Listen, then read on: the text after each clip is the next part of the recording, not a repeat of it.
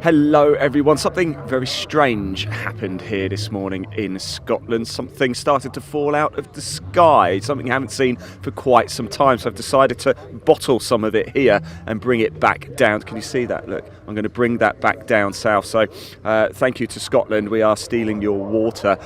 So did make the track conditions quite greasy this morning. We've had a few sessions already, some chance for the drivers to get familiar with the clockwise layout. Yesterday we were doing the anti-clockwise, today we go the proper way round. Right, it is time for the Caterham 270Rs to get underway. I wanted to go speak to Dan Crawley, he's a little bit further down here. What a race we saw yesterday, goodness gracious me.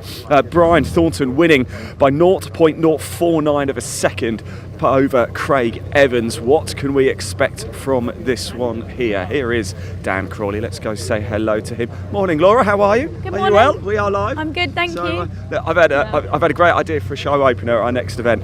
Let's keep going on. Dan, how are we? I'm good, Ian. How's yourself? I'm not too bad. I'm not. What did you make of the anti-clockwise circuit yesterday? Yeah, it was good. I really liked it. I haven't had much time for testing, so I only tested on the Friday. So trying to just get used to stuff quickly, but not the best result P11, but yeah. Hopefully I'll get a bit further up the front. It's good to see you back out. Are you enjoying this weekend? I know it's you haven't had too many chances to get out on track this year. Yeah, I'm loving this weekend. So this is last round of the year for me. So only done 3 rounds. So trying to sweet talk the sponsors, Smart Vision, and see what we can do maybe next year. There you go. Smart Vision, is it? Smart. Could we get some money, please? Can we have some money? And RGS Ventil as well on the side. There you go. Look at that. That's got to be worth a couple of grand, doesn't it? Absolutely, 100%. Dan, best of luck out there. Thanks for talking to much. us. Appreciate it. Let's go say hello to Andrew just behind us. Well, Andrew, how are we? Good to see you. Right. Clockwise today. We're going the proper way round. Is that better? Hang on. Is that just yeah, it is clockwise, isn't it? Yeah. Yes. Jokes, don't don't turn round and go that way. Yeah, exactly. Is it better? Do you know what? Before testing, I would have said yes. Yeah. After testing, I think anti-clockwise. Do you? Okay. Yeah, I think all the corners here are they're blind, they're off camber, they're obviously over a ski jump, as your colleagues were saying yesterday. Yeah. Going the other way, but this way, you've always got a little bit of incline to help you out. Okay. Yeah. So that's why I think for those with the most courage, yesterday they really would have shown their true colours, and I think though that this one will be more fun for the rest of the field, myself included. I think so. I'm quite looking forward to this. You went out this morning just to get used to this layout, but it was quite wet, was it? How was it? The sails are up and the rudders are out. Yeah. It will be completely different. It felt like it was drying while we were out there. Right. I think the issue will be, and everyone else will think, the issue will be curbs. Yeah. Because this is a curb-heavy circuit, so we only have obviously an out lap. Yeah. Not another green flag lap to figure that out. Yeah. So that will be my job in the next couple of minutes to see, I think, how those lines are and particularly how the curbs are. Good luck. Thanks for talking to us. Really appreciate that. Great insight there, isn't it, from Andrew. Let's go speak to Chris Hicks as well, because he's got his visor down. He looks ready. Look, we're not gonna miss you guys, are we? Love the pink, by the way. Team colours. Chris, I just want to have a quick chat. Are you in there? Is there actually somebody in there? Yeah. I've been asleep. An academy. At the academy, I was asleep in this position. Yeah. Let's talk about this morning. You went out on track just to get a feel for the clockwise section, but different conditions, wasn't it? But it was quite greasy out there. I'm the worst in the wet. So, Are you? Yeah. So you're quite pleased it's a bit drier? Oh yeah, there's much more like it. All I did all this morning was just remember where the corners are. Okay. Which I did. Yeah. Well, you're here now. How was yesterday anyway? You have a good day? Yes, it was. We got some time stolen from us from some confusions, but that's all settled now. Good. Yeah. Good. We'll go out there, have a good time, don't fall asleep, and appreciate you coming out to play, really do. Right, who else should we go talk to? I'll tell you what, Brian Thornton looked like this morning he had a bit of an issue when he was going round, so we'll maybe catch up with him a little bit later. Let's go say hello to Chris very quickly. Sorry guys, can I just jump in? Hello Chris, how are we? All right? Yeah, good. Are you looking forward to the clockwise sessions today? Well, absolutely, no, I am way more than yesterday, yeah. I don't know why we all get it in our head that we prefer one way over the other, but we all do. Everybody said they prefer clockwise, so why do you think that is? I don't know. For me, it's a chicane. It's yeah. quite nice knowing where you're going on occasion. If you could go to any other circuit in the world, anywhere, and do it in reverse, where would it be? Oh, that's a cracking question. I really like the smaller circuits. I like brands. I think I'd do that. Yeah. On the Indy circuit. Yeah, on the Indy. Excellent. And what can we do, Chris, in this race? What we go? I mean, it's different conditions, isn't it, from when you went out a little bit earlier? It's probably a lot drier than it was now. Yeah, I mean, we had a sneaky look earlier. It's pretty much 100% dry, isn't it, on the line? Yeah. It's just if you're overtaking, it's going to be a slight risk, I think. But yeah, no chance of me doing that, so I'm okay. It is. Come on, enjoy it, won't you? There we go.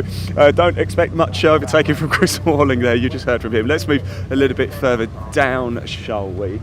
Oh, look, it's what's Georgia doing here? She's just having a little walk around. She's going to say, I want to go say hello to Anne as well. Find out how Anne's weekend is going so far. Let's jump in. Hello, Anne. How are we?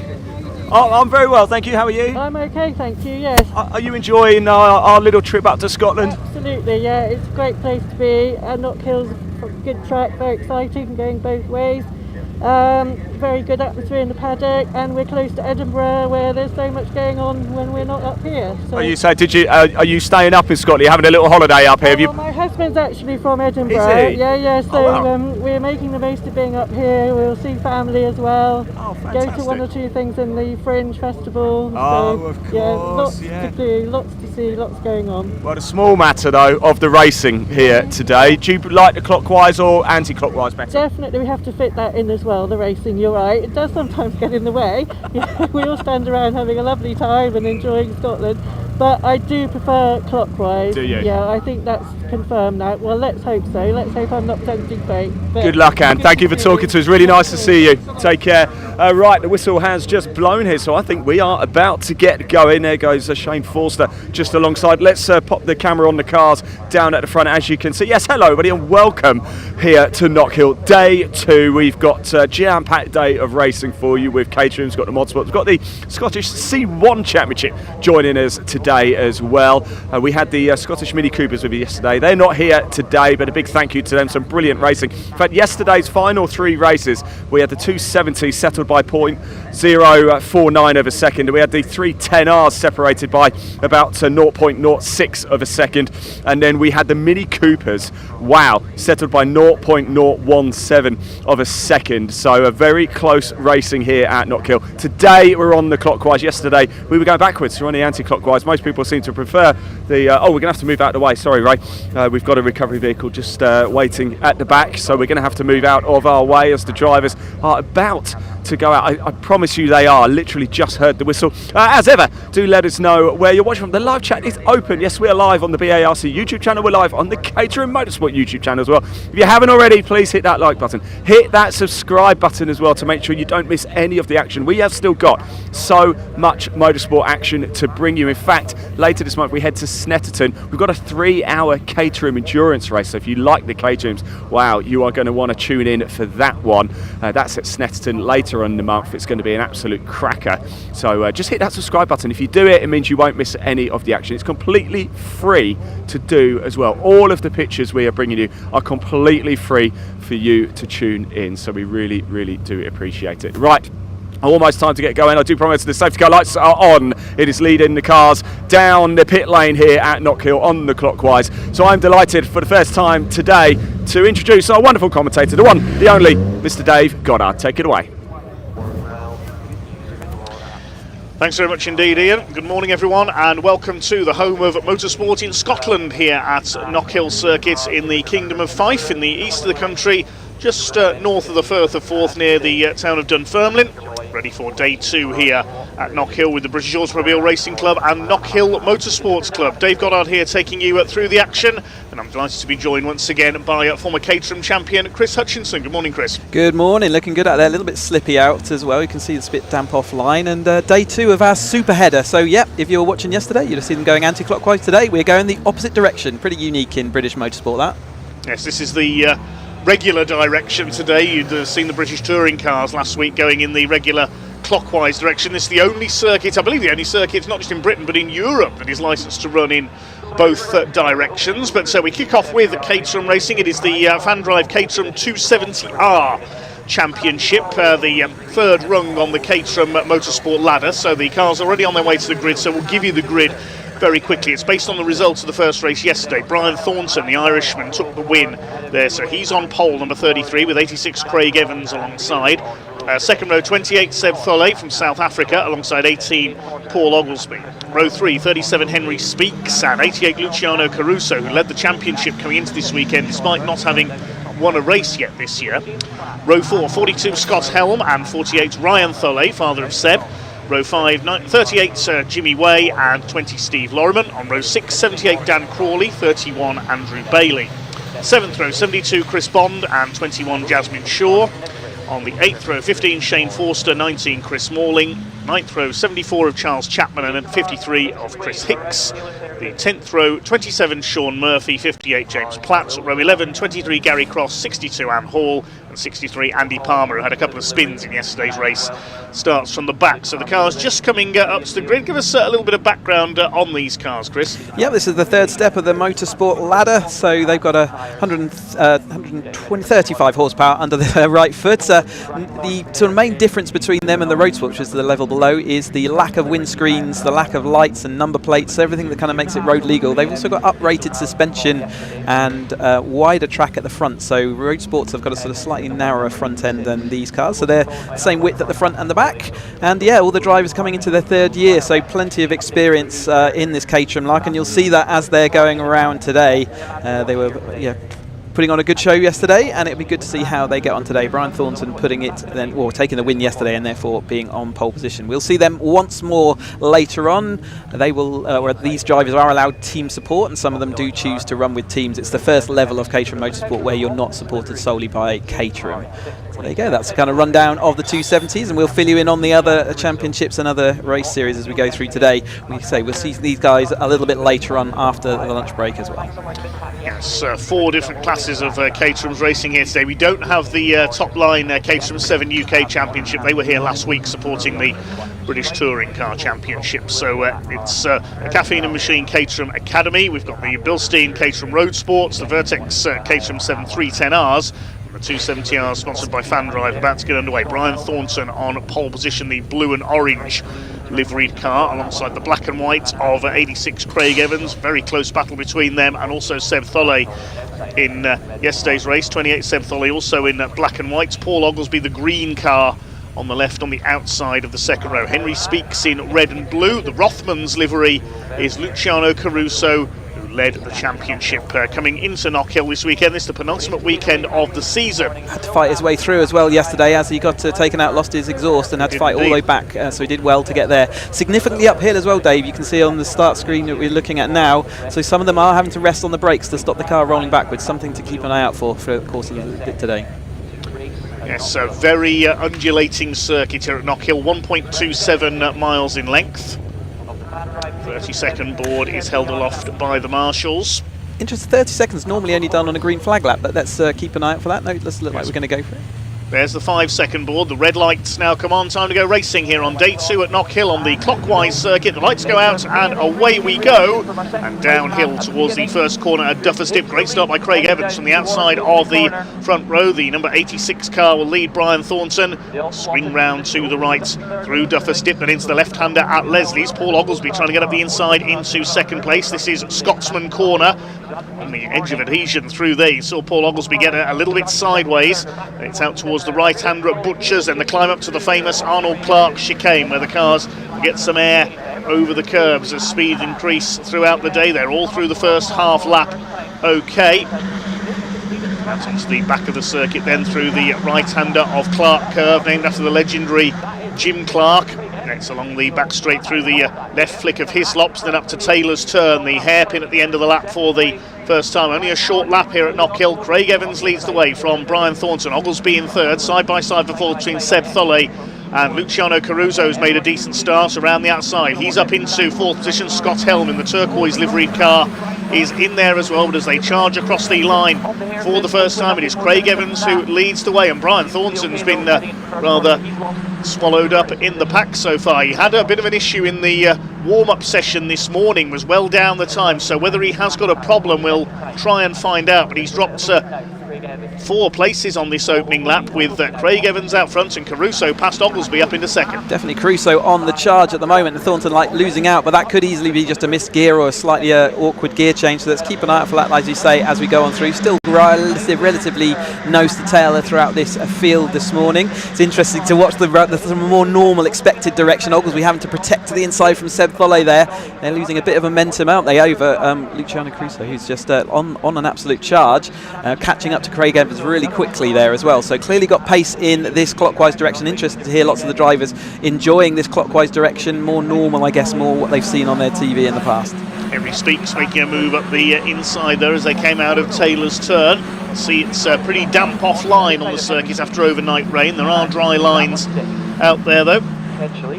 78 of Dan Crawley battling it out with the 38. That's Jimmy Way in the Gulf liveried car. They're a little further down the order, battling for 10th place at the moment. They've got the number 20 of Steve Lorriman behind them, the Union Flag livery car. He's chased by Andrew Bailey in the red car with the blue roll cage. You can see the air they get over the curb there on the chicane.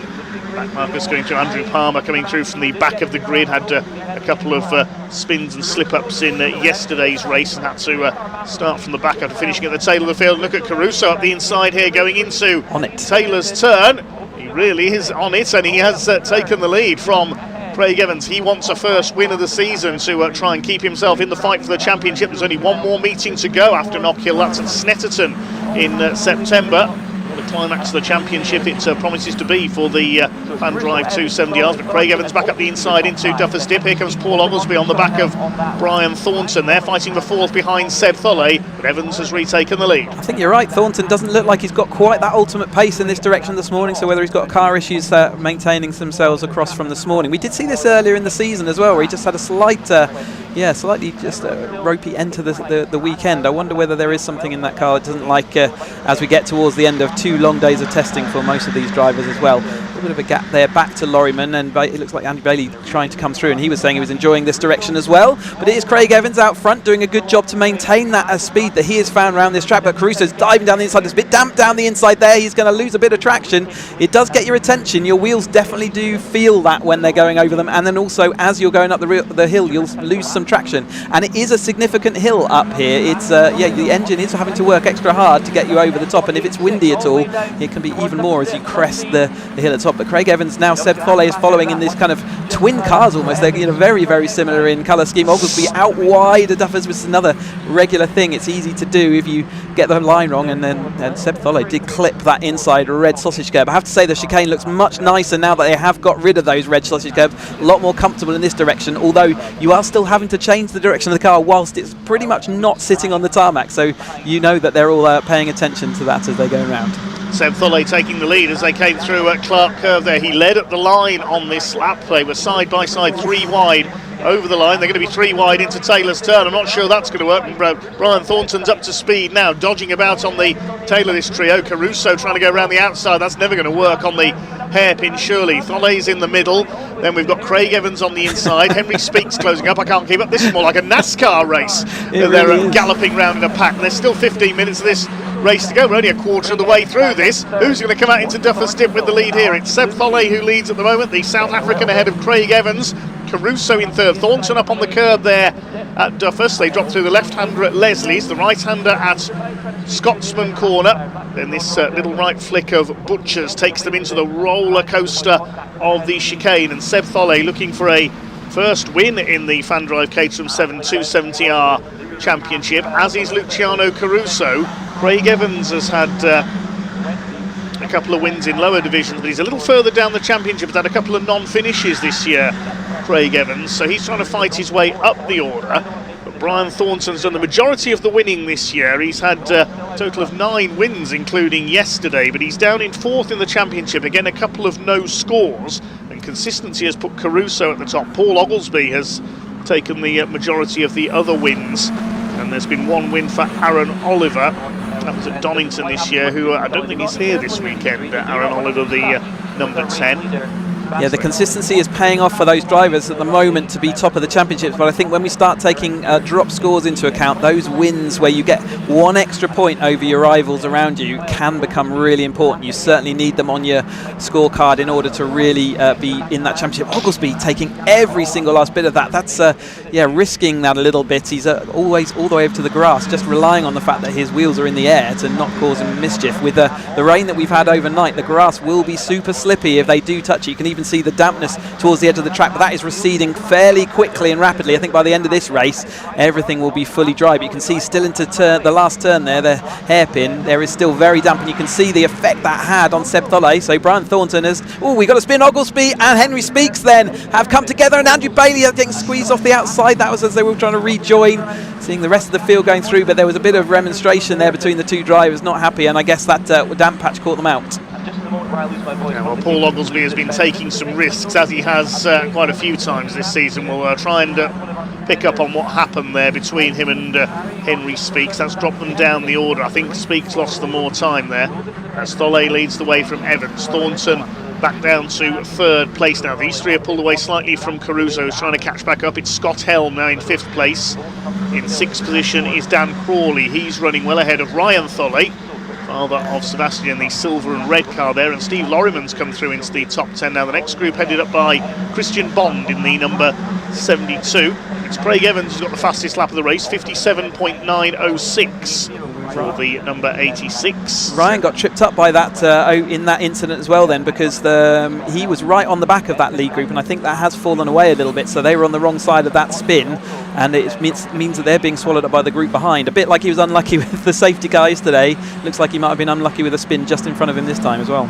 Safety car coming out for a fair bit of debris on the circuit in yesterday's race after a couple of collisions. Christian Bond heading the second group here in ninth place. He's got Charles Chapman behind him. There's Jimmy Way, who's dropped back a bit after a quick start.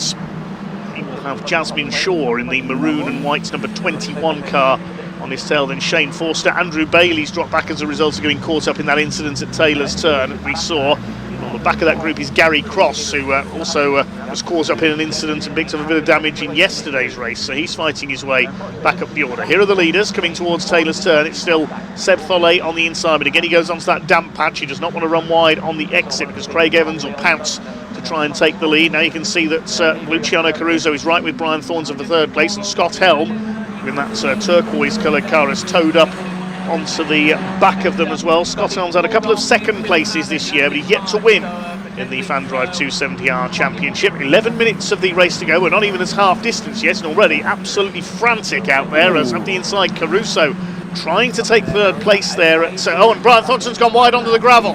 Yeah, I wonder whether there was some contact. He's just going to keep it all together. He's got a bit of work to do. He's still got plenty of time to catch back up. It's not going to be easy, but I think he will have enough time to do that. Two cars around there is not that common, so I wonder whether there was a bit of damp on the outside or whether there was a little bit of wheel contact, but nevertheless, they are back on and facing in the right direction. There is Ryan Tholle just ahead of Dan Crawley as well. Scott Helm, like I say, started in a different car this season and is now in a competitor's car to see him through to the end. He had some of his problems in his own car. These twin cars that we've got up front, though, the rear colour schemes really are very, very similar. Just the rear wheel arches from the in front and rear just look slightly different to be able to spot the difference between the two. Our spectators watching on as these cars come up and over this steep rise, and as you just crest, you're into the roller coaster section. It really doesn't relent for you as you go round Duffers Dip. Car goes absolutely light. It then grips up as you hit the bottom of the hill, and then as you turn right into the butchers, it really is tight and twisty, and the car really doesn't settle onto the tarmac until you get outside the other side of the chicane. You are gripping on the steering wheel for absolutely everything you can to make sure that car remains in a straight line. It's why it's so tricky to overtake here, but we do have two clear overtaking opportunities, one into the hairpin and then also up the hill and over into Duffers Dip is an overtaking opportunity as well. Anywhere else is a little bit risky given the cambers on the cars and on the curbs and the track, but we, Caterham's, they will try it everywhere. I think we've lost Paul Oglesby, unfortunately, after that tangle coming out of Taylor's Turn a couple of laps ago. I think he's out of the race, so that will go down as a dropped score for him, and he's got some penalty points he's dropped this season as well, so that could put a dent in his championship hopes. Henry Speaks, who he tangled with, is down in 16th. He's managed to rejoin as we watch some battlers coming along the back straight here towards Taylor's turn. Number 27 there is Sean Murphy, just ahead of the 63 of Andrew Palmer, who started from the back of the grid, puts the wheel onto the gravel there. They're chasing Chris Hicks in the pink number 53 car. I think that might be Rusish Patki's old machine. He raced in pink. He was with, I think, the same team, so I think there's a little bit of team colours, as you say, going on there. So we've got 8.5 minutes, near enough of this race to go. This is the midfield battle coming over the chicane. There's Gary Cross chasing down Andrew Bailey ahead of him. Andrew recovering after he went wide on the hairpin, avoiding those spun cars earlier on. Got I think 5-second penalty, didn't he, as well? So he is having to fight back through a little bit from where he finished. Yes, that was for exceeding track limits one time too many in yesterday's race. New fastest lap for Luciano Caruso, 57.396 for the now third place man after Brian Thornton ran wide earlier on. Here's the battle in the midfield. Bailey all over the back of Shane Forster ahead of him, and ahead of them Jasmine Shaw and Jimmy Way fighting it out for 11th position in this FanDrive Caterham 270R. Second of 3 races this weekend. They have another race later on. Shaw up the inside takes Jimmy Way into Duffer Stip and up into 11th position. Line that one up down at the hairpin by going to the outside, forcing him onto the inside track and the slightly damp, and then she got the momentum as they went over the top of the hill. But now she is breaking the air in front of everybody else, causing that draft, so everyone else will go a bit faster, although we're going to have an overtake potentially this time into Clark's. It's not, again, very common, but once you're offline, there's nothing you can do. Caruso around the outside, though, has caught and got across the gap up to Seb Tholet and Craig Evans, and is now moving himself into second place, and he's got the tow all the way up the hill. Is he going to be able to make a move for the lead? He's certainly going to give it a go. Here comes the Rothmans liveried car on the inside, the livery made famous by the Williams Grand Prix team and Porsche in sports car racing, and Rothman's car goes into the lead. Luciano Caruso still looking for his first win this year. He had the best result he's had so far is a second place at Donington. Leads the championship through consistency, but he wants his first win in 270R. He's ahead of Seb Tholet now. There's Evans in third, and Scott Helm running very well indeed up there in 4th position. Ryan Thornton still further back in 5th after his mistake earlier on. Then it's Ryan Tholet, Dan Crawley, Steve Lorriman, Christian Bond and Charles Chapman still rounding up the top 10, but it's these 4 for the lead. They're trying to go 3 wide on the run into Taylor's turn. It's so bumpy. We've seen this before. It is very bumpy along that straight. Is it going to work? Sebastian Tholet rather is on that wet patch on the inside again. He seems to be persisting with that line, and it means he doesn't get as much traction and momentum onto the straight. And this allows Caruso this time up alongside it. It was Craig Evans and Brian Thornton who mugged him along the top straight earlier on. Importantly, though, he is across the line first each time, I think, so the overtake happens after that line, so that's important to know for the end of this race when they will be racing up that hill to see who's going to get to the line. It doesn't look like you can out-tow someone once you get out of that corner, so yeah, he's not upset about avoiding that damp patch, is he? He's quite happy to ride over it, and yeah, he's out front at the moment. Yes, Seb Tholet, he's had a succession of 3rd places this year, but he's yet to win. Looking for his first win. He's 3rd in the championship coming into this weekend, only 6 points off the lead held by Luciano Caruso. Paul Oglesby in between the two of them, but he's out of this race, unfortunately, with damage to that tangle down at the hairpin with Henry Speaks earlier on. Again, they go over the wet patch on the inside. Craig Evans trying to get up the inside of Caruso for second place. 5.5 minutes of this race still to go. Scott Helm has been sat there watching for a little while, but now he's decided he's going to make a move, and he's just been sat there, like I say, calmly watching them all battling in front of him, and maybe this is his time thinking 5 minutes to go. I'm going to have a go at moving forward now. Yes, a lot of them have a stopwatch on the dashboard telling them how long in the race there is to go, so they can time their finishing moves effectively. You can slipstream along the straight, as you can see. We had a number of near dead heat finishes, and not only in the Caterham races yesterday as well. The Scottish Mini Cooper Cup were racing with this yesterday. They had some fantastic race finishes as well. One of the most important piece of equipment, Dave, because if you don't know what the last lap is, we heard from Will Chadwick yesterday, he mistimed it and didn't know it was the last lap. And therefore he was not pushing when he thought, you know, if it was the last lap, he would have actually gone for it. So it really is an important piece of kit. It's one of the cheapest bit of kit we can have as well. It's just literally a kitchen timer that we strap onto our steering wheel or on the dashboard. Taylor's turn once again up towards the start-finish line, and still your leader is Seb Tholet. Indicator flashing by the look of it there on Luciano Caruso's car. He's knocked that on during the race. He won't be bothered about that because he's what he's bothered about. He's going for the lead here into Duffer Stip. He moves out of the slipstream. They're side by side. Tholet hanging on as they go through Leslie's, the left-hander. We've seen that Scotsman corner, it doesn't always work side by side. Brian Thornton found that out, but up the inside. Now that's not very often you see a move completed through the right at Butcher's there, but Caruso has pulled it off and he's got the lead back again, and Helm's up into third place as well ahead of Craig Evans, but look who's closing up on them. Brian Thornton says, remember me, I'm fighting back as well, I'll be in the lead battle again shortly. Start playing that Jaws music as he does approach that, and I wouldn't put it past him to not try and figure out how to get through all the drivers in front of him. But yeah, it's interesting that Caruso still has the indicators on the rear of his wings. That's normally a sign that he's maintained them since Roadsport, because you don't need to have them on your car at this level. You can remove those, but if you've got wings that have them on, well, why not keep going with them? But yeah, the indicator flashing away there. There's a little stalk on the dashboard which controls the indicator on a Caterham, and if you get a bit over exuberant with oversteer, you can accidentally knock it with your fingers. That's what looks like it's happened. But Seb Tholet is maintaining that lead, and we saw him doing that yesterday for at least a section of the race, but he's been a bit more prevalent in this direction, a little bit more consistent. We have got some back markers coming into play, and with 3 minutes to go, I think they may well be overtaken before we get to the checkered flag. We don't very often see much lappery in Caterham races, but with it being only a short circuit here at Knockhill, the pack, if it gets even slightly strung out, you will see back markers being lapped. Brian Thornton has done the fastest lap of the race, 57.353. He's closing back up on the tail of the leaders as the back marker there. Hall, I think. Oh, contact with Caruso! He came over the back of Seb Tholet. He just misjudged that. I don't know if he's unsighted, but the car was reacted quite badly to that. He just clipped the rear wing and it flung up in the air. He landed okay and off he goes again. But yeah, I think he maybe missighted, or maybe Seb Tholet was missing a gear or something along those lines over the bump. But yeah, a bit of a dramatic moment there, and now he's got a nose cone to deal with as well.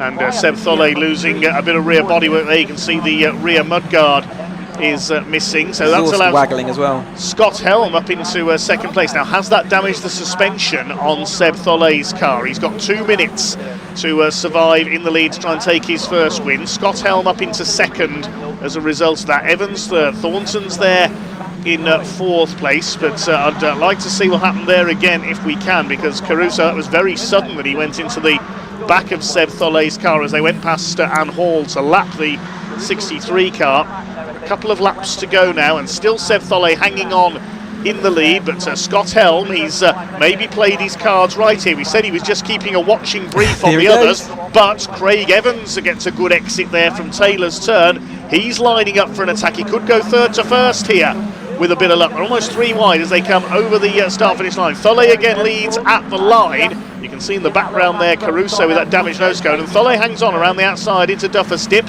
down into the left at Leslie's, named after the British touring car legend David Leslie. Tholet hangs on as they swing towards the chicane. Evans up into second place. Going to be penultimate lap this time, isn't it? So, and I was watching Thornton behind. He was using every millimetre of the track, if not a bit more. He needs to be a bit careful of that if he gets on the damp. Here's a replay then, as Caruso does come out a bit unsighted by Anne. Then Seb Tholet moves to the inside, and I think he just misjudged the flicked, or yeah, he tried to go back for the toe, didn't he? Or maybe there was a gap down the inside, and there just really wasn't quite a gap there. Very unbelievable control to keep that all in the same straight line. I'm amazed that didn't take the front wheel off Luciano Caruso's car. He was very lucky there. That was quite an impact. It really was. And it's lucky he didn't take them both out of the race. Meantime, the leaders go into their final lap.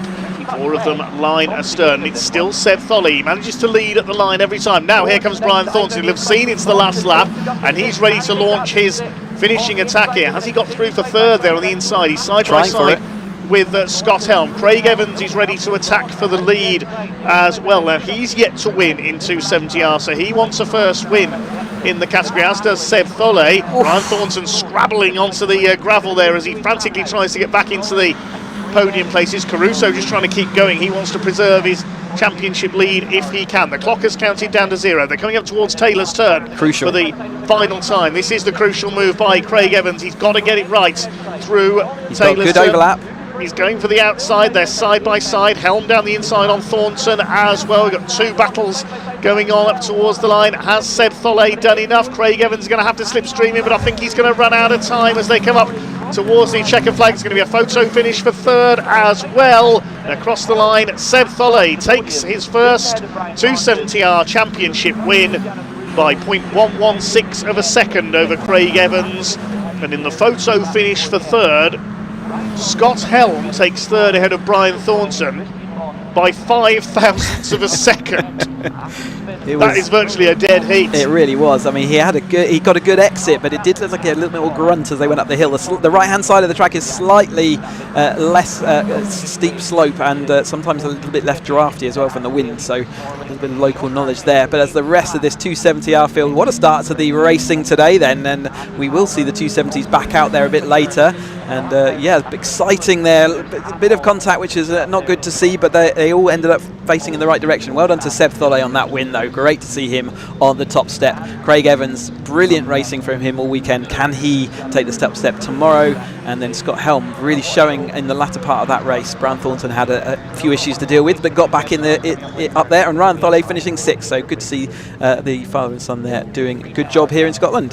Seb Tholle has had 5 third places up to now, his best results, but he finally gets his breakthrough first win in the FanDrive Caterham 270R Championship, taking the win by 0.116 of a second over Craig Evans in 2nd place, with Scott Helm completing the podium. Brian Thornton got the fastest lap of 57.353 en route to 4th place, missing the podium by 5 thousandths of a second. Luciano Caruso, despite that collision with Seb Tholle, kept going for 5th place ahead of Ryan Tholle, Steve Lorriman, Dan Crawley, Christian Bond and Henry Speaks completed the top 10. Henry fighting back very nicely after his tangle with Paul Oglesby.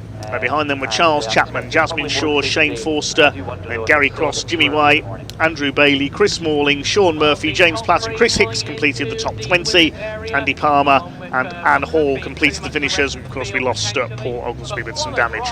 Let's head down to Parc Fermé to talk to our race winner. From the Caterham 270s, and what a dramatic scrap.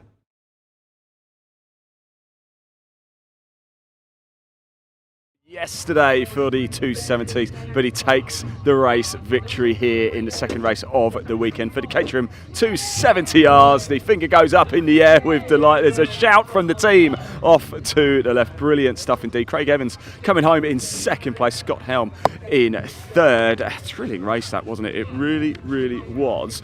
Craig Evans had a 2nd place yesterday as well. So we'll grab Sebastian very shortly as soon as he gets his home. I think he's just gone off to catch up with Luciano down there, so we'll have a quick chat with Scott as well. He's over there is Sebastian. There we go. He's taking all the plaudits, all the hugs, as you can well imagine.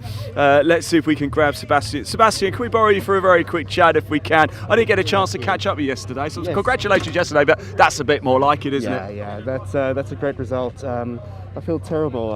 I don't really know what happened, but Luciano and I went side by side into the last corner, and it was just a small clip on my rear, but it fully sent Luciano's front end into the air, and he spun around.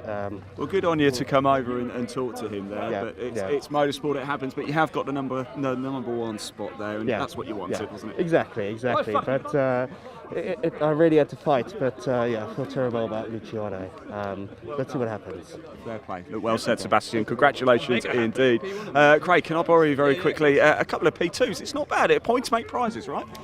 Yeah, Steve was just saying it's like buses. You wait for one for ages, then 2 come at once, apparently. So, yeah, it was good. It was good. I got shuffled back a little bit as well, and I was thinking I just want to try and stay with everyone and try and capitalise on any mistakes. So, it was really good. The opening few laps as well, you guys. I mean, there was about 6 of you in that lead battle. It's incredible, isn't it? It was crazy. I mean, the first few laps, I kind of built a little bit of a gap, and I thought just settle into a quali pace and try and break away, and then it just didn't really happen. I was like looking in my mirror thinking, 6 of us here, and everyone's just beating the hell out of each other. It was brilliant. That was honestly one of the best races I've ever had. It was so fun. Brilliant. I'm so happy. Craig, congrats. You've got one more. You've got one more to go later. That one next. That's the one. Well done indeed. Where is Scott? Let me just grab Brian. Can I borrow you very briefly? Is that all right? You were running in the pack. It looked a bit actually in the practice session this morning that there was a bit of an issue with the car. Is everything all right? No, sound. I just did the basic 3 laps just to break in tyres. It was wet tyres, they were straight off the truck. So I just cleaned them off. I had a good run there. I missed gear a few times. and then 2 plus 2 into Scott's doesn't work. Got punched in the back for that. I almost had you. Yeah, no, it wasn't there. It was Luciano did it to me. Straight. Oh. That's how I ended up dropping back into no man's land. But I managed to I said, look, I'll make the best out of this. If I can get the fastest lap out of it, I'll do it, and I did it.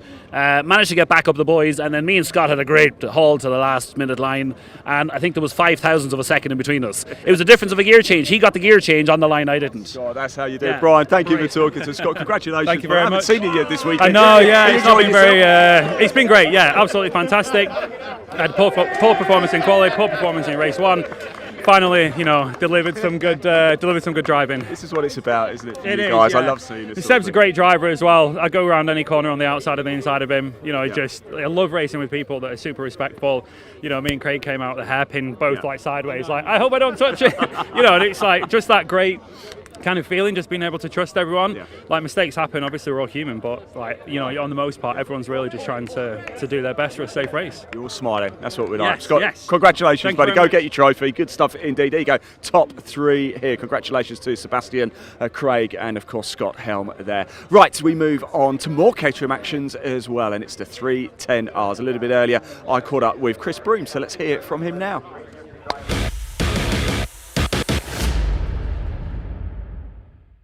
Hello everybody, welcome to the assembly area. More Caterham action coming up for you now with the 310Rs. Yesterday, William Harris took the win, 0.063 of a second from William Chadwick. Great driving across the board as ever.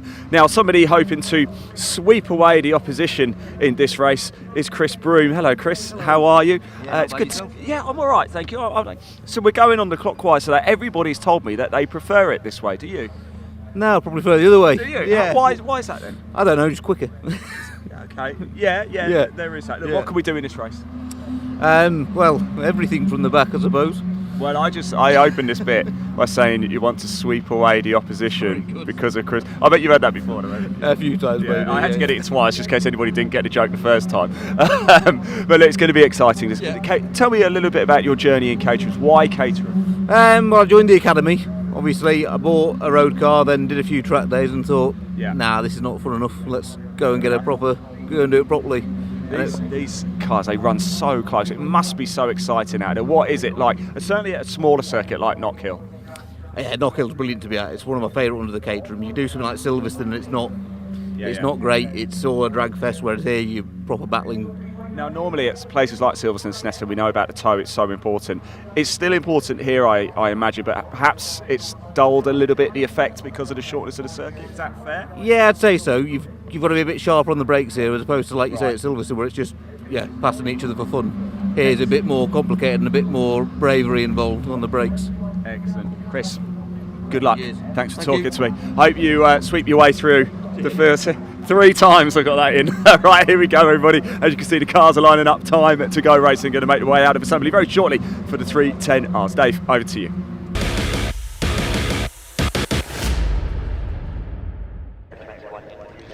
Thanks for that, Ian. I do the terrible puns round here. I'm getting it all sides now, aren't I? No escape.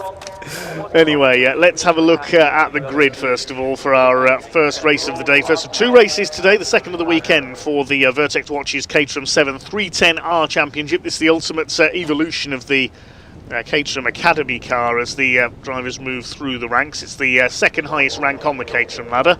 And the grid reads as follows, based on the result of yesterday's anti-clockwise race. It's as a tale of 2 Wills at the front of the field battling for the win. Will Harris, the championship leader, took the win, so he's on pole in number 14 alongside number 8 Will Chadwick. Second row 88's Ryan Wilby, who qualified fastest for yesterday's race, had to settle for third, starts alongside Charles Harris in number 4, brother of Will.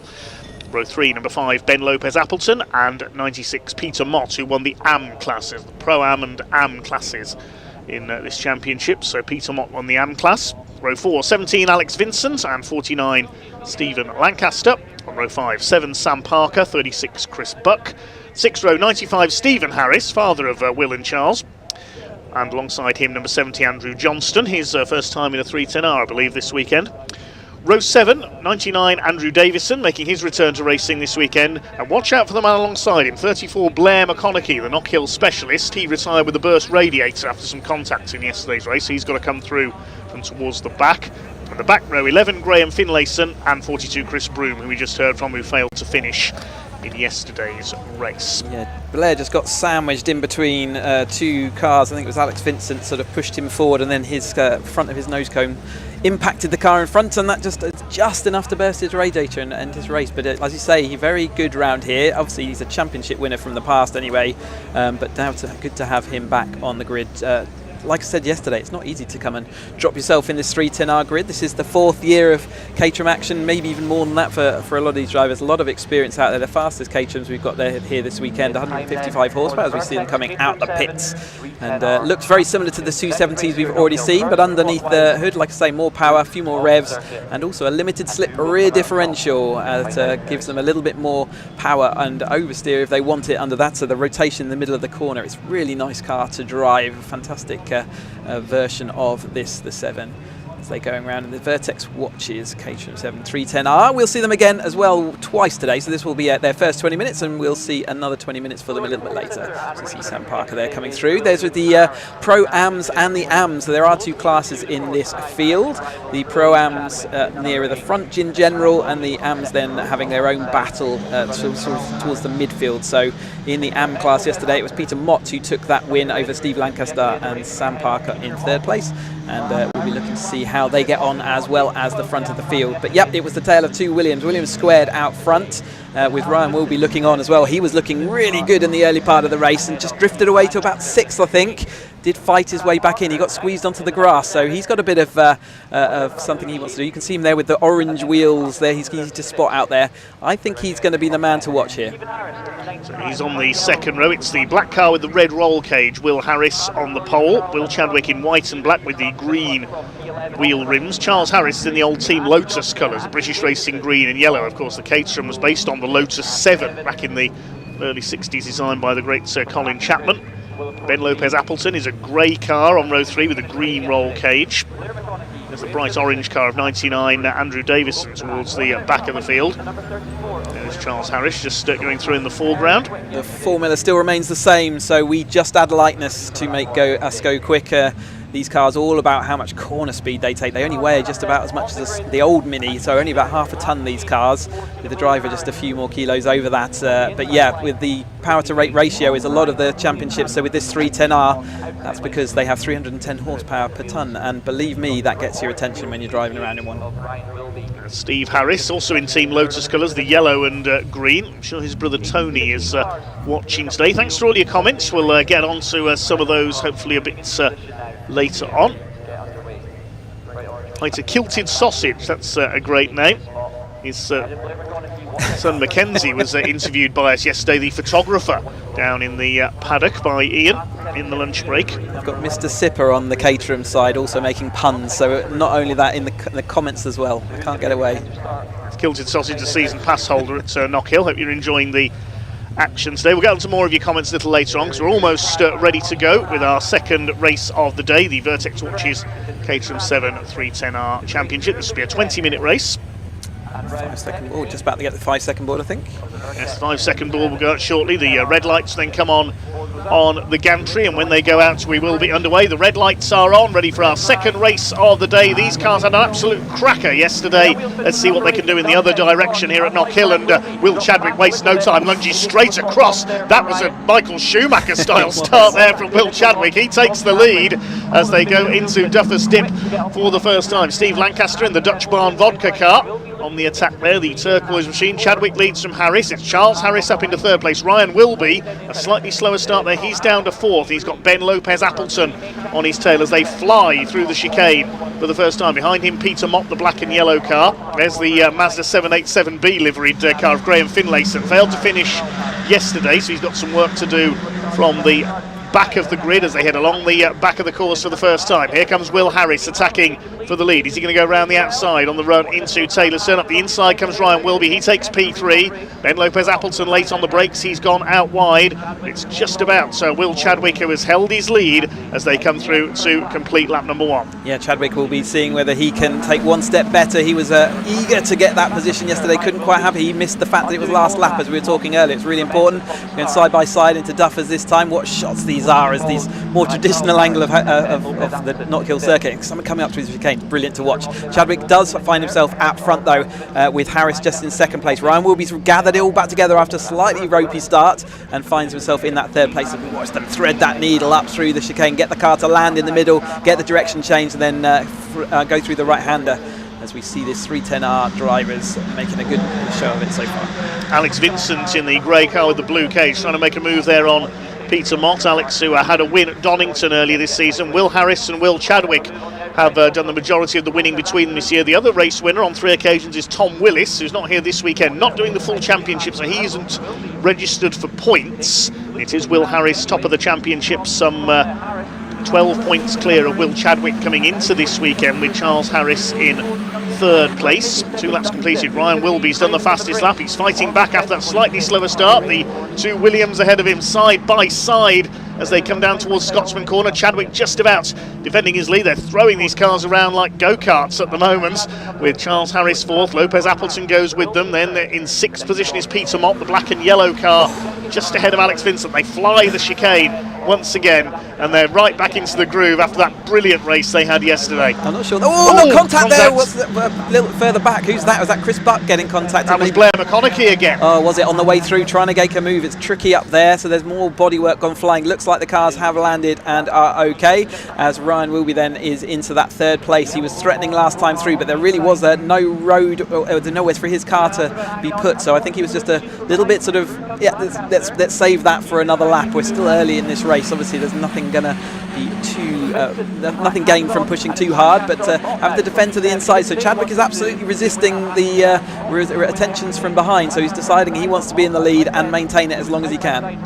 We saw them weaving about there on the top straight to try and break the toe, prevent any slipstreaming. We called that doing the rattlesnake when we saw them doing it at Snetterton last season, these cars. There's Alex Vincent, he's got ahead of Peter Mott. There's Blair McConaughey, a bit of damage to his car coming through from the back of the field, the black and white car. He did the fastest lap last time through, 56.213 for the local man. I think we may have lost Graham Finlayson again. I saw him slowing towards the back of the field, the green and orange Le Mans Mazda lookalike car, as Will Chadwick continues to hang on to his lead ahead of Will Harris, the championship leader. Charles Harris there in 4th place. They won't be helping each other though. There is a bit of sibling rivalry in this championship, and maybe we'll see their dad Steve coming through the field as well. He's further back in the yellow and green car. The leaders head through the right-hander into Duffus Dip.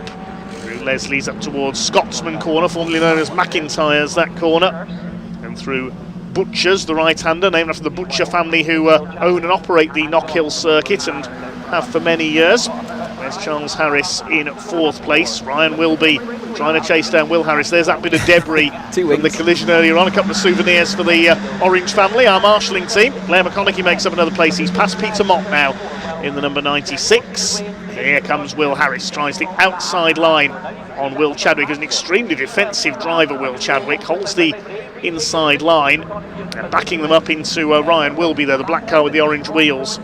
Could get into the slipstream here. They're going to start snaking about again.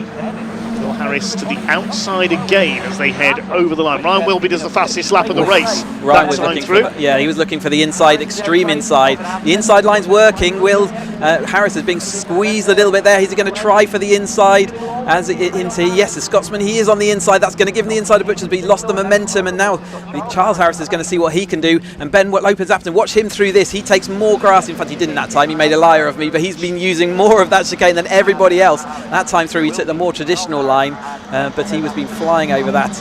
And just behind them, it's Vincent still trying to come across that gap, and Blair McConaughey still making progress. Another 3 places into 7th now. Yes, Blair McConaughey having shed that bit of bodywork. He's in a 310R Superleggera now, as Will Harris still trying to get the cut back here perhaps, but he's got to be mindful that Wilby is there as well. You see Chadwick yaw across to the inside once again to hold the optimum line to try and get down into Duffus Dip once again, very carefully positioning his car. Taking a look back as he was leading the AM class, there's still Peter Mott. He's lost a couple of places overall. He is under fire from Stephen Lancaster, the Dutch Barn Vodka car, the turquoise machine, now for 8th place overall in the lead of the AM class. Blair McConaughey's done the fastest lap, 55.644, so he's still on a charge through from the back after that damage forced him out of the race yesterday. And running wide off the chicane there, Will Chadwick. This is Will Harris's opportunity. Taking it Into Clark's. He takes it with both hands, and he's going to take the lead. We're going to have a change to the lead, I think, in the AM class as well. There goes Lancaster through. He's taken the lead of the category. Yeah, absolutely. So 2 changes there in a couple of corners. 4 wide as we're going to go to the head, but we can't do that. There's not enough room for Caterham's. Even on this narrowness of a Caterham, there's not enough room there. Chadwick still managing to stay out in front, and it's still Harris somehow in that second place. Ryan Wilby, though, and Charles Harris, Ben Lopez-Appleton, all making a very fast car park, aren't they? There's not a millimetre between them as they try and take that toe. It's really important for them as they head over the hill today. The inside line is working faster. Then we got to move there. He's go down the inside for the first time. Flipping heck, he hit all of that curb and just about gathered it all together as you see the Jaws music behind as the crew approaching, including Blair McConaughey. Blair's up to 6 now. He's got ahead of Alex Vincent. There he is, the black and white car. He's going to be on the back of these in a few moments' time, I think, if he can bridge the gap to Ben Lopez-Appleton. But of course these 5 are so busy squabbling with each other they haven't realised Blair's closing, and somebody kicking up the dust there behind. That was Chris Buck, I think, in the 36. He's third of the AM class, just ahead of Sam Parker. And just behind the category leaders. Now, where is Blair McConaughey? Is he on the back of the lead group yet, having started 14th round in this race out of 16? Yes, he's there, the white car. Just behind him, Alex Vincent's towing up onto the back of them as well. The winner at Donington in race 1 earlier this season, so it could be 7 for the lead. And he was fully involved in the battle yesterday as well, wasn't he? He was slightly involved in that McConaughey incident. Cost him a little bit of time. Oh, there's Harris. That was Ryan Wilby out wide. Dan Duffers didn't get it turned in that time for some reason. He's lost a bit of momentum. But interestingly, that might actually help him out. You can see he's got a little bit of space in front of him, which means he can use the full toe of the cars in front. And when he gets to the straight, that might actually work in his favour. So sometimes a little bit of a mistake like that can actually benefit you as long as it happens in the right place and you don't lose places and time from it. The M-Class battle is still in the hands of Mott at the moment. Lancaster in second, Buck as they went across the line last time. But I'm sure that will keep changing as this race progresses as well. Just approaching that halfway mark as those wheel arches still sat there well off the racing line though, so it shouldn't cause any issues. This is the battle for the lead in the AM class. Looks like Peter Mott has taken the category lead back again ahead of Lancaster, Buck, and then Sam Parker behind. They've got the number 70 car, the Moobob software car, number 70, Andrew Johnston, his first time in the 310Rs this week, and he's got Steve Harris behind him. And here comes Steve's son Will Harris all over the back of Chadwick. He won't get around the outside of the Scotsman, surely. Will be still third, holding off Charles Harris. 11 minutes of this, we're not even up to half distance in this race yet. This absolutely frantic race. They picked up exactly where they left off following the anti-clockwise race yesterday. Ben Lopez-Appleton there in 5th, McConaughey 6th, and 7th is Alex Vincent. Line astern at the front of the field. There's Mott back in front of the AM class in 8th place, Lancaster 9th, Buck in 10th. They're acting interference, so it's more about positioning your car, so manoeuvring the car away from where you want them to go. We're a little bit late on the brakes there. Is that Chadwick? Is he going to make it no stop? No, I think Harris is going to have a bit of momentum, but he's got an awful lot of oversteer as he came out that corner just as they hit the little rise. Brian will be looking to see whether there was any room down the inside. There wasn't, and rather than like Chadwick yesterday, took a little bit of that grass. He didn't decide to do that, and I think that's a sensible choice because it's wetter out there today. Ryan will be around the outside. Is he going to make that carry? He's made 2 spaces up of that hill, so brilliant. That wet, a little bit of oversteer moment as he went out the turn 1 meant that Ryan Wilby had a bit of a run on everybody. That's the move of the weekend so far from Ryan Wilby. It's excellently placed there through the first couple of corners. He's gone from 3rd to 1st. Now, can he hang on in front? He has yet to win in the 310R Championship. He's down in 7th, has had 3 non-scores so far this year. So looking for his first win at this level. He took pole position for yesterday's racing qualifying. Now, can he hang on in front? There's a long way to go. We're only just over half distance in this race. The 2 Williams together in 2nd and 3rd. And who's this charging down the inside? It's Alex Vincent. Oh yeah, Blair. Vincent down the inside of Blair. Blair then got the gravel on the exit, so that's going to cost him on the way up the hill. And Vincent's on the more favourable line, although Blair's got a bit of the toe from the cars in front. So you can see the exhaust fumes, heat haze coming out of them as we've got slightly cooler temperatures today. Ryan will be going to go down that inside. Chadwick going to go around the outside. He's made it work somehow. We didn't see that work earlier on, and so he's really insisting he wants to be out in front. So the order has changed slightly. Chadwick now, the Ryan Wilby's in sort of a more consistent 2nd place. We go side by side through Butchers. There's really not enough room to get through the chicane. They had to sort that out. So Ben Lopez-Appleton moves in front of Charles Harris that time, and Blair McConaughey still there watching. Still got plenty of time to see what he wants to do about this gaggle of cars in front of him. They've For some reason, Ben Lopez-Appleton showing as 8th as he crossed the line there. I think his transponder's playing. We saw it yesterday, I think, yeah. So he's there in 4th, chased by Charles Harris. Here comes Will Harris round the outside on Will Chadwick. Ryan Wilby, excuse me, around the outside of Will Chadwick, and he's retaken the lead with an outside pass into Taylor's turn. You don't see that very often in any form of racing. Yeah, not easy to do, but he had the momentum, and he just used the fact that he wasn't on the damp patch on the inside, which is rapidly disappearing now, it has to be said. Although it's cost him a bit on the exits. This time Chadwick does sit into 2nd place, so Ryan Wilby can be relatively confident he'll still have that position as he heads through the chicane this time and out onto the back straight. So he finds himself up front using every single last millimetre. He's working hard at the steering wheel. He's been very unlucky, I would say, this year so far. He's just had a bad run of sort of being in the wrong place at the right time, as it were. And yes, he's deserves a win, I'd say. Just over 8 minutes of this cracking race to go for the Vertex Caterham 7 310R Championship, and it is Ryan Wilby out the front. But what's going to happen into Taylor's turn this time? Here comes Will Chadwick around the outside. Wilby just about holding him off. Here comes Will Harris on the inside in the 14. Ben Lopez-Appleton's on them as well, gets a wheel onto the grass very briefly. The grey and green car. He's in 5th in the championship at the moment. The best he's had this year is a 2nd at Brands Hatch Indy Circuit when this category appeared on the Toka package. And Blair McConaughey using the pit lane exit there in the background for taking the line into Duffers Dip. Will Chadwick has retaken the lead in the number 8 from Ryan Wilby, who led at the line. Oh my goodness, they're all over each other. It's more like a motorcycle race around Knockhill in this one. Alex Vincent with the fastest lap of the race. He's at the back of this group with the blue roll cage. Charles Harris has been relegated down to 6th now by Lopez-Appleton and Blair McConaughey, who is still in there. There's the battle in the background in the AM class. Peter Mott still holding off Stephen Lancaster, and Sam Parker's got ahead of Chris Buck up into the lower reaches of the top 10 now. In fact, Chris Buck's dropped back a few places. That was Johnston behind Parker there. This is the AM class battle headed by Peter Mott, who won yesterday in the 96, the Williams Motorsport car, chased by Stephen Lancaster. Ryan Wilby, I can tell he was back in front at the line. We'll pick up the lead battle very shortly. We give the AM class some exposure as well, but Will Chadwick again back round the outside into Duffers Dip and back in front. So but still come down to that last 5 minutes. It's who crosses the line that's going to be of interest to them as much as anything. So is there a drag opportunity up onto it? It doesn't look like there is. It looks like you have to be out in front as you're leaving that final corner. We did see actually Scott Helm, didn't we, out-drag Thornton in the last race, so maybe there is a chance if you get better traction.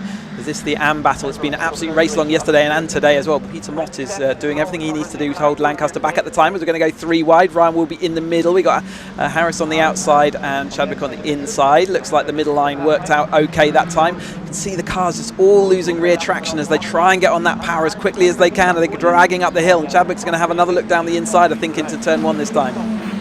Here they come then along the top straight. They're 3 wide over the line. It was Wilby who had his nose in front once again. Chadwick up the inside. He always seems to get the lead into Duffers Dip. He can position the car correctly every time. Ben Lopez-Appleton wants a podium here. They head down through the opening complex, then through Butchers and up to the chicane. Over the curbs on the inside of the left element of the chicane to straight line it. Lopez-Appleton holding off McConaughey for what is 4th position. And Charles Harris and Alex Vincent behind. There's the AM battle headed up by Peter Mott. Vincent still with the fastest lap of the race, 55.632, just outpacing Blair McConaughey's 55.644. Up the inside, here comes McConaughey now. He wants P4 ahead of Ben Lopez-Appleton, the local man. Bumps down the back straight just look like they're even more severe this year than I certainly remember them from before in this Vertex Watches Caterham 7 310R Championship race. 2 of the second race of 3. So we've got to sort of enjoy another 20 minutes later on today. They've got another 4 minutes this race before we can call the conclusion. Little calmed itself down just a touch, hasn't it, as they kind of all take a breath and maybe just then take a little bit of time to work out what their strategy is going to be into this last 4 minutes. Ben Lopez-Appleton, though, can see these 2 cars in front disappearing off. Harris has lost a little bit of touch and contact there. I don't know if he made a mistake, maybe missed a gear, but it's been enough to let Ryan Wilby and Chadwick get out in front and a little bit clear, unless he's having some car troubles. But 4 minutes to go, you don't want to see a gap like that start to appear. Just over 4 minutes to go then, and yes, Will Harris certainly has dropped back. These 2 have got clear, Chadwick and Wilby. Whether Harris got a wheel onto the dirt somewhere that we didn't see, and that's lost him a little bit of momentum. We'll wait and see if he can recover up onto the back of these two. He'll be hoping these two continue to slug it out with each other, Will Harris, so he can catch back up. Will is leading the championship, as we said earlier. Lopez Appleton looks like he's got a run on him as well. Maybe he's just lost a bit of straight line speed. Yep, Lopez Appleton does do the drag race all the way over top. So yeah, one to keep an eye out for. Not see any damage to Will Harris's number 14 sliding car. Quite a lot there. I wonder whether his tyre pressure has just been too high, and as they've warmed up through the course of this race, maybe he lowered them because or had them too high for the wet conditions, and as it's dried out, he could just be suffering a little bit. Yes, he's under fire from Blair McConaughey now. We'll see if the local man gets through here. Charles Harris and Alex Vincent behind. There's been a change in the AM class as well. Stephen Lancaster's taken the lead there after trying for several laps. Here's the fight for third place, headed up by Ben Lopez Appleton. You can see that big bump in the back straight there. It must really go through your spine through there. But Ben Lopez Appleton's gone wide on Taylor's turn. Harris goes through. Lopez Appleton side by side with McConaughey, and it's side by side for the lead as well. 3 minutes of the race to go, and Ryan Wilby is on the attack. He led at the line by a few thousandths of a second, but Will Chadwick once again gets the lead into Duffer Stip. Getting a good look of Harry Senior watching on there, our 7th Championship UK runner, just keeping an eye on the drivers that he's looking after this weekend as they're heading then into the chicane once more. Is this a lead 2 battle? And it does look like that might persist now for the next 2.5 minutes, doesn't it? Ryan will be watching and just thinking, where does he want to be? But Chadwick has definitely upped the pace as well. It was meant to that he's dragging clear, but Will Harris in that 3rd place does look like he's got everything a little bit more settled, but yeah, like I say, his car just didn't look like it was fully connected with the road, like his tyre pressure's maybe a bit wrong. Sam Parker losing connection with, in fact, was it Chris? Oh, that's McConaughey down the inside again, and a lock-up does make it work, but it's not going to work. Absolute block pass, and that's going to let Ben Lopez Appleton go through. Harris, I don't think, is going to be too pleased with that manoeuvre. He will certainly have something to say about it as we go into Duffer's Dip this time. He's going to say it right away. He's going to get back up alongside McConaughey, will try to. No, McConaughey's going to have another go at Ben Lopez Appleton into Duffer's, but Lopez Appleton almost cut in on him there. As they came through Duffer's Dip in towards Leslie's. You can see the frustration for Will Harris, our championship leader. Less than 2 minutes on the clock now, so only a couple of laps left to go in this absolutely frantic race. The Vertex Caterham 7 310Rs here at Knockhill, with Will Chadwick out in front, Ryan Wilby second, and everybody else trying to be third. It's Lopez Appleton who's got it at the moment. He's not showing his third on the timing tower because he's got an issue with his transponder. But in 4th place behind him now is McConaughey, who started 14th, remember, after that damage in yesterday's race. Lopez Appleton holding him off. Pile of cars there looking like they're all going to go side by side through turn 1 as well, so let's keep an eye out for that. I do watch this sometimes and think, crikey, did I really do this? I have to say, from the driving seat, often it feels a lot less frantic than it does from this commentary booth. I have to say, I certainly hold my breath a lot more than I did when I was in the car. McConaughey on the outside, but Ben Lopez Appleton, a little bit of contact there on the rear wheel arch. We only hold them on by little plastic nylon nuts to make sure they do ping off, and you can see them slide detaching. It's going to flap around. It's not going to affect him at all as long as it doesn't start rubbing on that tyre. 44 seconds though, so they should be able to get round this lap to start their final one. So I think we're on the penultimate lap. If they've got to do anything, they've got to do it now. And the lead 2 do look like they're still nicely clear. Ben Lopez Appleton holding on to that 3rd place, but Blair McConaughey wants to be on exactly the same bit of tarmac and is trying to do so at every opportunity. So Ryan Wilby will see the last lap signal this time, and that will be his signal to go on the attack, all out around the final lap now. 5 cars still together for 3rd place.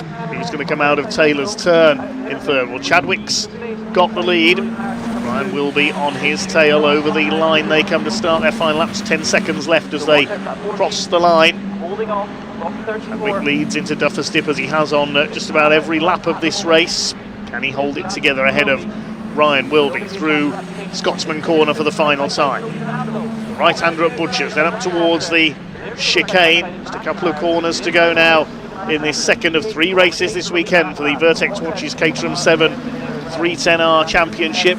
Who's in 3rd place? It's Lopez Appleton ahead of Will Harris. McConaughey 5th, Charles Harris 6th, Alex Vincent in 7th place, still with the extra point for fastest lap. Charles Harris taking a place over Blair McConaughey. That's important as we come to the final corner then. Stand at the moment, but Ryan will be all over the back of Will Chadwick. Can he get the cut back? Are we going to have a photo finish? Oh, he's got crossed up coming off the hairpin. Ryan will get back in the slipstream to try and get some clean air, and then Jinko alongside him. He's not going to get the chance, and Will Chadwick takes the win Wilby second, 0.112 of a second. Now who's going to be third? I think Will Harris He did. just beat Ben Lopez Appleton home. Amazing. That must have been thousandths of a second between those. The drag race did work for them. And the AM class, it was Lancaster beating Mott. We can't give you the gap, unfortunately, because of that issue with Ben Lopez Appleton's transponder there. Yeah, it'll be interesting to see where they slot the timings through. They'll have to look back on that and see. They normally have a finish line camera for that very reason. As we watch the tail end of this 310R, what a fantastic 20 minutes of racing there. And Will Chadwick making that win. Ryan Wilby has to be bridesmaid once more in that second place, but certainly looking like he had everything he needed to try and compete for the victory later. You see Lancaster there celebrating his AM class win there. And here come the other field, including Sam Parker, fourth in that amateur championship. See how that sort of sees her into the championship. We've got one more race for them this afternoon, and they're due off at around 4 o'clock. So, but plenty of racing in between now and then. But yeah, the Caterham action has been breathless. It certainly has, yes, just getting my breath back after that excellent race. It's a win for Will Chadwick, win number 5 of the season for him after a double last time out at Alton Park. Ryan Wilby still looking for that first win in 310R, misses out by just over a tenth of a second that time through. We'll await confirmation on third place. I think Will Harris got it in the photo finish with Ben Lopez Appleton. We can't tell from our timing though because of that issue with Ben's transponder. Behind them was Blair McConaughey, then Charles Harris. Alex Vincent got the fastest lap, 55.632. And Stephen Lancaster won the AM class just ahead of Peter Mott by about 0.3 of a second, with Sam Parker completing the top 10. Let's head down to Ian in Parc Ferme.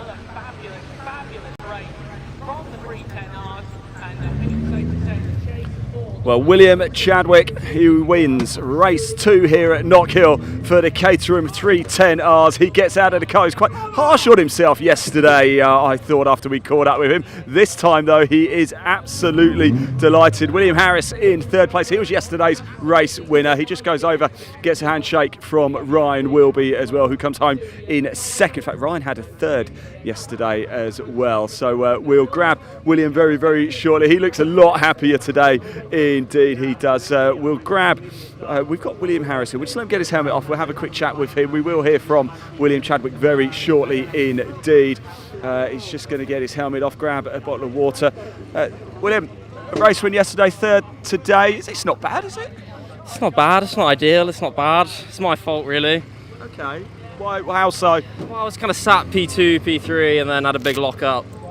Nearly went in the gravel, managed to keep it out just. Yeah. And then, yeah, lost these two, and then just trying to defend for some interesting moves behind me. You say that with a smile. Yeah, and then I saw Ben got a 10-second time penalty, so I was just trying to finish fourth, really. No, I didn't need to beat him on track, so. Yeah. So, no, but. It's one of those, you'll move on, right? Sounds like you'll just move on. Suboptimal, but yeah, it's all right. We'll come back. Well done anyway, mate, well done.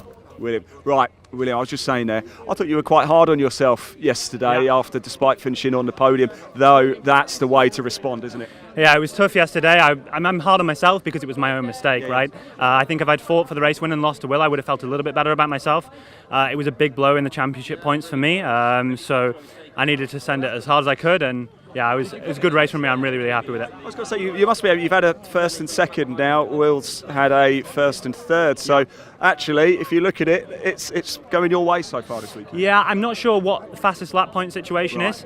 I think if it stands like that because he got fastest lap in the first race, it's like, I think it's 3 at each. So we've gone neutral essentially for the weekend so far. So yeah, maybe I got fastest lap. I probably didn't leading the race. So I hope it's not Will.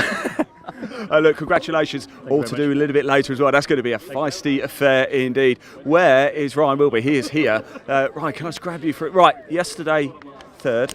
Yes. Today, second. Yes. Later, that can only mean one thing, right? Well, it's got to be a win, hasn't it? First one this year, so, you know. You seem to be Mr. Consistent here. What is it about Knockhill? I've always been into sort of extreme sports and motocross and mountain bikes, so I like all the undulation and the taking off. I'm quite familiar with compressions and that sort of thing. What's the wildest thing you've ever done sport-wise then? Take a Caterham around Knockhill? Probably, yeah. Kite surfing as well, so great big jumps on a kite. You ever done like a parachute jump? I've never done that. It's something I'd like Would to. you do But it? yeah, I'd like to. Yeah, I think Mark's done one. Have you done a parachute jumping? Yeah. Oh, nice. All right. Yeah, I won't do it with you. Well done anyway. Thanks, mate. That one later, yeah? The number one spot a little bit later. There we go. That is your top 3 for the Caterham 310Rs. Up next, we have the Scottish C1 Cup. I did catch up with one of the drivers a little bit earlier, so let's hear from them now.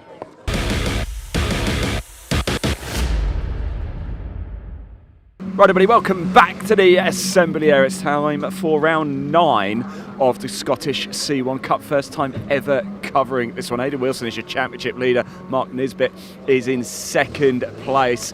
Although it's Mark who put it on pole position. It's going to be a cracking race, this one, isn't it? Let's go have a quick chat. We've got Gregor over here. Gregor, how are we? All right, it's good to meet you. Are you good? I'm good. How are you? I'm very well, thank you. I'm very well. Look, Scottish C1 Cup.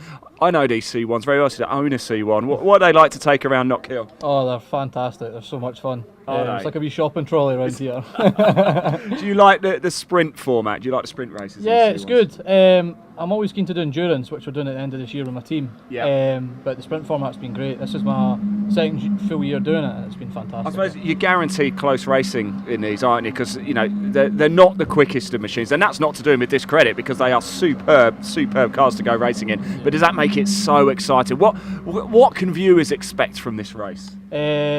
Door to door, hopefully not too much more than that, racing, because I mean it's just so close between us all. Yeah. There's less than a second between. I think it's like maybe the top 5. Yeah. Which is not a lot. And in the racing, it's even closer. Like, it's been absolutely fantastic this year. So, are you hoping it stays dry? Because there's a few rogue-looking clouds knocking around. Yeah, it's not cool. So you always get about 4 seasons in one day. Yeah. But it's one of these things you kind of take how it comes.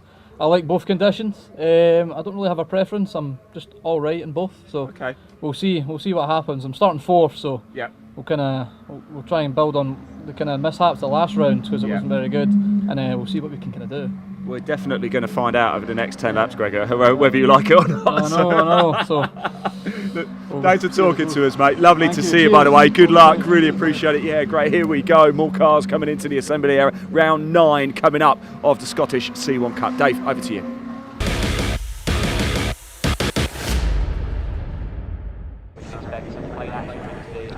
Cars already in position on the grid then for our first race of the day for the C1 Cup. It is Mark Nisbet, number 117 on pole, with 1 Aidan Wilson, the championship leader, alongside him. Second row, Henry Gillespie, number 8, and 18, Gregor McFadden. Row 3, 77 James McCracken, 88 Scott Charles, then Kenneth Dock, Peter Eadie, Mark Syme, Ian Cochrane and James Nash round out the 11 car grid. Standard 1 litre Citroen C1s, some very close competitive racing coming up. Indeed, it's relatively new to the Scottish Motor Racing Club, who administer this championship. Let's see what they can do then. We are underway with our first C1 race of the day, first of 2 races today. This will be a 10-lap race around the Knockhill Circuit, as opposed to the time races we're seeing in the Caterhams, and it is the red machine of Mark Nisbet who leads them away. Already a couple of cars leaning on each other slightly there. The 44 of Peter Eadie, one of the competitors in the Newcomers Cup, up the inside there. Tyre squeal there as they slide their way around. The number 18 running wide there, Gregor McFadden, coming out of Scotsman Corner. This a budget-friendly form of saloon car racing aimed at the newcomer to motorsports. A great way to start out in motor racing. These cars are great fun to drive. I've driven not a C1 but a Peugeot 107 in the past, and they are an absolute hoot to drive, these little cars. Often see them in endurance racing, of course, including 24-hour races at Rockingham and Silverstone in the past. 77 there on the move up the order. James McCracken, the light blue car on the tail of Henry Gillespie, who's 3rd in the championship in the number 8. McFadden's had a couple of wins this year. Gregor McFadden, the number 18, but it's Aidan Wilson with 4 wins to his name this year, who leads the championship. They've raced on the anti-clockwise layout at Knockhill earlier this season. They're scheduled to go to Kirkistown at the end of July in Northern Ireland, but I'm not sure if that meeting took place, I'm afraid, because I've been unable to locate any results from that meeting. The Scottish Fiesta ST Championship certainly raced at that event, and a bit of an over-exuberant dive from somebody. That's number 44, Peter Eadie. He goes rally crossing coming out of Scotsman corners. Too quick there into the corner, trying to take the 88s there of Scott Charles. But still your leader is Mark Nisbet in the number 117, ahead of Aidan Wilson, the championship leader. Along the straight towards Taylor's turn, out of the left flick at Hislops, named after Steve Hislop, the motorcycle legend. There's Aidan Wilson in second place, trying to get the cut back. Side by side for third, Henry Gillespie in the number 8, James McCracken, number 77, and also in there, number 18 of Gregor McFadden as well. Proof that you don't need a large car with a lot of power for a good, close motor race, the little C1s. 95 James Nash at the back of the field is a novice this weekend. I believe it's his first ever motor race, not to be confused with the former British touring car race winner of the same name. Side by side there, down Duffers Dip. That's brave in anything, never mind C1s. Up the inside, James McCracken takes third place, trying to come through as well as number 18 of Gregor McFadden. So Henry Gillespie could lose a couple of spots here. Through the chicane they go, rocking on their suspension over the curbs. They may be small, but they are hugely entertaining, these cars. Mark Nisbet under pressure from Aidan Wilson for the lead. There's Scott Charles, the blue and yellow car, in 6th position. Battle between Kenneth Dock and Mark Syme behind him. Scott Charles is the current leader in the Newcomers Cup standings over Peter Eadie. Here comes the fight for third and fourth position into Taylor's turn. That's the Citroen C1, also used in rallying in the junior categories. That's the stripe they come then. 3 laps completed, 7 to go for Mark Nisbet, number 117. He's yet to win this year. He's had 3 podiums from the 6 races I have results for. Championship based solely at Knockhill, other than the proposed visit to Northern Ireland. Unlike the Scottish Mini Coopers we saw yesterday, they've had a few away rounds this year. But over the chicane they come. Gregor McFadden in 4th place. Henry Gillespie lost a couple of places earlier on. Charles in 6th place. The red and black car there is Kenny Dock. And Mark Syme behind him, who is another newcomer, I believe, this weekend in the treble 8s car. He needs Peter Eadie and Ian Cochrane. Our other novice, James Nash, at the back of the field. It's still Mark Nisbet who holds off Aidan Wilson for the lead.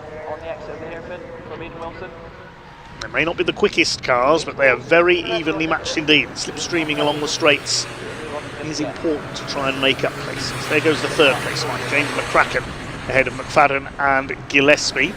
Fastest lap of the race with Aidan Wilson, a 1 minute 9.776. He bounces up on the curb there onto 2 wheels almost through Duffers Dip. Squeal of tyres there as they throw these little machines around.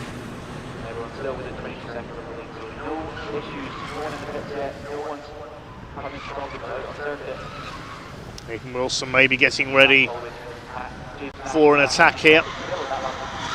Looking for his 5th win of the season.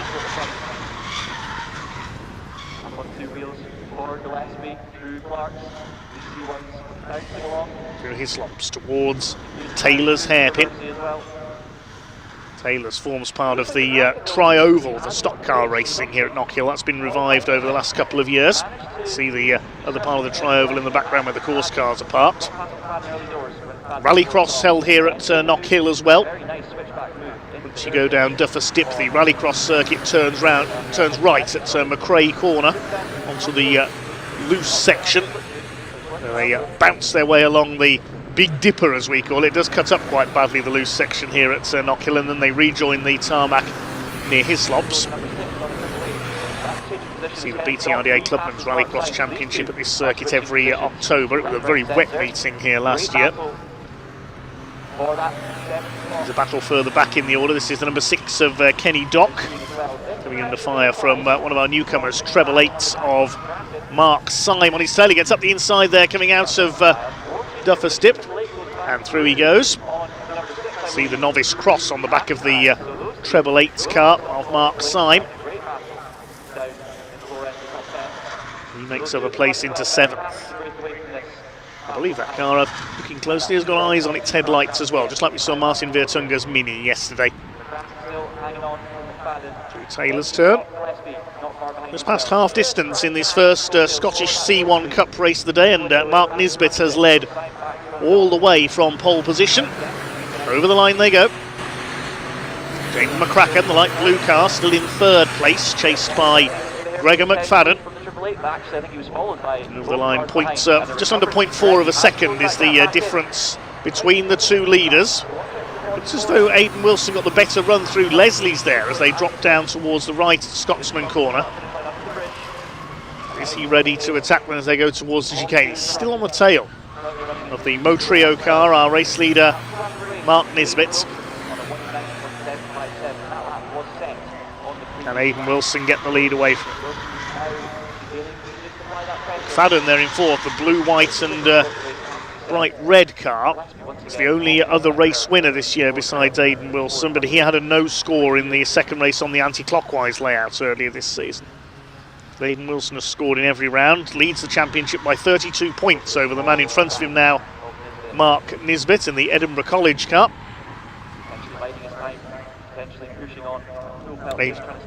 Agent AJ Wilson, sponsored by Kevin Wilson Master Builders.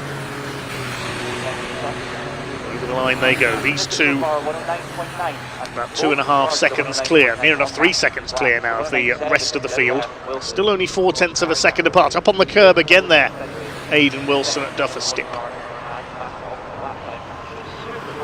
Feel the tyre squeal as they fling these little machines around, these little 1 litre Citroen City cars.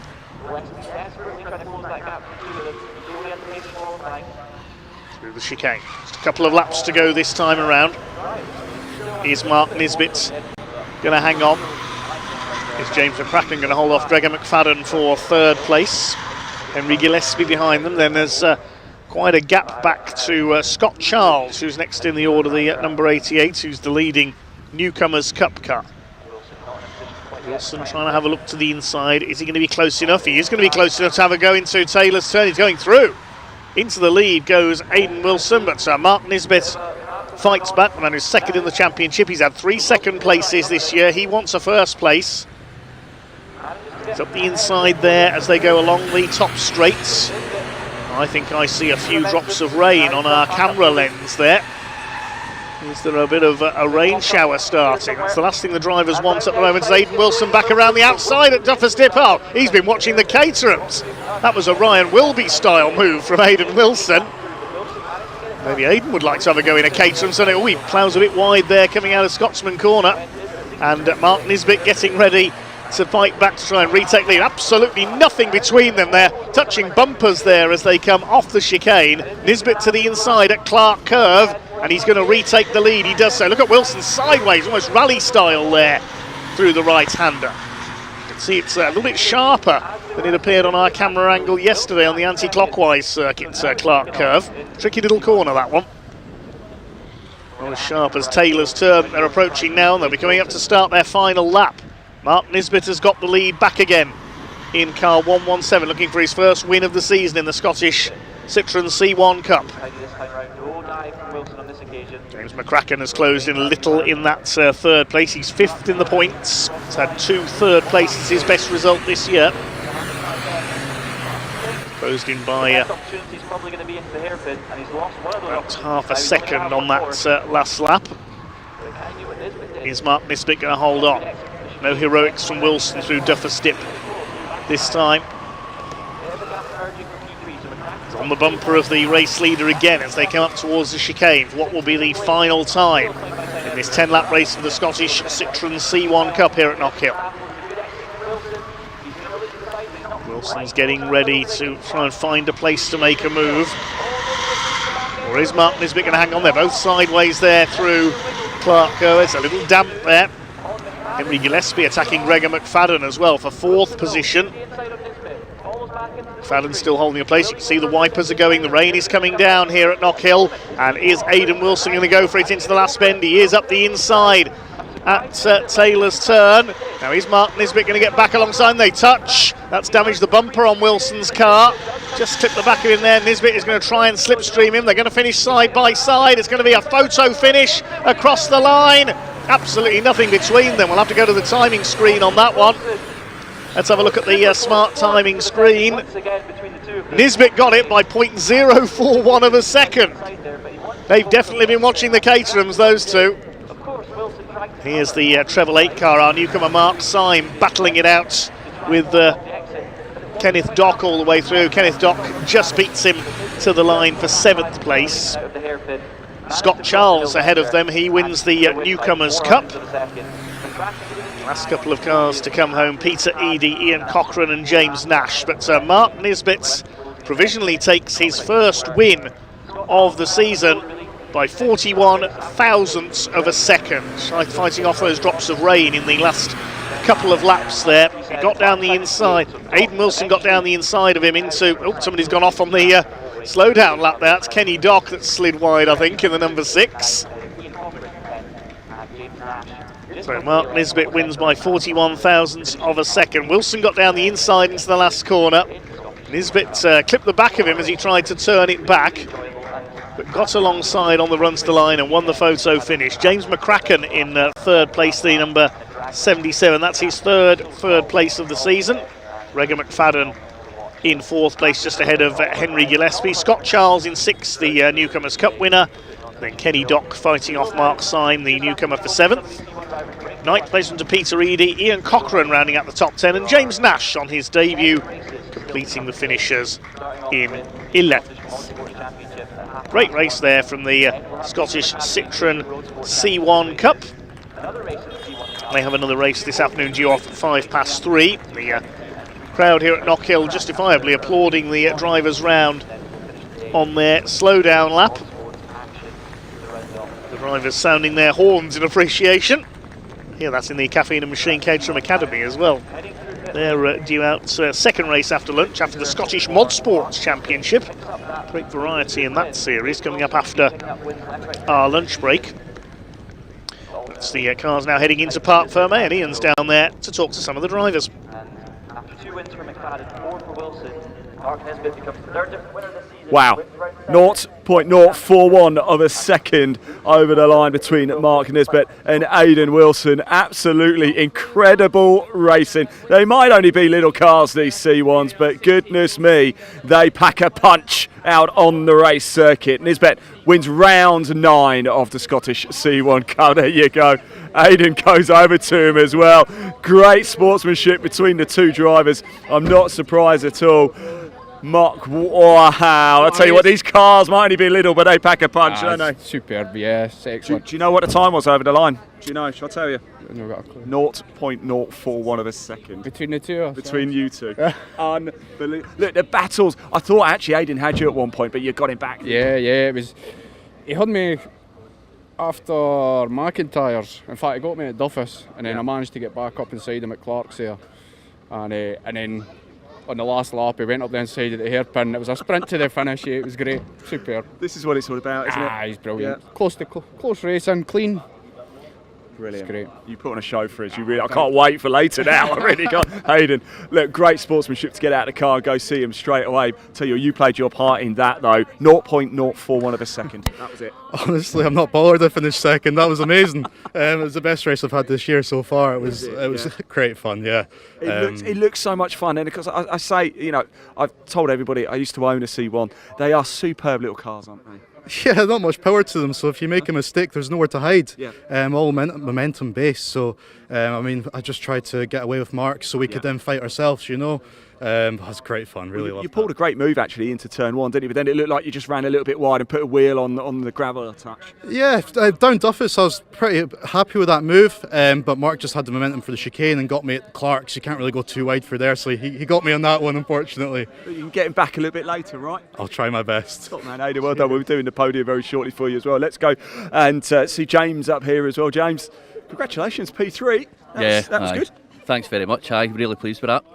Talk about the race for us, because those two kind of just got away, didn't you? But then you had a bit of work to do to keep third. Yeah, that's right.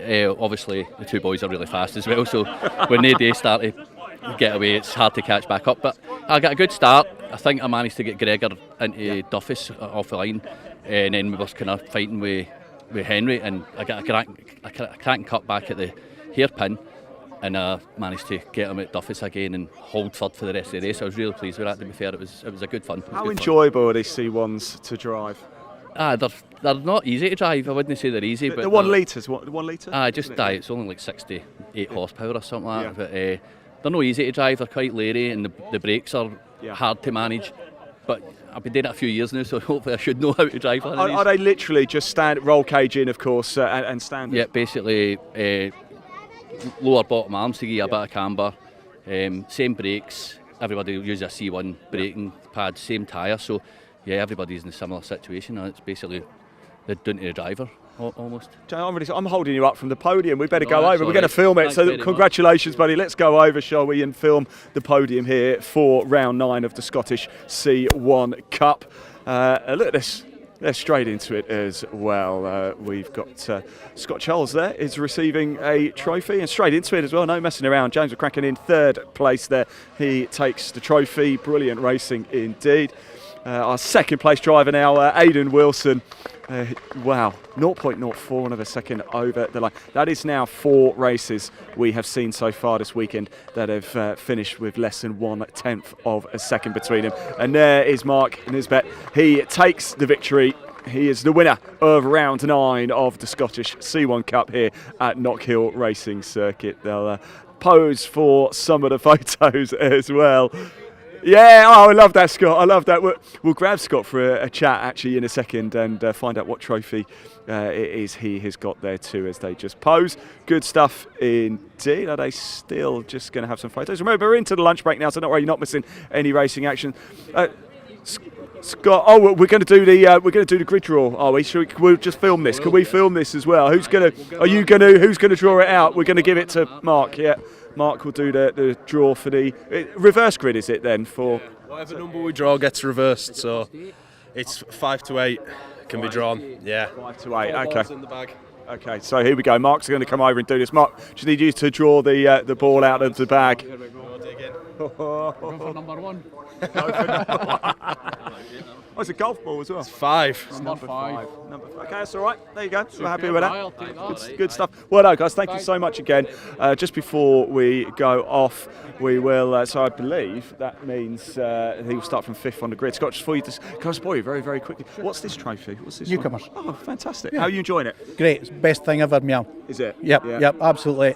Track days are finished for me now. Yep. This is the way ahead, meow. Absolutely brilliant. What would you say to anybody who's thinking of getting involved in motorsport? Find your local club, go and watch some races, try and find some teams that are maybe a bit open to having a discussion about a guest ride, and keep doing track days until you find that guest ride that's open and available for you. Meow.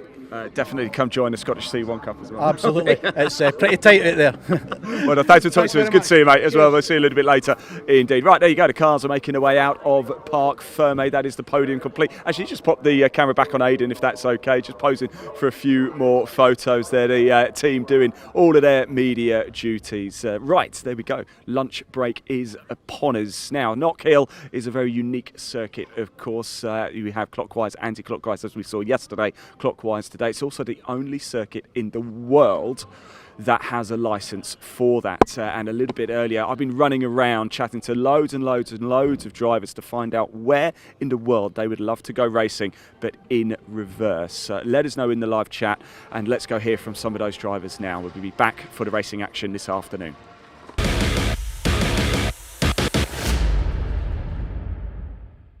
Right, everybody, we are here at Knockhill, as you know, and the circuit is very unique. It is the only circuit in the world. Stuart Gray, who told me all about this a little bit earlier, fascinating guy, gifted me a book as well about the history of Knockhill, so thank you, Stuart. But it's the only circuit in the world that has a licence to run clockwise and anti-clockwise. Now, we've been talking to the drivers about which one they prefer. Yesterday, we're on the anti-clockwise. Today, we're on the clockwise. So I want to find out from the drivers where anywhere in the world what circuit they would like to do backwards as well. So let's go ask Graham very quickly if we can. Graham, how are you? Are you well? I'm doing well, yes, thank you very much. That's what I like to hear. I've got a question for you, Graham. Yes. Now, obviously, Knockhill, you go clockwise and anti-clockwise, Yeah. and it's the only circuit in the world. But if you could race anywhere in the world backwards, where would it be? Laguna Seca. Laguna Seca, really, the corkscrew backwards. Yeah, I think that would be a mighty up and around. Yeah. You enjoyed yourself here at Knockhill? I have. I really love Knockhill. It's my closest track, so I'm here in an hour, which is unusual for all my Caterham racing. It takes me I'm usually 5-6 hours to get there, so I love it here. You'll be home for dinner then tonight? I will be, yeah, and brilliant. Before midnight, it's great. Yeah, all right, great. Thanks for talking to us. Best of luck out there. Lovely to see you. Let's move along, shall we? Let's go see who else we can find. We've got let's go say hello to Andrew again, shall we? Andrew, very quickly, I want to know what circuit would you go to? What circuit would you like to drive in reverse on anywhere in the world? It's a question and a half, isn't it? That Spa in reverse. I'm expecting a lot of people to say that. Are you? Why Spa? No idea. Eau Rouge backwards would be something. It wouldn't would. Take off at the top of Eau Rouge like you do at the chicane here. Yeah, be careful, be careful. Andrew, thank you. Let's keep going. Let's ask some more drivers, shall we? Let's go. We've got Andrew here again as well. Andrew, very quick question just before you head out there. Oh look, he's actually got the live stream on. How man, you are properly prepared. Right. At Knockhill we go anti-clockwise and clockwise. If there's any other circuit in the world you can go around backwards, where would it be? Jerez. Okay, I love Jerez. Why? Do you? Yeah, I think it's a fantastic circuit. Okay, you've thought about this before, haven't you? I actually haven't, but if I had a choice, it would be Jerez. Brilliant, excellent. Thanks for talking to us. Good luck. Let's go over here and move on, shall we? We've got Alex here. Let's jump in with Alex. Alex, how are we? Very quick question, Alex. Won't keep you long. Right. Here at Knockhill we go normal way, we go backwards as well. You could go to any circuit in the world and do it backwards, where would it be? Spa, that's a second. Why Spa? I think Eau Rouge down the hill could be very interesting. Yeah. That's 2 votes for Spa, that's winning the way. Thank you for talking to us, good luck out there indeed. Let's keep going, shall we? Let's go chat to Stephen very quickly as well. Stephen, how you doing, my friend? Are you well? All right, how are you? I'm very good, thank you. Right, quick question for you. If you could do any circuit other than Knockhill in reverse, where would it be? Oh, now then. Alton probably, that'd be interesting. Alton would be interesting. Alton would be interesting. Yeah, okay. Yeah. That's it really, that'd be my pick. Yeah. You enjoying our circuit Alton, so you know. Okay, well Alton, everywhere's far from here, isn't it? But you enjoying your time up here in Knockhill? Oh mate, it's been amazing, absolutely amazing. And this is the first time I've done it. I've not been here for 5 years, and when we came in Roadsport, it was clockwise only. So it's the first time I've had to go anti-clockwise, and it's been absolutely epic. So well, just remember you go clockwise today. Yeah, all right. I'll try and keep that in here. go out there, just go straight, don't turn right. Yeah. Good luck, thanks, Stephen. Thanks for talking to us. Let's go say hello to Charles very quickly. We keep going, shall we, Charles? How are we? Are you all right? You good? Yeah, we're good. We're Excellent. good. Quick question for you: if you could go to any circuit in the world and do it backwards, where would it be? Do it backwards? Yeah. Because you know Knockhill's the only circuit in the world that has a licence for reverse as well. Eau Rouge backwards would be pretty special. Going down the back of that. That's the 3rd vote for Spa. I'm not surprised. Easy answer. Best of luck, mate. Thanks for talking to us. Let's keep going a little bit longer. Let's go jump in with Ben here very quickly if we can. Sorry guys, can I say hello to Ben? I think he's just trying to sort his straps out. Ben, are you all right? Is everything all right in there? Yeah, everything's fine. Thank you. Right, very quick. I won't keep you long. Okay. If you could do any circuit in the world backwards other than Knockhill, where would it be? Probably Brands Hatch. Brands Hatch? Yeah. Indy or GP? Indy, because it's nice and short. You kind of know what you're doing, and there's not too much to go wrong there. Okay, excellent, good stuff. Thanks for talking to us. Enjoy it, won't you? We've got Steve. Let's just jump in with Stephen. I think we've got a little bit more time to keep going. Stephen, how are we? All right, you good? Doing good, thanks. Love the helmet, by the way. Oh, thank you very much. Yeah. Right, if you could do any circuit other than Knockhill in reverse, where would it be? Oh, good question. Probably be somewhere like Croft. Croft? Yeah, I think so. No one said Croft Oh yet. no, I bet they haven't. But no, I'm just trying to think of a circuit where, you know, it's a bit challenging, the other way won't be good. But yeah, it'd be, didn't have long enough to think about it, but Croft would be alright. Okay, yeah. Well, if you change your answer later, you can always let me know. I will do. Enjoy yourself. Enjoy, cheers. Thanks for talking to us. Right, who have we got? Let's go let's get Peter before we're going to move on to another series. We're going to do this with the 270s as well. Hello, Peter. How are we? All right? I'm good, yeah. Looking forward to going the other way this time, so it's always a bit of fun. Right, talking about going the other way, if you could go to any other circuit in the world and do it in reverse, where would it be? Oh my God, you know, I mean, Spa's awesome, right? I mean, can you imagine coming the other way down Eau Rouge? I'm not sure it would work. I don't think I've got the, what did they say, the bravery. I know, but it would be crazy to try. So probably, we did Spa this year as part of the circuit, so I mean, it would just be fun to see if it's possible. That would be so much fun. I think it certainly would. Yeah. Peter, lovely to see you. You too as Good well. luck out there. Enjoy it, won't you? Right, there we go. That is the so Spa has 4 votes so far. So 4 votes for Spa. We're going to keep doing this throughout the course of the day so far. Yes, Spa, 4 votes, number 1. What about you in the live chat? Let us know. I'm going to just skip off and go do another series. So let's catch up with some more drivers and find out where in the world they would like to go in reverse. Let us know in the live chat. See you very shortly. Let's go get some more. Skip. There we go, just like that, I have joined the Parc Fermé area for the 270Rs. We want to find out where these drivers would go racing if they could go in reverse anywhere in the world. Let's go have a quick chat.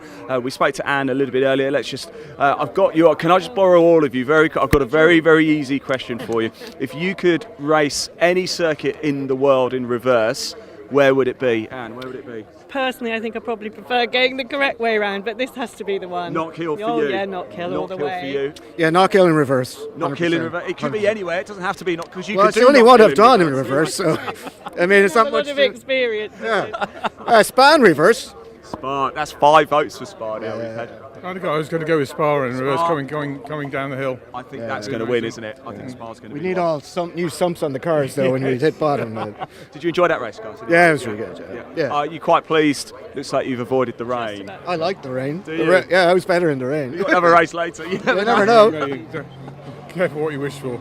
I'll be okay if that happens. Yeah. Guys, thank you so much. So we've got a couple of Spas, Knockhill's now on the list as well. Good stuff. Let's ask Alex Reid very quickly. Alex, just before you go, I know we're doing podium. We'll actually cover you're this. Slowing down our podium. I'm so sorry. We're not live right now, so don't worry. But don't swear because it is going to be played. Well, it is a lunchtime. Very quickly, if you could, you're a race driver. If you could race any circuit in the world backwards, other than Knockhill, where would it be? Oh wow, you've really put me on the spot here, haven't you? I'm going to go Monaco. Monaco? Why not? Love that. The team are going to love that because I'm always talking about Monaco. So that'll give them a chance to take the mick out of me. You go backwards, I'll sit on a yacht and watch you. Done. How about that? Deal. Okay, can we do a podium? Do the podium. Let's film the podium, actually. We'll come back to that very shortly. Let's stay here. Let's put the camera around on the driver. So this is going to be the podium for the Caterham 270R race. As I said, we're in a lunch break here. This is... we filmed this a little bit earlier, if I'm totally honest. So I can tell you the time that we're filming this right now, this is all behind the scenes stuff, isn't it? It's almost 11:30 in the morning when we're filming this. The 270 race has just finished and we're going to film the podium for you right now. But of course, it's the lunchtime break that this has been played out here at Knockhill. So the podium ceremony for the 270Rs. There is Alex Reid. And he is the head honcho here for Caterham Motorsport. We caught up with him yesterday.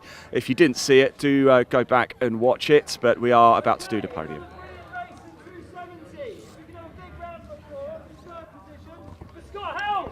Scott Helm. Well done, Scott. Ignore me, I'm not here.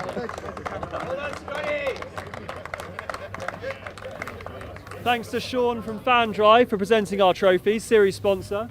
Races and then hands out the trophies. We keep him busy, right? Sponsors the series, races, hands out the trophies, man of all trades, right? In second position, Craig Evans! Well done, Craig.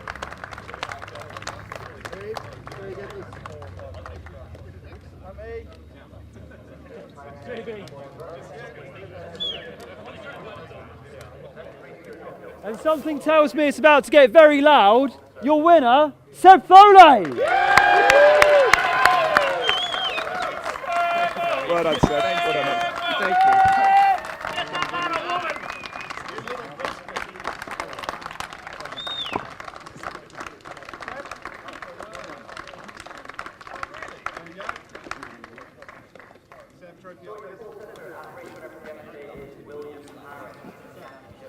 Well, there they are, your top three from the Caterham 270Rs. Sebastian Tholey takes the victory. Craig Evans in second place and Scott Helm in third. Probably won't be doing champagne. There is another race coming up a little bit later, so we'll let them. Oh, they are going to do champagne. You might want to get out of the way, move back a little bit, Ray. I'm going to move very quickly. We've got a long drive a little bit later. The champagne pops and sprays around here at Knockhill. Brilliant stuff indeed. One more race coming up for 270Rs a little bit later. This is brilliant stuff. This is what it's all about. This is what we go racing for. Good stuff indeed. Right, Ray, I'm over here. That's the podium for the 270Rs. Let's stick around a little bit. Look at Sebastian there. Ray, if you come with me, I'm just off. In fact, no, stay, yes. Great stuff indeed. Seb, do you have a change of race suit by any chance for later? Have you got another race suit? No, I don't actually, no. It's going to marinate. It's going to be great. It's going to be... you're going to smell nice later anyway. Right. Right, let's keep going. Right, sorry about that, everybody. Let's keep going around here. I want to catch up with some more drivers and just quickly find out where they would go racing. Thanks for joining us, by the way. We're in the lunch break. Let's just have a quick chat. Guys, very quickly, I've got a question for you both. Don't disappear if that's all right. Right, here at Knockhill, very unique, of course, because we go clockwise and anti-clockwise. If you could go backwards at any other circuit in the world, where would it be? Any circuit, choose. You don't have to have driven it. Could be absolutely anywhere.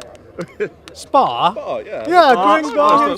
Yeah, why not? Yeah. That's a popular one, isn't it? Downhill, I think, could be quite interesting. That's exactly what everybody said as well. Eau Rouge downhill. Guys, thank you so much. Thank you very much, Georgia. Oh, I'm coming to you now. No. I've got a very quick question for you. Very easy question. If you could race at any other circuit in the world backwards, where would it be? Oh my god. That's a hard question. Maybe.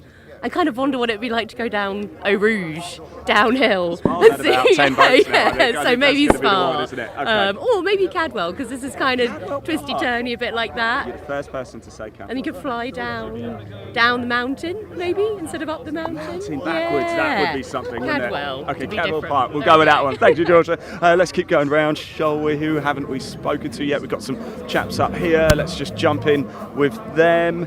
They're moving around, just trying to catch. Jasmine Shaw is here. Jasmine, very quickly before I let you go, if you could race any other circuit in the world backwards, where would it be? Backwards? Yeah. Oh, well, not literally in reverse, but you know. Yeah.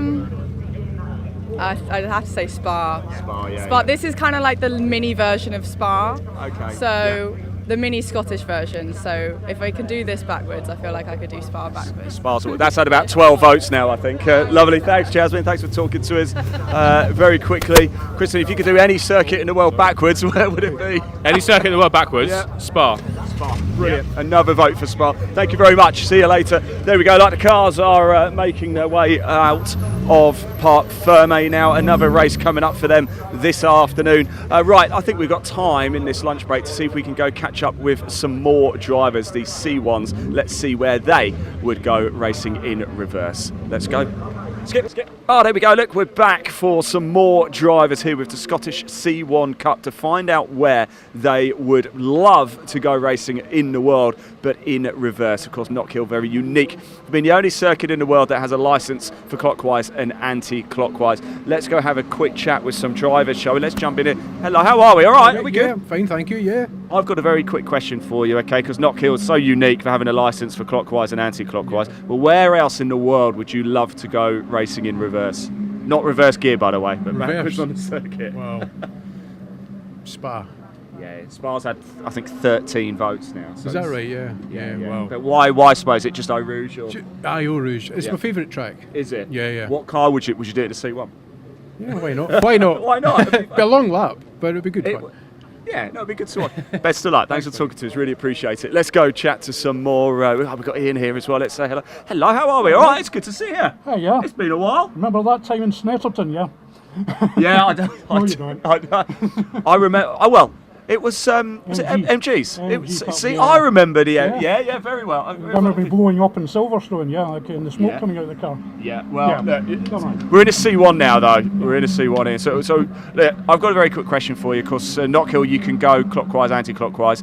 Make sure you go clockwise today, though, by the way. But where else in the world, would you like to do the circuit in reverse? Where else? Anywhere. You can choose anywhere. I think it would be a Silverstone Grand Prix circuit. Would it really? In reverse? Yeah, just see what it's like. Left. It's really nice to see you again, by the way. Enjoy the race, won't you? Okay. See you later. Let's keep going, have a quick chat. Thank you very much for jumping in with James. How are we? All right? Are we good? How you doing, man? How you doing? I'm very well, thank you. How are you? More importantly, you're about to go racing. Yeah, first ever race. Nervous. First ever, okay. First ever race. Right, it's easy for me to sit here and say don't be nervous, but you're going to be, aren't you? But you're doing it in a great car, great series. What's the atmosphere been like around the paddock? Generally, it's been really friendly. Social media team's been saying hello. Other drivers come say hello. Yeah. Yeah, it's been really friendly so far. So yeah, great start. So just hoping to go out, keep it clean, finish the race. Don't make an arse of myself. I've got a hard question for you then, if this is your first ever race. But if you could go racing at any other circuit in the world, but do the circuit backwards, where would it be? Spa. It's 14 votes now for Spa. Really? It's a popular one, yeah. Everybody wants to do Eau Rouge backwards. Yeah, Eau Rouge and Radion backwards would be phenomenal. Tom, look, go out and enjoy it, won't you? We'll catch up a little bit later, yeah? Thank you so much. Let's move around, shall we? Chat to some more drivers. We're in the lunch break here at Knockhill, so you're not missing any of the racing action. Hello, how are we? All right? Very good, thanks. How's yourself, Meow? Oh, very well, thank you. That's very nice of you to ask. I've got a question for you. Good. All right, Knockhill, as we know, you can do clockwise, anti-clockwise. But if you could go to any other circuit in the world, take your C1 and do it in reverse, where would it be? I think Meow, Donington. Donington Park? Donington, yeah. Okay. I think coming up Craner Curves, Meow would be excellent. With the loop? Yeah, absolutely, it'd be great, yeah. Excellent, I like that. That's a good. I don't think we've had Donington Park yet. No, it's Nice a one. great track. I've only been once. But I'd love to do it. I'd love to do it, Meow. Brilliant. Enjoy the race. Thanks Thanks for very talking much, to us. We'll see you later. Let's go. I think we've got time to maybe do a couple more, shall we? Let's move down. Let's go to Edie, the number 44 here, and ask them the same question. Hello, how are we? All right? I'm doing good, thank you. How's yourself? Very well, thank you. You can't see it on the camera. There's a big smile underneath that helmet. Are you excited for this? Yeah, really looking forward to it. It's my second season, so Yeah. learning a lot of stuff. But it's a great wee car. It's great fun. I was got to say, I used to actually own a C1, I like know. road I going. seen your wee video yesterday when you went past my car and you were talking about it. Yes, there we go then, there we go. So I've got another question for you actually. Knockhill, unique circuit, you anti-clockwise, clockwise.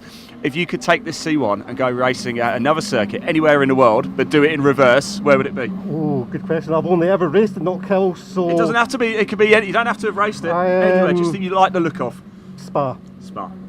15 votes now for Spa. That's it, good Go stuff. well. Let's go well. Excellent. Top man, enjoy it, won't you? Thanks for talking to us. We've got a little bit of time. Let's keep on going, shall we? Let's jump around these cars and see if we can jump in and have a quick chat. Hello, how are we doing? All right? You good? Yeah, I'm good, thank you. Right, I've got a question for you. Yes. If you could take this C1, Yes. take it to another circuit, anywhere in the world, but you do the circuit backwards, where would it be? Backwards? I would maybe say Spa. Yes. The first corner at Spa going down the hill, I'd imagine would be pretty epic. Going through Eau Rouge as Yeah, well, that would it'd be be pretty pretty special, decent, wouldn't yeah. it? Pretty Excellent good. stuff. You've got to do it in C1 though, all right? That's fine. I'll do that. That's all right. Best of luck. Enjoy the race, won't you? Let's keep going. We've got somebody through here. I wonder if I can... this is our championship leader, actually, Aidan Wilson. Let's just jump in. And I'm sure we'll catch up at some point in more detail throughout the course of the day. Very quick question for you, though. If you could take this C1 to another circuit anywhere in the world, but do that circuit backwards, where would it be? Spa. Yeah, of course it is. I think it's always interesting to go downhill instead. I mean, imagine the pace you could get in one of these. Tell us about your season in Scottish C1. It's going well so far, isn't it? It's been mega, to be honest. I mean, last year we won it, obviously, Yeah. with the number one this year, and I feel like it just took the pressure completely off. Yeah. You know, we go in. Does it do that then? Did you come into this year thinking, do you know what? If I don't win, who cares? But now you are top of the pile again. Are you starting to feel the pressure again? Maybe a little bit, but I quite like pressure. You know, at the start of the season, I probably needed that little bit of oomph to get me going. You know, Nice. To get that fight again. But no, it's been really good. Really enjoyable season so far. Excellent. Best of luck out there. Thanks for talking to us. Really appreciate it. I'm sure we'll catch up. Got a feeling we might catch up in Parc Fermé as well. But I don't want to jinx anything. Here's our poleman, Mark, second in the championship as well. He's in the car. It's probably going to get a shock here, not expecting me. Hello, Mark. Sorry about that. I hope you don't mind me just jumping in here like this. I've got a quick question for you before you go out racing. So if you could take this C1 to any other circuit in the world other than Knockhill and do it backwards, where would it be? The Nürburgring. The Nürburgring? The Nordschleife, the proper Nürburgring. It'll probably take about 2 hours to do a lap, right enough, but I would love to know how long it would take to do that in the C1. You asked the question. It's the best start that we've had. Everybody said Spa. You're the only one who said the Nürburgring. I thought he might have had more than that. But yeah, it'd be fun, wouldn't it? I certainly would, aye. Best of luck out there. We'll catch up, no doubt, throughout the course of the day. Thanks for talking to us, Mark. Really appreciate it. Good stuff indeed. Right, so there we go. More action coming up this afternoon. So it is time for us to get back to the action, no doubt, somewhere. More races. I'll be in assembly area. Let us know in the live chat where you would like to go racing, but in reverse, so we can see the comments in the live chat. If you haven't already, hit that like button, hit that subscribe, and we'll be back to the racing very shortly. Right, so everybody, we are here for the podium for the 310Rs. Alex, take it away. Well, I need some drivers first. Oh, they're not here. If we had some drivers over here it would help, wasn't it? Yeah. And look, do you want a podium? I would love to be on the podium, but with the champagne being sprayed, I'm running away. Yeah. So I'll leave that to your more than capable them over hands. Go ahead. Okay, drivers, come this way, please. Podium. Down here. Yep.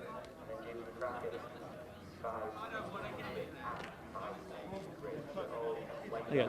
They're not very excited, are they? After a race like that, you'd like to see them all charging over, but they're... Mr. Chadwick was very happy after so many got out of the car. Hello, sir. Hello. I was just going to ask the question, as it's Steve's first win, are we putting the champagne over his head? We probably should, shouldn't we? we? I think we should. Did you hear that, Ray? We're going to have to do that. Don't give anything away. Okay. Right, what a fantastic race. We're going to start with our AM podium. In third position, Sam Parker. Woo! Go on, Sam. Go on, Sam.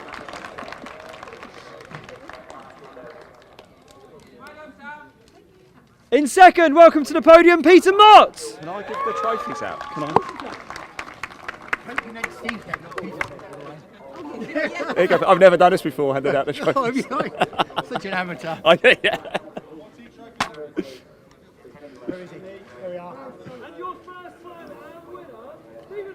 First time AM winner, Stephen Lancaster. Look at that. Thank you, Sam. Well done, Steve. There you go, Stephen. Congratulations. Good stuff. Look at that. How nice is that? That's your AM podium here. It is, of course, Sam Parker in third place, Peter Mott in second, Stephen Lancaster taking the top spot. I think we know what's coming up very shortly, don't we, as well? And it looks like they have a bit of a ritual here, and poor old Steve, he's got another race to come a little bit later for the 310Rs, but I think he's going to have a bit of champagne poured over his head. Right, look at Peter Mott, he is really going for it. Oh, brilliant stuff. He's got to do it, you got to do it, Stephen.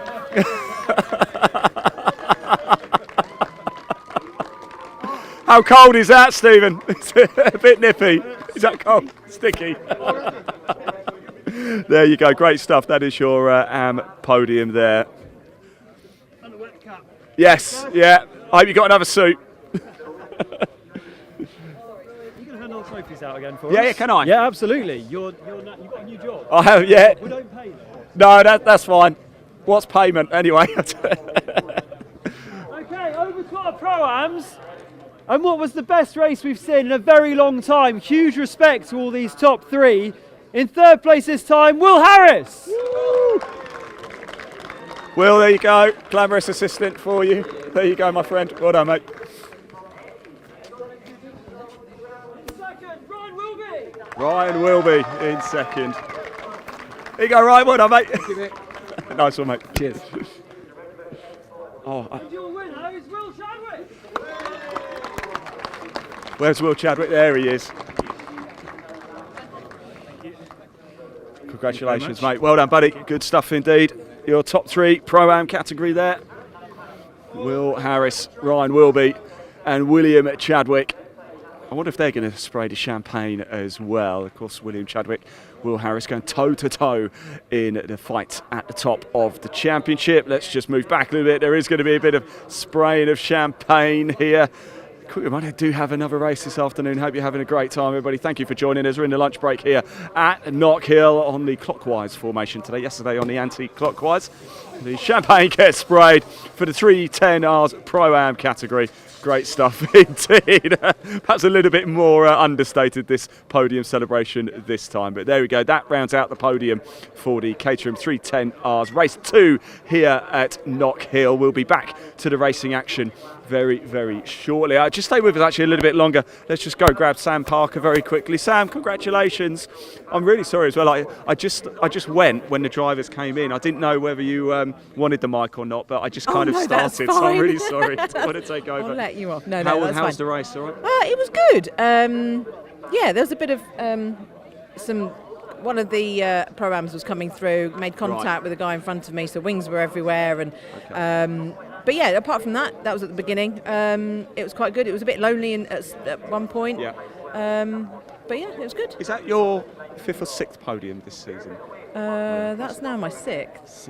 Yeah. You're getting used to it. You got a big enough trophy cabinet? I haven't got a trophy cabinet. Have you not? No. There you go. If there's anybody watching can build Sam a trophy cabinet, that would be absolutely amazing. I'll let you crack on anyway. There we go. Right, there you go. Podium complete for the 310Rs here at Knockhill. Race 3 coming up a little bit later. We'll get back to the racing action very, very shortly.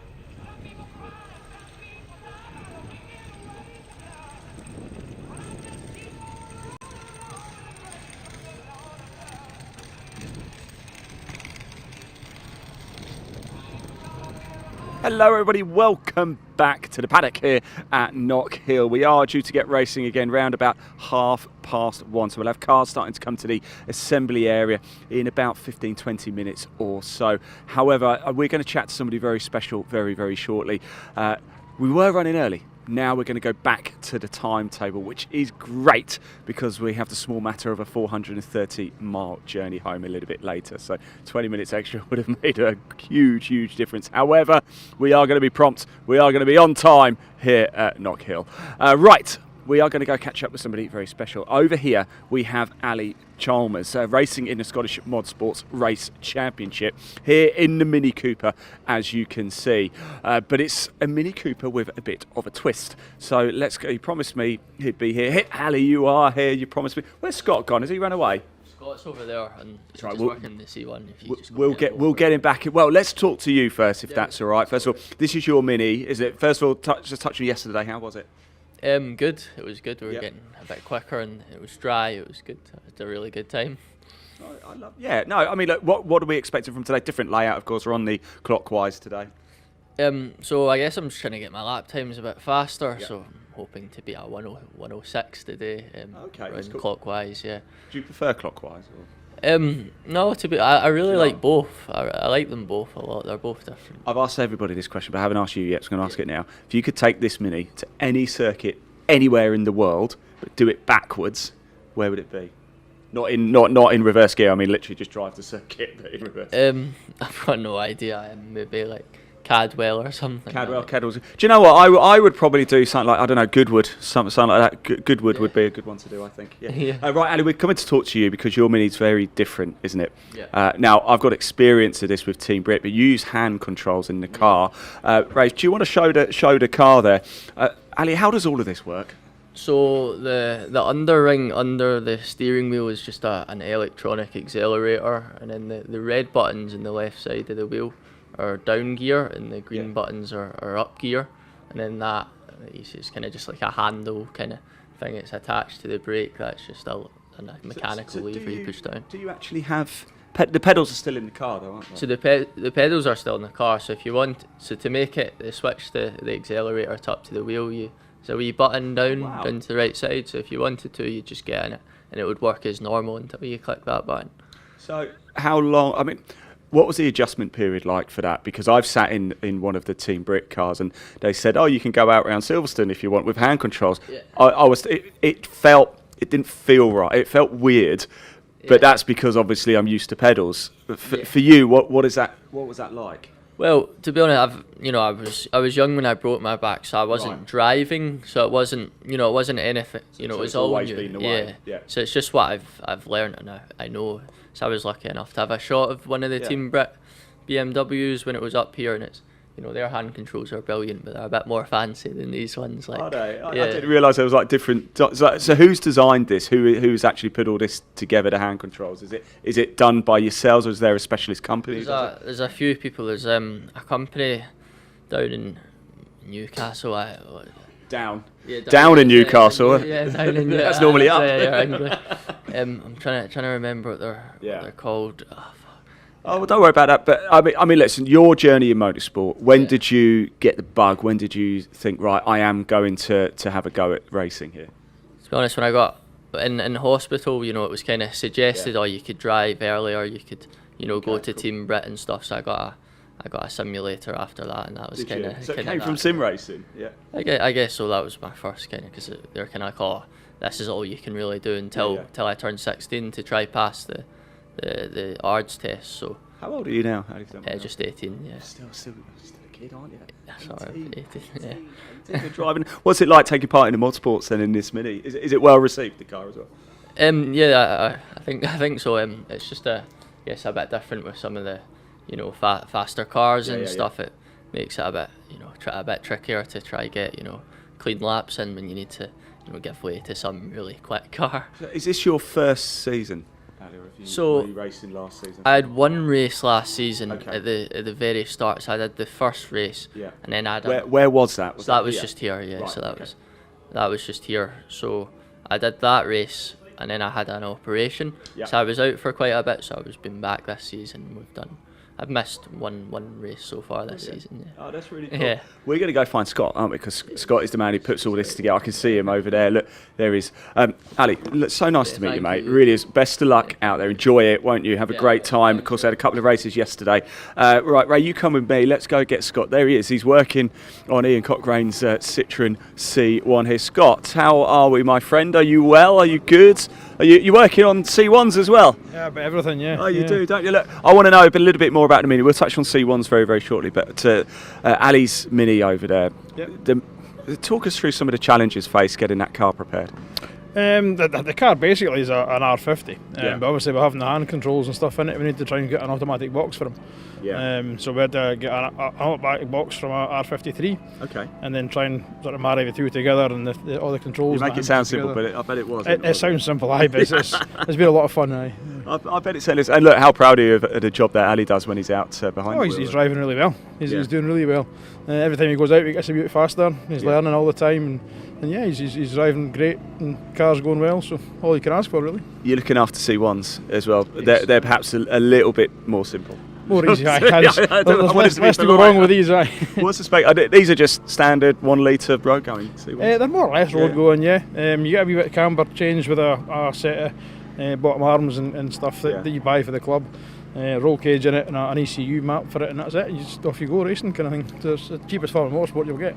It is, yeah. And the race we saw earlier, goodness me. I think it was 0.041 over the line. It doesn't matter how quick they are, does it? No. Cars. When you get a group of cars together, you can be doing 10 mile an hour or 100 mile an hour. It doesn't matter. It's all good fun, you know. Scott, are you local? You're local here?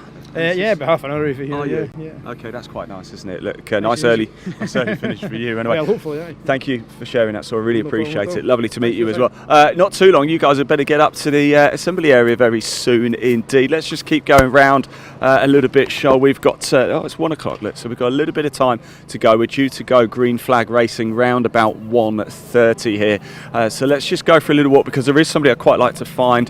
Ron Cumming, you may remember yesterday.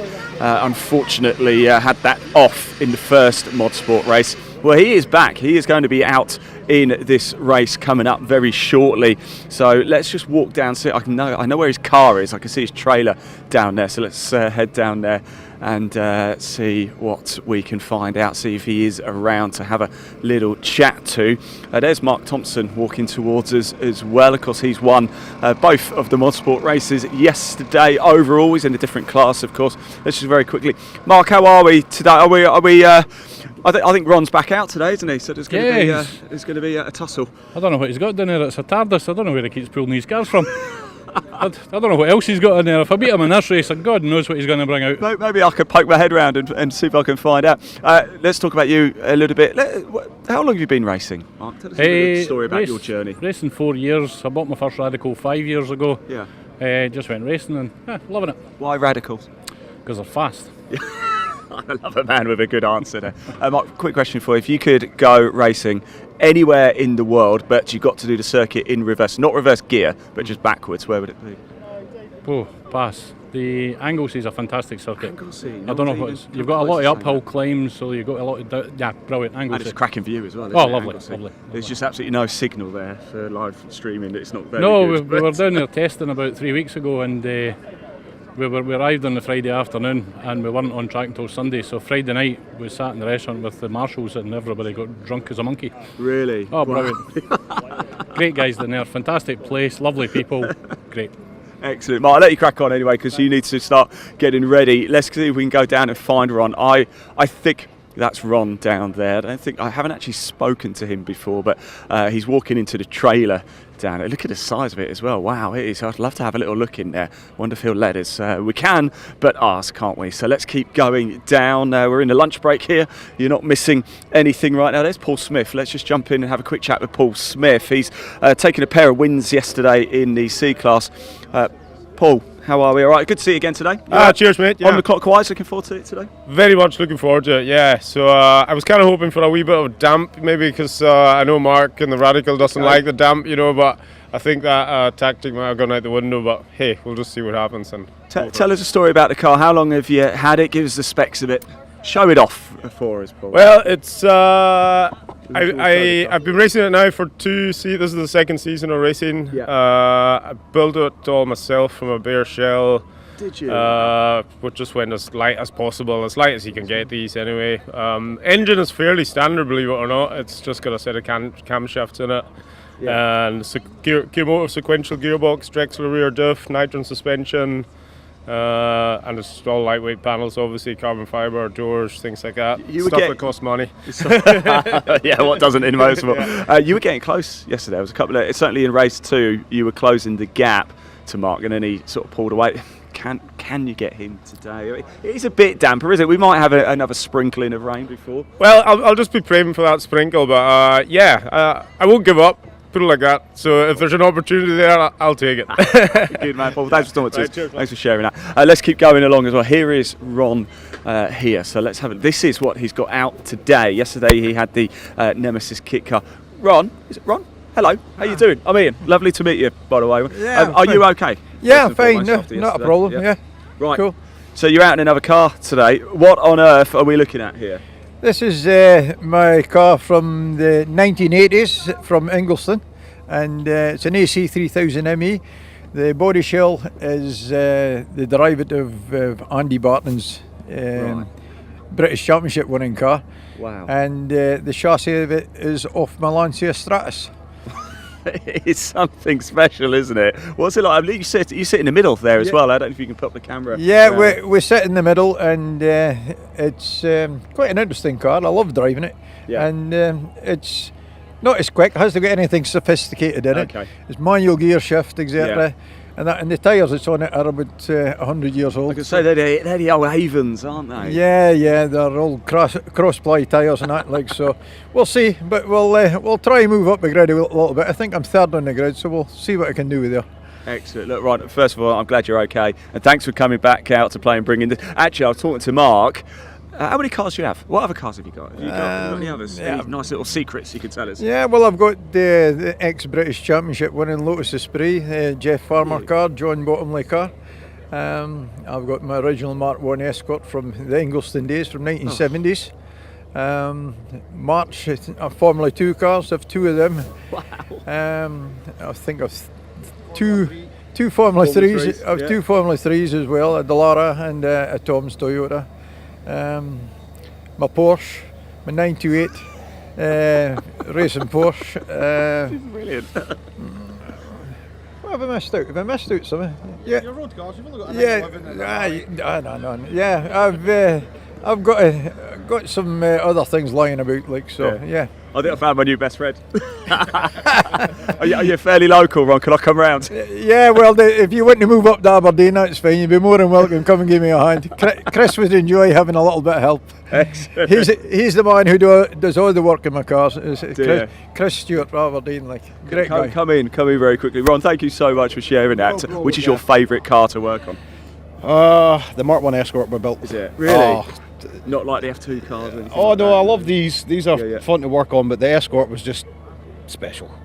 She's round here, you can hear her all the way round. She's just amazing. Do you have to pinch yourself every time? I mean, you must have like a massive barn or warehouse or something to store all these cars. Yeah, we've got a few lorries tucked away that we work on, but most of these get built in his back garden in his little garage.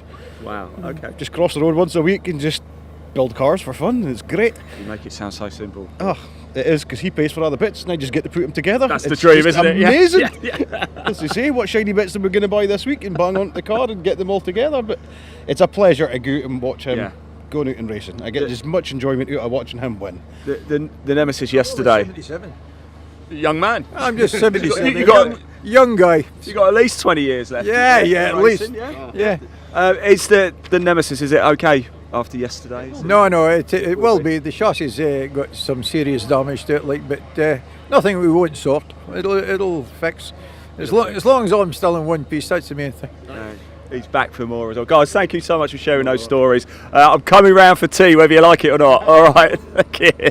Right, let's keep going, shall we? I think we have got... There is the famous Knockhill right there. You heard me talking about it yesterday. Let's just pop the camera on it, shall we? Look, there you go. Knockhill, that's why the circuit is called Knockhill. That is literally Knockhill. and it rises 364 metres. There you go, a bit of information for you. If you're ever in a pub quiz and that question comes up, you are welcome indeed. Right, let's keep going along, because there is somebody I would really like to speak to, but it's going to take an almighty stroke of luck if they are around. Stuart Gray is head of marketing, former circuit manager here, author. In fact, he gifted me the book, Knockhill 50 Years of Racing History. So let's just come with me. Again, I'm not so sure we should be doing this, but let's just quickly pop in here. This is the circuit office, so don't be filming anything confidential, Ray. I just wonder if he's around very quickly. Is Stuart here? Ian, thank you very much. We might get lucky here, everybody. We might get lucky. And it would be great to have a quick chat with him if we can. We'll probably go outside and do it. He should be coming in very shortly. Hopefully he's here. Wonderful, wonderful character to talk to is Stuart. So, remember, live chat is open. Let us know where you would love to go racing in reverse. My producer has just said he wants to do Daytona in reverse. That's kind of cool. Elliot, give you that one as well. What car? And what car would you like to do it in? The full circuit as well, not just the oval bit. Let us know what car you would like to do it in as well. Is Stuart. I'm trying to be a little bit quiet because people are working and doing important things, whereas I'm just being a little bit foolish. So hopefully he's around. Is he around? Is he not here? No problem. I'll find him in a bit. That's okay. Appreciate your help. Thank you. What a shame that is. We're not going to be able to get hold of Stuart there. So there you go. This makes great telly, doesn't it, as we're moving across. Let's go to the assembly area. Hopefully let's go over here, because we've got the young man from Bark, also part of the Army Racing Challenge. Where's he going? Don't disappear! No! Don't disappear from me. I'll trip over as well. How are you? All right. Good to see you. You were out last week in the Army Racing Challenge. How was it? So I helped out with the Army sports car racing team in the Brit car event. We did well. The car is really good, and it's a great opportunity for all the soldiers in the Army to, really develop their skills and develop their capabilities. Because it's the Armed Forces Racing Challenge. So we compete in multiple series, but our Armed Forces Race Challenge on the 750 Motor Club is the one where current serving soldiers, Navy sailors and airmen and women from the RAF can compete, but also veterans and reservists as well. So it's a great opportunity for people to get out on track. It's cheap power to weight ratio done on performance indexing. So anyone with any vehicle to a certain extent can come out on track and race. It's a really, really good opportunity for everyone. But of course, your favourite to do is Brit car on the Bark package, though, isn't it? Yeah. It is good. Well said. It gets people involved in the support crew, especially with the pit stops and stuff. Because in the Armed Forces Race Challenge, it's sprint racing. So in the endurance race, we get to develop the soldiers in a really good way, and they all enjoy it. It's obviously a high pressure job that all of you guys do, but being in the pit lane, I imagine, is a bit of pressure too when the car's coming in. It's busy. Yeah, it is. You do feel the pressure, but again, in the military, you're used to making decisions, right? That's all the military is making decisions quickly and ensure that everyone's in the best frame of mind and the best possible position to do well. So I think we are getting there with the Brit Car Championship. We're still learning. It's our first season, but as we get better and we get more consistent, I think we'll be someone to watch out for on that package, definitely. I sat in yesterday, one of the driver briefings that you did. You announced it too. I wouldn't mess with you. I was like, yes sir. Anything you say. Everyone gets the wrong impression of me because I've got quite a serious face all the time. But no, I need to get that information across to them in the clearest manner, and with my Welsh accent and the way I speak, it's not the clearest at times, so I need to make sure it's clear to everyone exactly. Are you North Wales or South Wales? North Wales, the best part of Net Wales. Well, I'm English, so I can't say either way. But Look, thanks for talking to us. Thanks for your service as well. Good to see you as well, by the way, mate. Really is. Right, let's make our way over to the assembly because I've just heard over the tannoy that the cars have been called over. Here we've got James and Louise Strachan. Of course, they are father-daughter team. We caught up with both of them yesterday. They're about to head out onto the track as well. So let's. I just heard somebody say Lotus is on the. Oh no! What has happened here?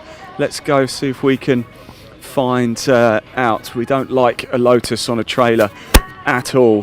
This doesn't look good, does it? Oh no! Oh no! No, we don't know where he is. But let's grab Andrew for a quick chat. Shall we, Andrew? How about? Let's jump over here. How are we doing, my friend? You right? You good? You all good. You enjoyed your trip up north? Yeah. North. Yeah. We're north. Yeah, 500 miles away. Okay, I've got to go 430. You've got to go 500. Whereabouts are you? West London. Whereabouts West London? A place called Northwood, just south of. Yeah, I know Northwood. Yeah. I'm in Bracknell, which isn't a million. Oh, right, yeah. You're a little bit further, yeah. A little bit further, but I know Wealdstone, where I slip quite well. Yeah. So head over football there, club. It is, yeah. Anyway, I'll let you crack on. I think you've got to get over here anyway. Look, we've got cars coming, so I'll see you in a little bit. Let's make our way through. Oh my goodness, whose is this, Andrew? Whose is this engine? Is it Richard's? Is it? He's got a head gasket problem as well now. Oh no. Yeah. Oh my goodness me! Wow. Yeah. Blew a rod out testing on Friday because they had like a test session or whatever, and he come back. We went out, come back, and he's got a rod there, and it's bent in half and shot through the side of the block. Do we know what's happened to Craig as well? I think he's got some oil leak, some oil cooler pipe leak, or something like that. I think he took it home yesterday and tried to fix it, but couldn't do it. Just another issue, isn't it? What a shame. Look, there you go. Lovely to see. I'll see you in a bit anyway. There's Ron. Look, Ray, let's pop the camera on the car. Look, there he goes. He's making his way to assembly. We're going to make our way to the assembly area as well because cars will be coming down. Around 12 it will be off the Scottish Motorsport Race Championship here at Knockhill. They have another race a little bit later. 4 races in total this weekend. There's Mark Thomas's car there. He's radical, as you can see. Looks very nice, doesn't it? Look at that. Look. There we go. People want to see cars. Nobody's bothered about seeing me, which is fair enough. Let's keep going down. Adam Kindness. Let's grab a word with him as well because his car wasn't being very kind to him yesterday, but it looks like he's got it sorted out. In fact, I saw him last night. He was just driving around the paddock, and I think he's got whatever issue he had yesterday solved. So let's go down and grab a word with Adam now. We've got Adam Morrison, who's just driven in as well. He took a pair of wins in Class D yesterday in the Roadsport's 3rd overall on track. So let's make our way down. Here we are at the assembly area. Lovely place to be indeed. And of course, yesterday we were on the anti-clockwise, today on the clockwise. So this was actually Parc Fermé yesterday. Today it's the assembly area. So essentially the two areas have just swapped over. And listen to this. Rumble and a roar. There we go. Sorry everybody as well for crashing your ears. Adam, right, I'm liking this. I'm liking seeing you in the car in assembly area because yesterday wasn't a very kind day, was it? It was a disaster. What was the issue?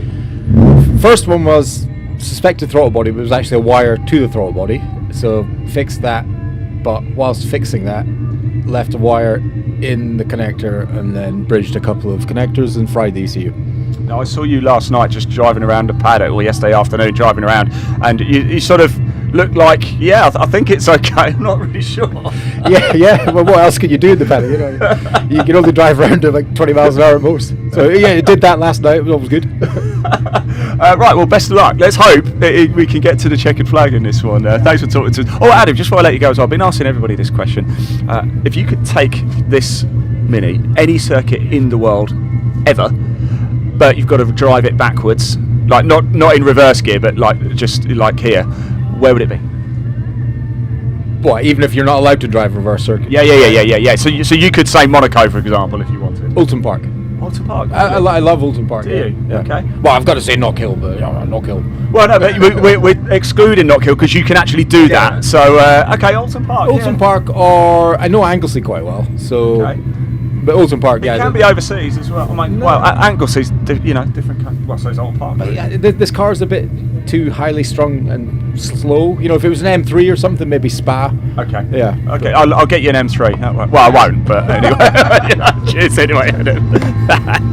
Good stuff indeed. Let's go around a little bit. Cars coming in, as you can see. Michael Barrett. Let's go. Hello, Michael. How are we? All right? We're good. I love a Civic. Can we just pop the camera inside here? Look, you've just completely ripped. There's no dashboard, is there? Make sure you get that for the weekend. Oh yeah, let's get that. Look at this here as well in the door. Right, Sophia. What's the story? That's my little daughter. Oh, she signed the car before I came this round to give me some good luck. Well, it has been quite.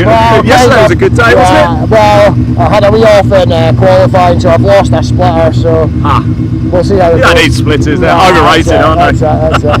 Thanks for talking to us, mate. Best of luck here. Right, let's keep going round. Shall we? There's James. We spoke to him yesterday. Andrew in the Subaru. Who doesn't love a Subaru Impreza? I feel like it's the early 2000s all over again. Hello, Andrew. Can I open this? Do you mind? Oh goodness me! I'm almost completely. Sorry, mate. Just wrecking your car before we've even gone out. Look, I love a Subaru Impreza.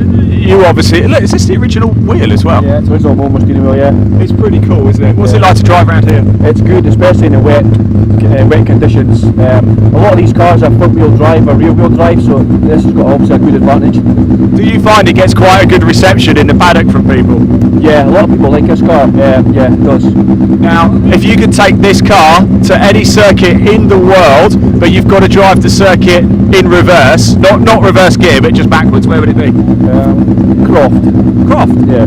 Okay. It could be anywhere in the world. Yeah.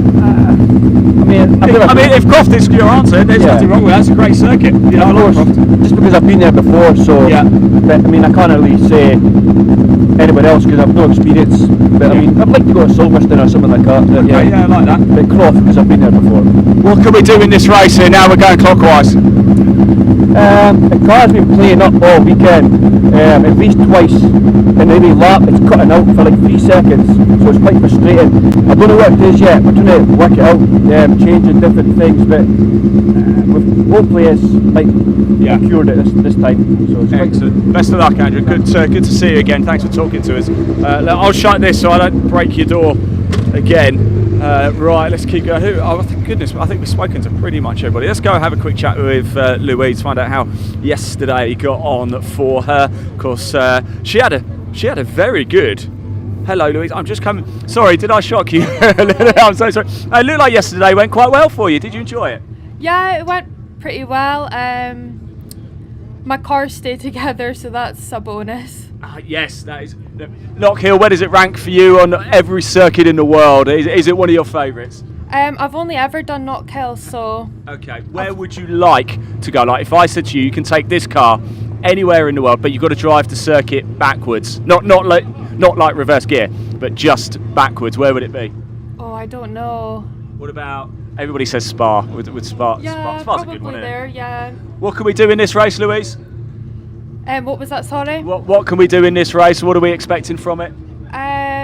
Just to go faster and keep my lines and just stay focused. Excellent. Enjoy it, won't you? Thanks for talking to us. Really do appreciate it. Let's go talk to some of the marshals as well, shall we? I think we've pretty much covered off every driver here. Guys, don't disappear from me. I just want to say, great job you guys are doing, by the way. How old are you? 13. 13? 15. 15? 17. 17. Okay, wow, what a brilliant age range. Why do you want to be marshals? Why are you marshals? Because I love motorsport. Love a motorsport? Really like cars. You really like cars? Absolutely, yes. It's good fun. It is good fun. Right, where is your favourite circuit? If you could take a car around any circuit in the world, you're not allowed to say Knockhill. It's got to be a different circuit. Where would it be? Silverstone. Excellent. Spa. Zandvoort. Zandvoort. Like no one said that one. Anyway, thank you so much, guys. Great job you guys. This RC's good. Guys, how we doing? All right? Are we having a good time? What about yourself? Oh, very good. Oh, very good. Thank you. Listen, Aaron. Yeah. Aaron, how long have you been marshalling, Aaron? Just about 2 years now. I was going to say you're only a young man, aren't you? Yeah, 15. Are you 15? Yeah, 15. You're already a foot taller than me. What's going on? Well, yeah, everybody's taller than me. So, yeah. What's the best thing about marshalling, Aaron? Oh, I suppose. I mean, look around you. I mean, getting this close. I mean, can't beat it. Were you here last week for the touring cars as well? No, I was here. I wasn't marshalling though. No, I couldn't come. Sister's 18th birthday, so had to prioritise that. But no, it was on Sunday though, so that was good fun. Excellent. Been a last year for it though. Other than Knockhill, where's your favourite circuit? Oh, I've never been but Thruxton. Would love to go. Thruxton. Love to go to Long Thruxton. way from here, Thruxton. A good track though, good track. Can't beat it, you know. Excellent. Aaron, thanks for all the work you do as well. Well, don't disappear from me. How old are you? I'm 15 as well. well. You're 15 as well. You're a foot and a half taller than me as well. Why do you love doing this? Why do you love marshalling? Just being around the cars, I love them. Yeah. Look, where's your favourite? So other than Knockhill, what's your favourite car, and where would you like to take it for a spin? Ooh, definitely like an old Ferrari, like an F40 or an F50. Oh, wow, around yes. Imola, because I've been there before. It's really nice. What was Alex? What were you there at Imola for? Were you just looking Endurance. around? Oh man! Oh, did you have a good time? Yeah, it was really nice there. Excellent. Look, but here we are. Knockhill. Knockhill's better now, right? Yeah, maybe. I'll see you later. Do we have any adults here? Is the question. Let's keep going around. Shall we got Philip Webster? I don't think we've spoken to Philip yet. So let's go and say hello to him. Philip, hello. Hello, Philip. I'm just coming to say hello. You all right? Yeah, good, thank you. I've got a question for you, Philip. If you could take this Mini round to any circuit in the world, not Knockhill, by the way, but you've got to drive it in reverse, where would it be? Donington. Donington? Yeah. Yeah, GP with the loop? Yes, definitely. Why Donington? I really like Donington, and I think reverse would be spectacular, to be quite honest. It would be, yeah. I can see that. Look, what can we do in this race? Do you prefer the clockwise layout? Fingers crossed the supercharger belt doesn't come off again, and I'd be delighted. Excellent. Best of luck. Thanks for talking to us. Really do appreciate it. Right, I don't think we are too far. We are minutes away from the cars being released here at Knockhill. There is Mark as well. Give him a little wave, a bit of roll of the eyes. I think he is ready to get going. Oh, there at the top, as you can see, there is Ali Chalmers just making his way in. Remember, that orange Mini has hand controls. Brilliant stuff from Ali Chalmers indeed. Right, I suppose we better go through grids. So I'm going to hand over to your commentator, Dave Goddard, and we will be racing very, very shortly. Round 12 of the Scottish Motorsports Race Championship here at Knockhill as the afternoon session gets underway. Dave Goddard, over to you, my friend. Yes, thanks very much to Ian for taking us through the lunch break there, and just to join in with the straw poll Ian is running, driving around a circuit the wrong way. Well, I can't drive around any circuits in the regular direction, so I don't think I'd pick anywhere. I can only just get round an oval. I've proved a few years ago at Birmingham Wheels Raceway, so I'm not sure I'd risk going around a circuit. If I'm being forced to pick one by Elliot, our producer, what would I pick to go around the world? Well, my favourite circuit's Donington Park, so I'll probably go for that. Craner curves uphill, that'd be interesting. So, getting ready to get back underway in just a few minutes' time then with the Scottish Motorsports Race Championship. We'll take you through the grid in full. They raced on the anti-clockwise layout yesterday, and it was a double win for Mark Thompson in his Radical. They had a separate qualifying session this morning, and it was Mark who was fastest again, so he's going to start the number 10 Radical SR10 from pole position. Alongside him, 46 Paul Smith with his BMW M3. They were first and second in both of yesterday's races. An early demise yesterday, as we heard, for Ron Cumming, Scotland's oldest racing driver, 77 years young and still going strong. Unfortunately, his nemesis sports racer had an accident on the very first lap of race one. Heavy damage to the front end, but Ron was okay after a check-up from the medics here at the circuit. He promptly went back to Aberdeen and collected another car from his extensive collection. He's got the AC 3000ME Special GT car that we saw in the build-up to this race. It's a March 832 single-seater from the old European Formula 2 Championship underneath, with the AC silhouette body over the top. If you've seen the CNC Heads Northwest Sports and Saloons, they were out at Donington last week. It's very similar to Simon Alloway's Lotus Esprit V8 in how it's constructed, that car. So Ron should go well here from the second row of the grid, and he lines up alongside the reigning champion and championship leader this year, Adam Morrison, in his BMW Mini Cooper S. It's a Mini Cooper, but not as we know it. It's got a Honda S2000 engine in it. And he had a couple of podiums yesterday. Row 3, 26 Michael Barham with the black Honda Civic Coupe, alongside 155 Adam Kindness. Electrical problems prevented him racing yesterday. Adam in his modified Mini. See them come out onto track then, ready for their 12 minutes plus 1 lap race. So when the countdown goes to 0, we have 1 more lap to go. Fourth row of the grid, Rob Doherty, number 85, in a BMW E36 M3. He'll start alongside 21 Louise Strachan in her BMW Mini. On row 5, we won't see Craig Houston in the Lotus Eclat. We saw that car was on its trailer, unfortunately, with an oil leak in qualifying. Andrew Cowie's there, though, with the Subaru, number 23. Then we have James Strachan with his Fiesta, Michael Imrie with his BMW Mini. We saw Richard Sutherland's BMW Compact won't be racing, the engine out of that car with failure in qualifying as well, so he's not there. Hopefully Peter Maxwell is there, number 27, with the Escort Cosworth, making his return to racing this weekend. 99 Philip Webster failed to race yesterday with problems after qualifying, but he's there, the number 99, the red BMW Mini. Looks like Peter Maxwell's Escort is not there, unfortunately. The Philip Webster Mini is there. Is Stephen Somerville's BMW there, number 217? No, it's not. This is the problem with Mod Sports cars. They're quick, but they are fragile. So Stephen Somerville 217 is not there. 129 Andrew Heron's MGZR is there on row 9. Ali Chalmers, we've already mentioned him. The disabled driver races with hand controls, the black and orange BMW Mini. He's there at the back. And the other car that we saw in qualifying, 96 Murray Douglas with his turbocharged BMW Mini. That car won't be racing, unfortunately blew its engine in qualifying earlier on. So a slightly reduced field of cars, but a very varied one. Now is Ron Cumming going to be able to challenge Mark Thompson for the overall victory this time? Paul Smith, one of the quickest cars out there with his E46 M3.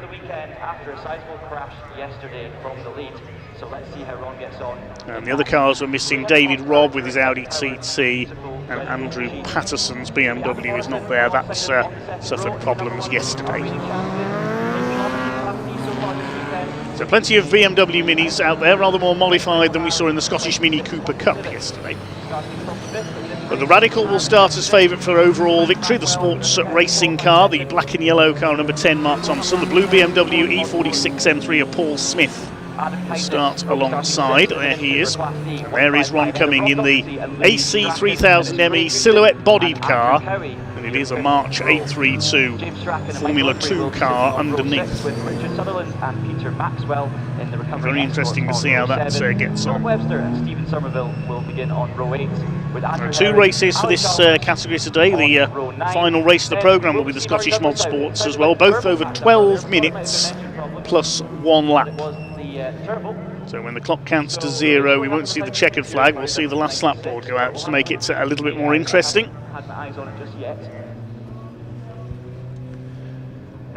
Very much a Run What You Brung series, administered by the Knockhill Motorsports Club. They also run the Super Lap Scotland series here at Knockhill, which is a time attack championship where cars go out there to do the fastest lap they can against the clock. And having seen footage of one of the fastest cars in that series, the bewinged Westfield, it competes in that series, which has got wings the size of a Pikes Peak hill climb car. It looks almost like a giant insect, and the acceleration of that car is frightening. Do look up the onboard footage of that Westfield. I'm trying to remember the driver's name now. I'll take a look for the footage on YouTube. Get ready to line up here for the race. Looks like that might be it for our starters. Andy Forrest is the driver of the Westfield. He managed to lap Knockhill a couple of years ago in 48 seconds in his Super Lap Scotland Westfield. I think Adam Morrison also competes in Super Lap with the Honda S2000 engine Mini, because of course you can use anything you like in the Against the Clock series, the time attack rules. A lot of very highly tuned Japanese cars very popular in that series. A couple of Japanese machines here this weekend, the Subaru of number 23 Andrew Cowie. There are various classes in this championship as well, all based on power to weight ratio of the cars. Some cars not quite in the right grid slot. It does look like the number 11. Mark Thompson is in Class A1, Ron Cumming in A2. We are missing 19, 20, 21st for this one, but still. There's classes B down to G as well. Well, it's C down to G. We don't think have we got any entries in Class B? I don't think we have. So Radical and BMW on the front row of the grid. One of the minis being pushed back slightly.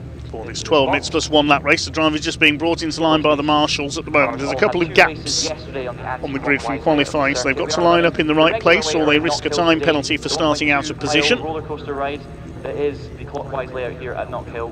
Down into Duffus Dip. Can anyone beat Mark Thompson in the Radical? If anyone can, Ron Cumming can. He's raced everything over the years. He raced that special GT AC 3000ME in period. He's even raced historic Formula 1 cars in the past, back in the 90s in the old Boss Formula, big open single-seater that stood for. He had an old Footwork F1 car that he competed in. Will be a plenty. And then it's a fire up the hill. The real unsung heroes of British and in particular Scottish motorsports. Ron Cumming. Let's see how he gets on here in this 12-minute race. There's Adam Kindness. Good to have him on the grid today. Failed to race yesterday in his modified Mini. Waiting for the marshals to confirm everybody is correctly into line.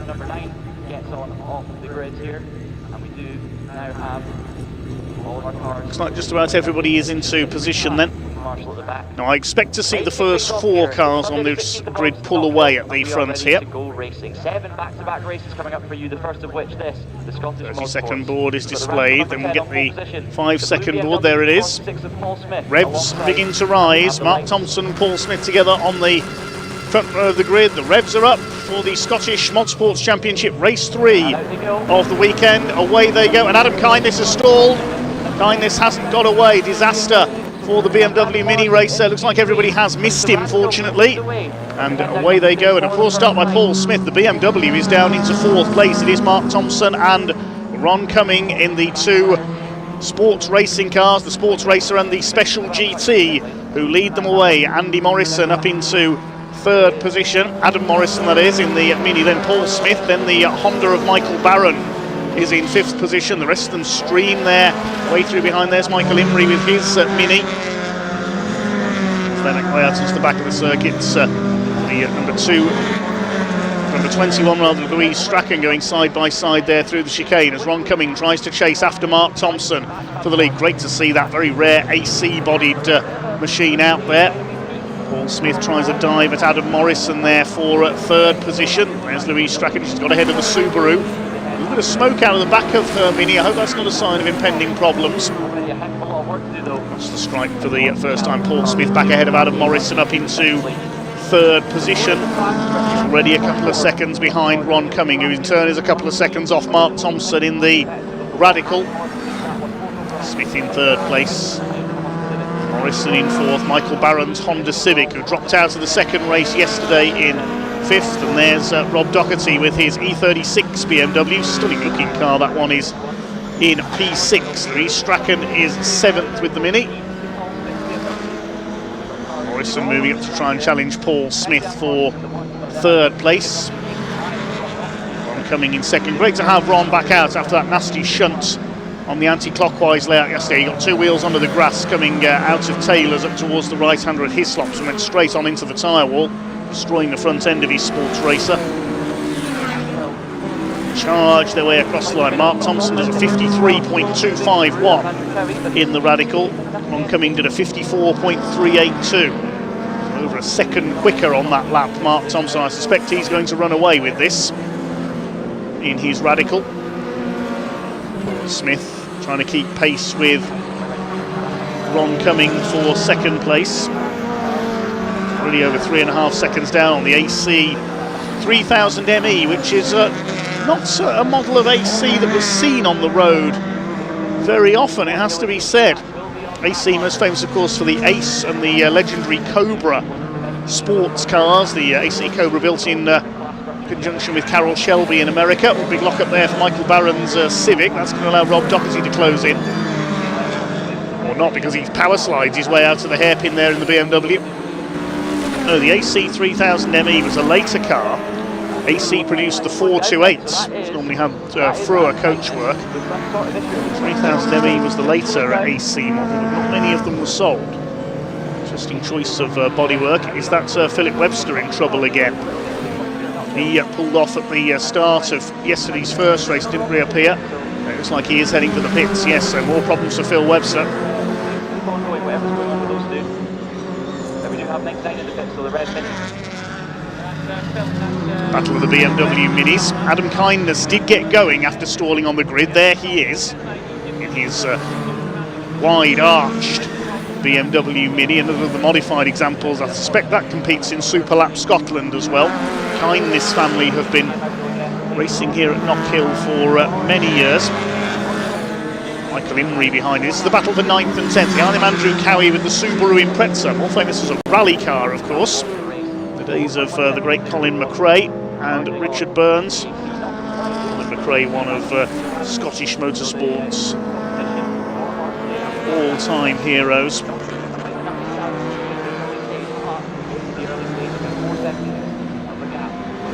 McRae and Burnsley very sadly no longer with us.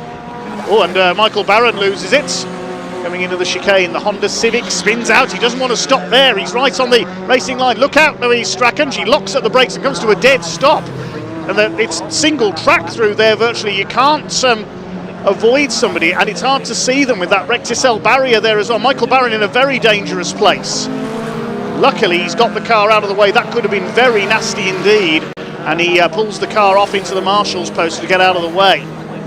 That was frightening there for Michael Barron. If he gets that car going again, I suspect he's going to be calling into the pits for a change of underwear.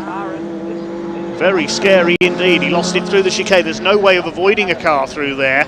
And you saw Louise Strachan just slam the brakes on and came to a stop to avoid him. There's Paul Smith. He's just lapped Ali Chalmers in the BMW Mini, racing with hand controls. There's a couple of our commenters saying, well done, Louise, for pulling the car up there from racing speed to avoid what would have been a very nasty impact with Michael Barron's Honda. The race continues on then with Mark Thompson still your race leader. 4 seconds clear of Ron Cumming. Here is the Radical. Chasing down Morrison is Rob Doherty now. Radical founded in the late 1990s, initially based in Peterborough. Founded by Mick Hyde and his business partners. Mick used to race in the TVR Tuscan Challenge, I remember, in the late 80s, early 90s, before founding Radical along with Phil Abbott. Many of their little sports racers ever since. There's Ron Cumming in second in his special GT machine. Paul Smith further back in third in the BMW. See Ron in the central driving position because it is a Formula 2 single-seater from the early 80s underneath. That was the beauty of Special Saloon and Special GT. As long as the car resembled the silhouette shape of a production model, you could do whatever you liked. There was the likes of Mick Hill with his VW Beetle body on a Formula 5000 single-seater chassis with a Chevrolet 5-litre V8 in its rear end. And of course, the greatest of all in special saloons was the legendary Jerry Marshall for dealer team Vauxhall in the Vauxhall Firenze with a Holden V8 in it, known as Baby Bertha. Still being raced today by its current custodian Joe Ward in special saloon revival events. Simon Alloway, of course, in his Lotus Esprit V8 that competed in the Donington GT series in its heyday. There's Adam Morrison in a modern-day take on the special saloon, the Mini with the Honda S2000 power unit under the bonnet. There's Paul Smith in a more conventional, slightly conventional saloon, the E46 M3. Coming into lap number 14 of Michael Imrie, who's 9th with his Mini. Various classes. Class A1 is led by Mark Thompson. Cumming is in Class A2. Class C is led by Paul Smith. Class D by Morrison. Looking for another couple of class wins today to extend his championship lead. Class E is led by Andrew Cowie's Subaru. Class F by Andrew Heron in the ZR in 12th place. And Class G is Michael Imrie's Mini, because the two BMWs that were his rivals are not out there. Only a dozen cars running now. Unfortunately, we lost Phil Webster into the pits, and Michael Barron, I think, has dropped out of the race as well. Green flag being shown there to Adam Kindness and Louise Strachan as the leader comes round to lap them. Gap is 2.76 seconds back to Ron Cummings, so the gap has come down a little, with Mark Thompson dealing with the back markers as he makes his way over the back of the circuit. Kindness pulls out of his way. You can see the gap has come down. Ron Cummings is still there. Wily old fox from Aberdeen. Fair play to him for making the journey back up to the north of Scotland to collect another car from his collection for today's race. Now the gap was 2.7 seconds. Let's see if it's come down as they make their way onto the straight. This is where the Radical can open up a little as they lap another couple of BMW Minis. Yes, the gap has come down, 2.14 seconds. So Ron Cummings keeping the Radical in his sights. There's just over 2.5 minutes of the race to go. So I think he'll catch up to the back of him possibly, but he may not be able to pass. Ali Chalmers Mini. Ron Cummings is not finished yet. Here he comes. Wonderful to look at, isn't it? Such an unusual machine, the old AC body. March 832 in European Formula 2 used a BMW engine. I'm not certain what engine that car has got in it, but he is closing on Mark Thompson here. They're nearly 15 seconds clear of Paul Smith's BMW now. They lap the Subaru of Cowie in 10th place. 2 minutes to go as they come over the line. Could we be in for a surprise here? I thought Mark Thompson would run away with this, but Ron Cummings is still there in his mirrors. Smith still safe in third. He's about 8.5 seconds clear of Adam Morrison in the Mini. He'll win Class D by the look of things. He's about 7.5 seconds up on Rob Doherty, and now Ron Cummings is right with Mark Thompson. He's on his tail. He's almost under the rear wing of the Radical as they go through Clark Curve. Somebody's off in the background there. Louise Strachan, I think he's doing a bit of grass tracking. Oh, Ron Cummings spun him. What happened there? Almost exactly where he went off yesterday. Oh, what a shame. He was all set to challenge for the lead there. So Mark Thompson continues on. He's lapping about a second and a half off his pace from earlier in the race. So whether there is an issue with the Radical, I'm not sure. It's over the line. I think there's a couple of laps to go in this race. Now, has Ron Cummings been able to get going again? I'm not sure. That's almost the same place where he went off in the other direction yesterday. He must have just got a wheel onto the grass coming out of Clark Curve. I hope he hasn't damaged another car. No, he's going again. There he is. Now, is he still in second place? No, because there's Paul Smith in front of him, so he's down to third. That means Mark Thompson is going to take a third win of the weekend. There's not many drivers who've won races in different directions on the same circuit in the same meetings. 10 seconds to go as he crosses the line there, so we might get 2 more laps out of this. Paul Smith up to second in the BMW then. How far back is Smith here? 17 seconds off the Radical.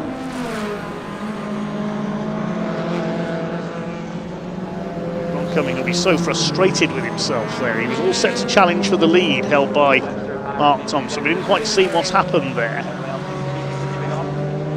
Well, if Thompson can win both races today, this may well be a unique feat for Motorsport. Two wins in one direction on Saturday and 2 wins in the other direction on the same circuit on the Sunday. That's surely never been done before. He's got to get through race 2 yet. Comes up towards the line. I think there's 1 more lap to go, is there? No, the checkered flag is displayed this time, I think. The clock had just counted down 0. No, we do go into the last lap. I saw a checkered flag being displayed there, but there is 1 lap to go. So, yeah, 12 minutes plus 1 lap. The race is still showing as green on the timing screen, and the counter says 1 lap to go. So a bit of confusion there. The checkered flag was being displayed, but I think that's come out early. It does say 12 minutes plus 1 lap on the timetable, and the counter had 10 seconds to go 2 laps ago, and then was at 0 this time. So we're on the last lap now.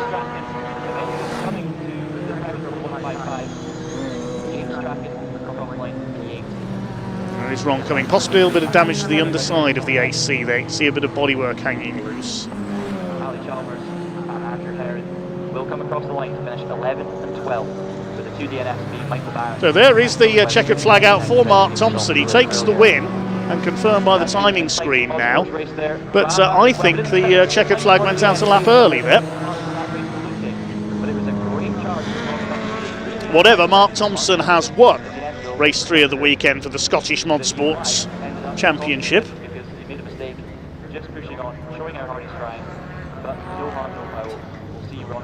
With Paul Smith in second, gap closing to 9.78 seconds at the flag.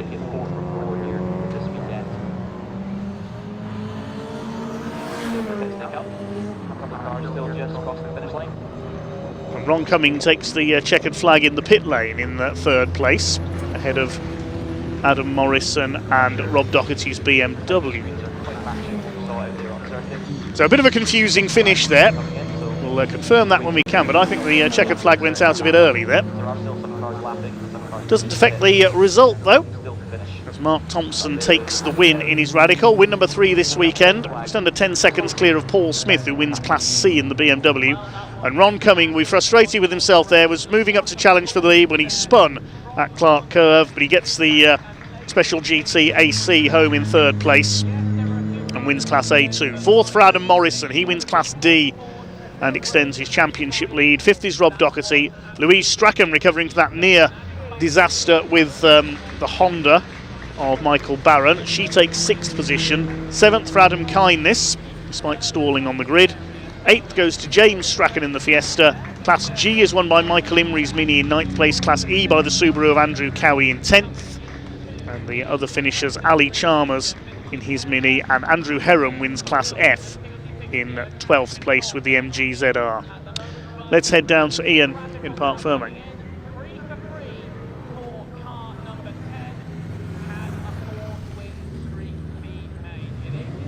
Welcome down to Parc Ferme, everybody. It is 3 from 3 for Mark Thompson this weekend in the Scottish Motorsports Race Championship. He wins round 12 overall. Paul Smith coming home in 2nd place on the track, but a winner in Class C, and Ron Cummings coming home in 3rd place, but winner in Class A2. We'll just let him get out of the car and have a quick chat and just see what happened, because it was a dramatic finish, wasn't it, there for Ron? And you're right there, Ron. Do you want me to grab the door for you? Yeah, okay. There we go. Look. That was quite a dramatic final few laps, wasn't it, Ron? Well, if he hadn't lifted off in the middle of the corner, I would have been alongside him, like, you know. But really? he lifted off, so I ended up at the touch of brakes and spun. Oh no, it's 3rd place anyway. It's not bad. And you were closing. Yeah, I would have maybe got him. Like, I don't know. Like, I probably wouldn't have managed him up the straight. Like, but I think anywhere else in the circuit, they definitely had him. Yeah, it was good fun. It was. Ron, you're smiling. That's what I like to see. We'll get up and move. I don't want this to slam. So thanks, Ron. Thanks for that. We've got Mark Thompson over there. We'll grab a chat with him very shortly. I'm not sure where. Paul Smith is over there. Let's grab Paul for a quick chat. Paul, let's have a quick chat. I mean, yeah, it looked actually you were sort of running in kind of third by yourself a little bit. Looks a bit lonely, and then of course Ron had his bit of an off, and you managed to capitalise. Yeah, I actually couldn't believe it because obviously once pace settled in there, Ron was away. I wasn't really touching that. It's a bit quicker on the straights and that, but yeah, I couldn't believe my luck. I came around through the chicane there and into Clark's, and there was a big cloud of dust, and I thought, I wonder who that is. Sure enough, Ron spun, and there's grass over the road, so I thought, well, there's my opportunity, so I took it. And you managed to hold him off as well, because he was actually closing up to Mark. He was. Yeah, at first I was seeing him closing, and then I thought, right, I need to put my head down here, so I put in a couple of fast ones towards the end, just managed to get through the traffic really well, and I think he got held up, so it worked out good. You've got one last dance left. Right, I'll let you crack on, because I think there's people are going through a couple of conversations with the staff here, so we are almost time to get going. More Caterham action coming up for you. It is going to be Caterham Academy, so let's hand back to your commentator, Dave Goddard. Yes, thanks, Ian. Next up on track is our first rung on the Caterham ladder, the Caffeine&Machine Caterham Academy, sponsored by Caffeine&Machine, the coffee shop for the discerning petrol head, the perfect venue for car meets at 3 locations across the UK. If you want to organise a get-together of like-minded petrol heads, then that's your venue to do so. Caffeine&Machine, big thanks to them for their support of the Caterham Academy in 2026, the championship for novices. None of these drivers have ever held a race licence before, and before we get this race underway, let's hear from some of our novice drivers with Sam Parker.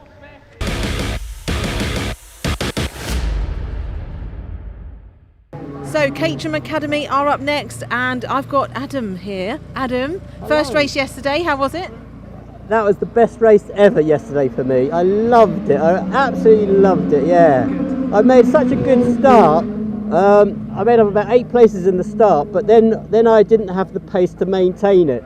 So I was under attack and I had to yield in the end. But no, it's actually so much fun being in a pack of cars fighting to race rather than being wandering around on your own. It's the first time it really was like that for me, so I really enjoyed it. So more of the same today then? Yes, but this time I'm going to finish a little bit further up hopefully. Yes, that's it, good positive mindset.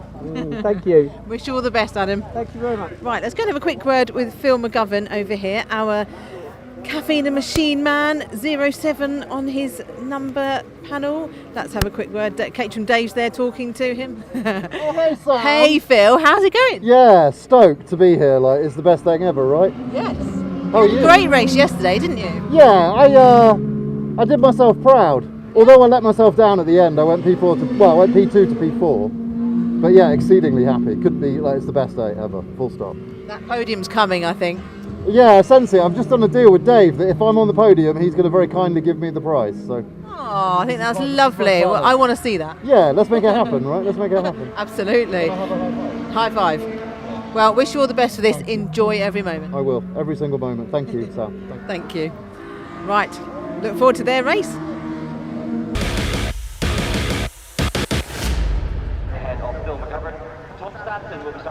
So cars about to head out to the grid then for the Caffeine&Machine Caterham Academy Championship. And watch out for fireworks from the back in this one, because triple winner so far this year, Bill Mulholland, was unbeaten coming into Knockhill, didn't have a very happy birthday yesterday because he went off on the second lap at Taylor's turn, and therefore has got to start from the back in this race. There he is in the number 67 car, with the grid based on the results of yesterday's race. City's first time winner, number 64, Peter Holland, who starts on pole with 75, Ben Prince alongside him. Second row, number 2, Barney Hussey-Yeo, and number 7, we just heard from Phil McGovern. Row 3, 22, Tom Stanton, 42, Freddie Kelly. Fourth row is 34, Dan West, and number 5, Morton Stratton. On row 5, 3, Zach Parkhouse, 73, Anthony Dan. Row 6 is number 23, Tim George, who qualified on pole for yesterday's race, was fighting for the lead, had a couple of spins, and ended up down in 11th place. He starts alongside number 19, Olan Murphy. Row 7, number 13, Owen McIntyre, 17, Alistair Murray. Row 8, 24 of Jonathan Macklin, 77, Donatas Juskauskas. On row 9, 33, Craig Latimer, and 65, John Wells. Row 10, 20, Michael Bedford, 11, Adam Mann. On row 11, we've got 66, Sean McCammon, and 4, Stuart Gardner. Row 12, 49, Nick Tuckett, and 60, Steve Hollyhead. And the 2 non-finishers from yesterday at the back, number 8, Freddie Caldwell, and 67 Bill Mulholland. Yeah, time to get their second race. Imagine being in your first season and turning up to a race circuit. Not only you got 2 races, completely the different directions on both days. It's an awful lot to take on, but they are absolutely managing it well. But the finishing order from yesterday is the starting order from today. That's where we call it our super header. So again, pretty unique in British motorsport to go both directions as part of one race weekend. And what a challenge it is for them. And they had such a good race yesterday. I'm really looking forward to seeing how they get on today. Peter Holland, taking that top step over Ben Price. And Barney, in his yellow machine, was also pressuring all the time. And as Phil was just saying before the race, he was in second place at one point. Can he get that podium? Can he get that win?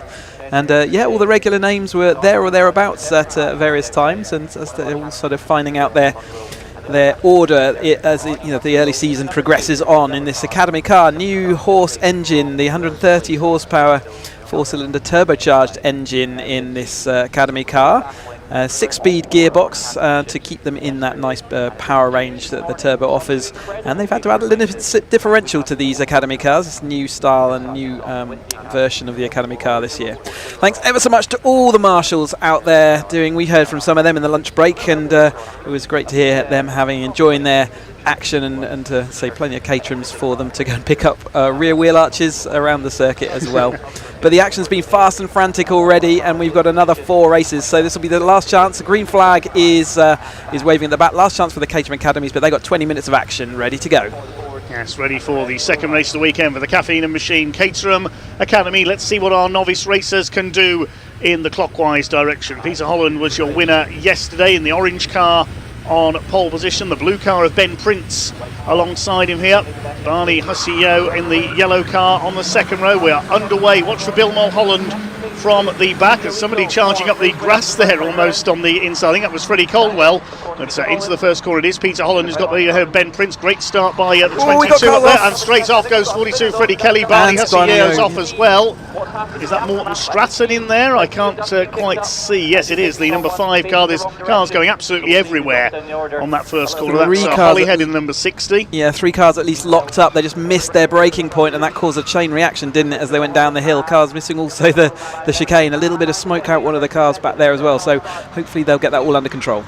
Oh, a bit of carnage there on our first corner. Several cars going flying across the gravel trap. Morton Stratton was in there. I saw Ben Prince attacking for the lead on the inside of Peter Holland. It's Mr. Caffeine&Machine number 7, Phil McGovern, in third place ahead of 22 of Tom Stanton, the black and turquoise car. Then everybody else trying to be 5th. The number 3 up there on the inside. Zach Parkhouse from ninth on the grid. He's made a decent start, and so has the number 23 as well of Tim George, who's down in 11th on the grid after a couple of spins in yesterday. Oh, we got a safety car out, so I saw the safety car board flashing there, so I imagine there's some debris or some cars not made it all the way back. I did say I saw some smoke out of one of them, whether there was still some problems as we were around. But anyway, they're all hauled up under the safety cars. That means if they were trailing behind, they will be able to catch up now. The safety car will take them around at reduced speed while they recover any cars back to the pits as they need to, and then it will be back underway. But the clock will continue to tick down. You can see that the weather's still looking threatening out there. We've already had a rain shower today, but it has dried out fully over that lunch break. You can see it's perfectly dry at the moment, but that will add another complication to the proceedings if it does start to shower with rain. They won't need to change their tyres. They are road legal tyres which have got a tread pattern on, so it's no different from that perspective. But yeah, Dan Wester had a bit of a shaky start. You can see how steep it was off the start, and he struggled a bit to get away, but I think that actually helped him out as the issues all became in front. Sounds like Barney's having a problem with his gearbox and therefore won't. That's Hussey-Yo, so he was 3rd place. He's not going to be taking part. You saw him contact, and Morton Strand back into the pits. Was it Tom Stephen Hollyhead was delayed there as well. He's a long way behind, trying to make up the time under the safety car. Bill Mulholland is up to 14th on that first lap, partly due to the incidents there, but he's made some good progress from the back. The triple winner so far, took a double at Donington and one at Brands Hatch Indy as well. After this, the championship goes to Snetterton. They also have a double header at Silverstone as well. And you also get points if you marshal at certain events in the UK as well, don't you? Yeah, we consider it such an important part of motorsport that we do support the marshals whenever we can. And yeah, as part of the Academy Championship, you will get points if you spend a weekend marshalling. So not only do we encourage it, we actually actively celebrate it with championship points for doing it. So yeah, most of the Academy will at some point throughout the season go and take part in the banks, and it really does give you the insight you need to understand. You know, as a driver, you're always a bit confused as to why the marshals didn't see this, that and the other. Why were they showing me this, that and the other flag? Why were they giving me track limits? All those kind of things. And if you go and experience it from the banks, it really does teach you you know, how a race looks from how complicated a race can be from the banking. So yeah, absolutely something that we support. And yep, 10 whole championship points for doing that. So pretty much all the championship leaders and nearly all the field, unless there's a particular reason they won't, they do it. And Snetterton might be their best opportunity to go and do that, which they're going to be racing on the 12th of September at Snetterton, whereas all the other championships will be doing the full weekend. So it's a good opportunity for them to see what a Caterham race looks like from the other side as well, and how exciting they can become. But they're all nose to tail under safety car procedures at the moment. We're looking for the safety car, and the lights on top of the safety car will be the indication to the drivers about when it's going to pull in. I can't see the car out there. I wonder whether we are going to go green this time through. There's still some gaps there which we wouldn't see in the higher level of championships. How is Peter Holland going to lead them away in number 64 then over the top of Ben Price? So we've got just over 15 and a half minutes, this 20-minute race to go for the Caffeine&Machine Caterham Academy Championship. Waiting to get back underway here with debris clear. The power comes on and away they go down towards Duffus Dip once again. Peter Holland, number 64, leads them away, looking for his second win of the weekend. Ben Prince giving chase in the number 75. Phil McGovern in third. Then Stanton ahead of Dan West, who had a strong race at Brands Hatch last time out. Struggled a bit in qualifying yesterday. And over the chicane they come, right up on the curbs there. Dan West monstering them. Yes, indeed, they're loving it, these drivers. Then Zach Parkhouse ahead of Tim George next in the order, the black and orange car there. The similarly coloured machine of Anthony Dan behind him, and Ola Murphy and Freddie Kelly round out the first 10. Izzy George shouting on Go Tim in the chat as well. Good to have you on board watching along with the action. Taylor's turn, they come then about just over a car's length in it between the two of them. You can see all these cars have got the novice cross on the back. You have to be a novice. You can't have raced in spin going on any form of racing before. Now who's that? Is that the 73 Anthony Dan? It is, who spun onto the grass there. He did well to get that out of there. It drops away quite steeply, the grass bank there on the inside of Taylor's turn. And Anthony Dan, who was just inside the top 10, gets it going again. Tim George on the tail of Zach Parkhouse in the number 3 machine. So they make their way over the top once again. You can see the slightly more compliant suspension in this Caterham Academy car. So the Caffeine&Machine Caterham. Oh, there's another driver out on wide. Who was that? That was one of our leading drivers, wasn't it? Losing some time and space there, but the slightly more compliant suspension does mean that they kind of remain in contact with most of the tarmac, and the bump down here in the main straight also looks a little bit more comfortable than it does, say, in the 310 and the 270. That's a really late move up the inside there from our Caffeine&Machine man, Phil McGovern. Did he get that hauled up? I think he did. And number 3 now recovering back through Zach Parkhouse after that gravelly back. Yes, Parkhouse back on the inside for 7th place ahead of Freddie Kelly in the number 42. Phil McGovern has done the fastest lap of the race. He's done a 59.566. That's the quickest lap so far. Chasing Ben Prince for 2nd place. Bill Mulholland was unbeaten coming into this weekend. He led the championship, of course. Now, where's he in the order? No, he's back down to 15th now, so has lost a place in there. Barney Husseyeo was 2nd, some 15 points down, and on equal on points was Ben Prince in 3rd place. So Prince with a chance to make some good progress in the championship here. They're also just over halfway through their championship now. They're sort of lagging a little bit behind the rest of the championships, who are going to come into their final one. They've got a couple more before they get to that point. So yes, they've got a few more races left on, and as we go over that halfway point in this race, it's going to be interesting to see how all the points start lining out. But yeah, Mulholland having a good start to the season, but so far and Knockhill to write off, and certainly will form drop scores, I'm sure. But Peter Holland leads them over once more. Ben Prince in second place. Phil McGovern still in that podium paying position. We heard him just before, and now he's really keen on that podium, and it looks like he's keen to even move further up than that. Tom Stanton, Dan West having another good weekend. Dan West crossed the line in first place at Brands Hatch last time out, but he just had a track limits infringement which dropped him back to fourth in the end, so he'd be thirsty to see if he could get back on that podium by the end of the season. Monstering the curves there once again at the chicane. That's Tim George, who's up into 6th place now in the number 23. Trying to chase down Dan West ahead of him. There's the battle for 7th going through. Freddie Kelly, Olin Murphy and Zach Parkhouse in there, with Alistair Murray in the blue car rounding out the top 10. Ben Prince side by side with McGovern for 2nd place. Prince going out wide there out of the left-handed run at Hislops. But he goes to the inside here at Taylor's Turn, trying to get onto level terms with Peter Holland. He's got to defend there at the same time from Phil McGovern in the number 7 car, still allowing Tom Stanton to close onto their tails.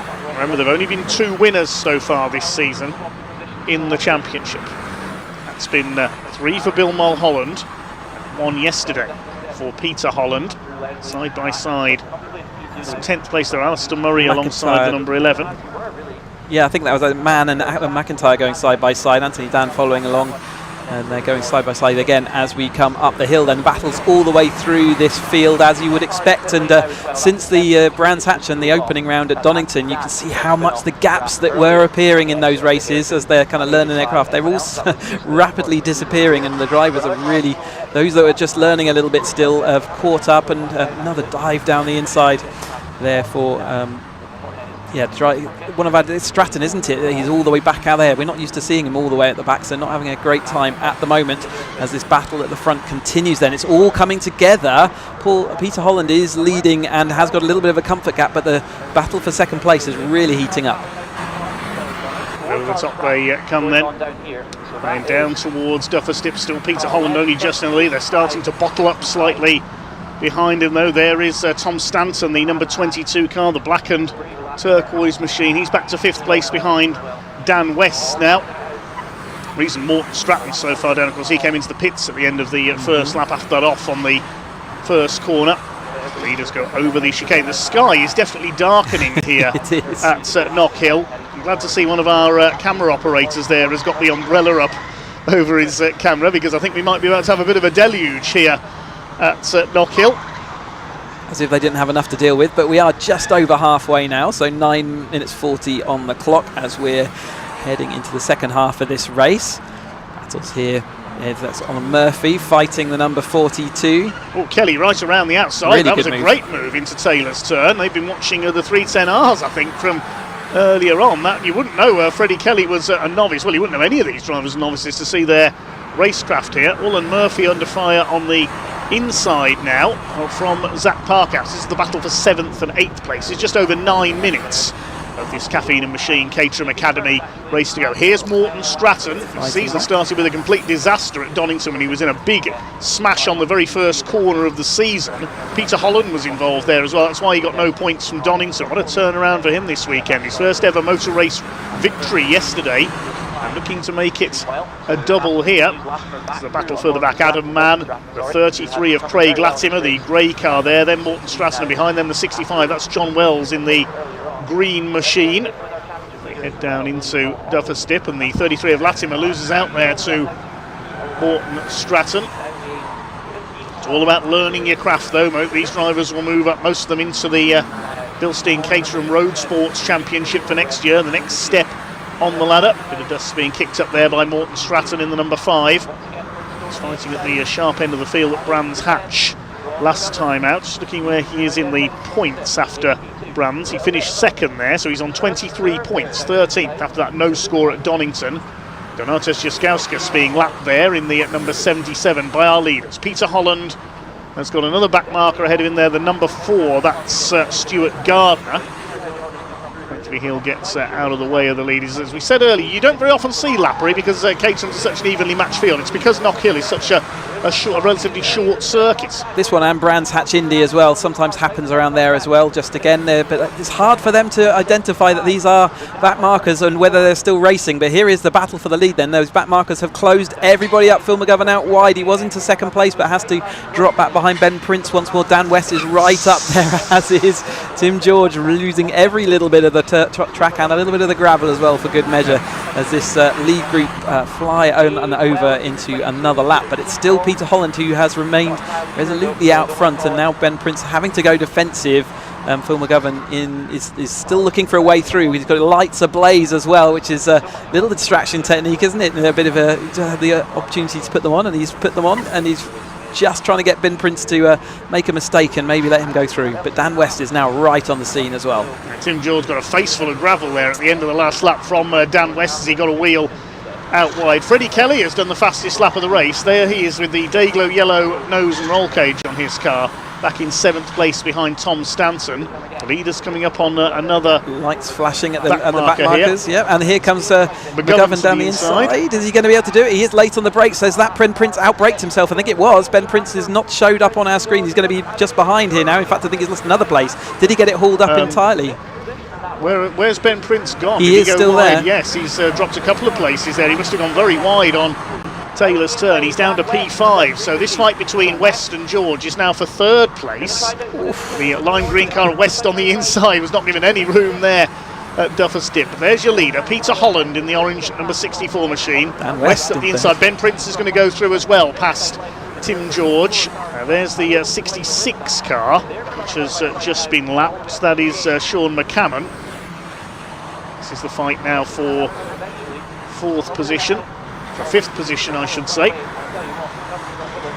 The leaders head up towards the end of another.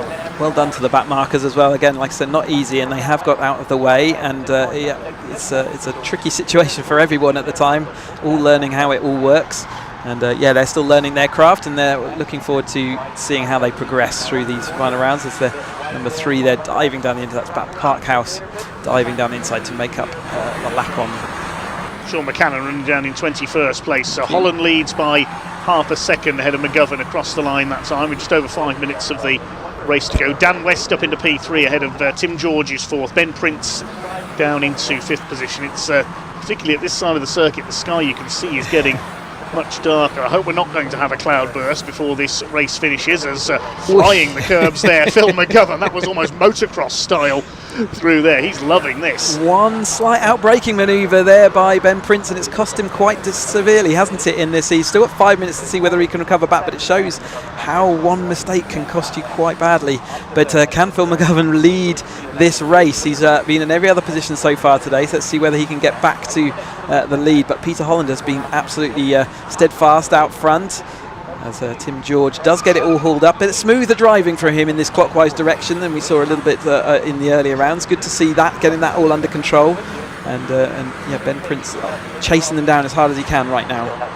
Lead gap has come down. Phil McGovern's got it down to less than a quarter of a second now, and he's always clipped the side of Peter Holland. He's never going to get round there. Surely it's Leslie's. The next corner's the right-hander at Scotsman Corner, and Holland will just keep in his lead. Or will he? McGovern, he's really throwing caution to the wind here. He's never going to go around the outside into the chicane. Yes, he is. That's the overtake of the weekend so far. Incredible from Phil McGovern. That's topped the 310Rs earlier on. Brilliant driving. The audacity of that move. That was basically not knowing necessarily that you shouldn't do that. I think he did it anyway, and he got away with it. Great driving. I've never seen an overtake into the chicane on the outside at Knockhill in any form of motorsport before. That I didn't know you could pull that manoeuvre off. But Phil McGovern leads the way. Then Peter Holland's not having any of it. Now he's back up the inside. As well. Into Taylor's turn. He retakes the lead. McGovern cuts back on the inside. Tim George going through at the same time. He's spotted there Chris into 3rd place past Dan West. And Tim George had just done the fastest lap of the race as well. This is the line just ahead of Dan West. Ben Prince has got a grandstand view of all this from the blue number 75 car as they go at it. Hammer and Tom's ahead of him. They're single file this time. What's McGovern going to try this time then? He's going for the outside again. He can't do it 2 laps in a row, surely. Yeah, the cutback can work there, but it's such a short space and the track's not wide there, and it's so off camber that it really does just slow you down rather than gain you time. Mostly it is single file. as you go through there. But if an opportunity arises, you take it, and that's exactly what happened. So back to Peter out in front, but maybe a little bit more shaken that time, and he did the right thing, which was let the move happen and then recover the best opportunity, which is into the hairpin. Less than 3 minutes to go now. Here's a couple of battlers further back, McCammon and Juskauskas, the Lithuanian-born racer in the number 77. They're fighting just outside the top 20 at the moment. The leader's heading up towards the end of another lap. Peter Holland leads by less than 0.3 of a second now as they come over the line. Ben Prince is right back there, isn't he? He's right back with them again. Yes, what's going to happen down into the first section of the lap this time? They drop away down Duffus Dip into the left at Leslie's. Tim George could be sizing up for a move for second place here on the back of Phil McGovern in the Caffeine&Machine car. Another back marker up. Lots of the little pack of them there. That's the number 49 car of Nick Tuckett. We'll have to keep an eye on his mirrors. There'll be blue flags waving for him as well. They are battling each other as well, so Tuckett's out the way, but there is another couple that are battling each other. That's where it gets really complicated, because again, cars everywhere going and trying to do different parts of their races. But at the moment it is Peter Holland with 1 minute 43 left on the clock. We've got a car out wide there. That's number 8. It's going to spin across the track as well. Luckily there was no one around. That's Freddie Caldwell. Yeah, and he spun off in yesterday's race as well and failed to finish, so a frustrating weekend for Freddie. Indeed, but this lead pack then coming up and over the line once more, 1 minute 20 seconds, so they'll be starting their penultimate lap this time, this one and one more beyond, as they're having to defend down the inside. So it's now, Tim George has made it up into second place. Has he timed this perfectly? Now, Tim George, he was very frustrated yesterday. He was, as we said, fighting for the lead, but he spun twice in the closing stage. He's ended up down in 11th, which is where he's had to come from on the grid today. He's made up 9 places. He'd love to make up another place and take the win. Ben Prince has got past Dan West as well, up into 4th position as they came through the chicane here. So Ben's not finished yet in the blue car with the white stripe there. Tom Stanton behind them. Peter Holland leads from Tim George as they come round to start the final lap of this Caffeine&Machine Caterham Academy Championship race over the bumps down the back straights, and it's got 2 back markers battling each other here at the worst possible time for the leaders. Adam Mann, the number 11, the 20 of Michael Bedford. They need to try and get out of the way here as Peter Holland tries to come through to start. Here's at final lap. He's got Tim George on his tail. They pulled away slightly now from Phil McGovern. Tim George is going to try around the outside. That's 3 wide. He didn't quite have enough move to do it, but he's going to dive back down the inside on this final lap. Didn't make it happen, but it was an opportunity and he tried for it. Can Tim George pull this off on the final lap? They come through Scotsman Corner for the last time in this Caffeine&Machine Caterham Academy Championship race, and Tim George is going for it. Ben Prince is up into 4th place and trying to close down Phil McGovern. They fly the chicane for one last time. We're in for a grandstand finish as they come up towards Taylor's turn. This time the leader's coming out of Clark Curve. They've got to get themselves into the perfect position for the hairpin here. Dan West got up to 3rd place again. Oh no, he didn't. He lost out. He was up the inside. Peter Holland is still ahead of Tim George as they come into the Taylor's turn for the last time. Dan West going for it, and Stanton up the inside. Tom Stanton as well, but it's going to be Peter Holland, I think, who's going to hold off Tim George to take the victory. He does. 2 out of 2 for Peter Holland this weekend in the Caffeine&Machine Caterham Academy. Wins by 0.4 of a second from 2nd place Tim George. Phil McGovern in 3rd, and Ben Prince finishes ahead of Tom Stanton. Dan West got relegated down to 6th place there. Freddie Kelly, Olan Murphy, Bill Mulholland, Alistair Murray complete the top 10. Bill Mulholland from the back of the grid through to 9th place. Wow, what a fantastic second Caffeine&Machine Caterham Academy race then. Brilliant for them for all to do that in the reverse direction. And Peter Holland, what a strong middle part of the season he's starting to have. Can he put a charge on after what was a disappointing and a horrible start to his race? But the rest of the field also making it to the end. Really good racing throughout. Provisional result then of the Caffeine&Machine Caterham Academy Championship Race 2 this weekend. A double win for Peter Holland. He beats Tim George by just under half a second, with Phil McGovern completing the podium in 3rd. Ben Prince finishing 4th. Tom Stanton diving through on the last corner to take 5th ahead of Dan West. And then Freddie Kelly further back in 7th ahead of Olan Murphy. Bill Mulholland 9th from the back of the grid. His unbeaten run came to an end yesterday. Then Alistair Murray 10th. Morton Stratton, despite making that pit stop, came through for 11th. Freddie Caldwell surviving a spin to take 12th. Then Owen McIntyre, Jonathan Macklin, Craig Latimer completing the top 15 and the rest of them. have to say a big hello to Top Motorsports official Jordine Crooks. She's the coordinator of the BTRDA Clubman's Rallycross Championship and is watching on today. The championship comes here to Knockhill in October for its season finale. They'll be hoping for a slightly drier day than last year. So hi to Jordine, also to Todd and Catherine as well. Hope you're enjoying the action today. We'll see you at Knockhill later on in the season for some Rallycross action. Thanks for all your comments coming in. We haven't had a lot of time to bring you your comments. Hello to Rebecca Stratton, who was cheering on Morton there. So he came through to just outside the top 10. Hi to Dan Bartlett, one of our regular viewers. Dirt Devil RC Motorsports watching in Australia. Mr. Ninja Fish as well. Nathan Shaw. Mentioned Kilted Sausage earlier on, our Knockhill season pass holder. I love that username. Hannah Lindhout. And all of our other viewers, big thanks for getting in touch this weekend. Let's head down to Sam Parker in Parc Fermé.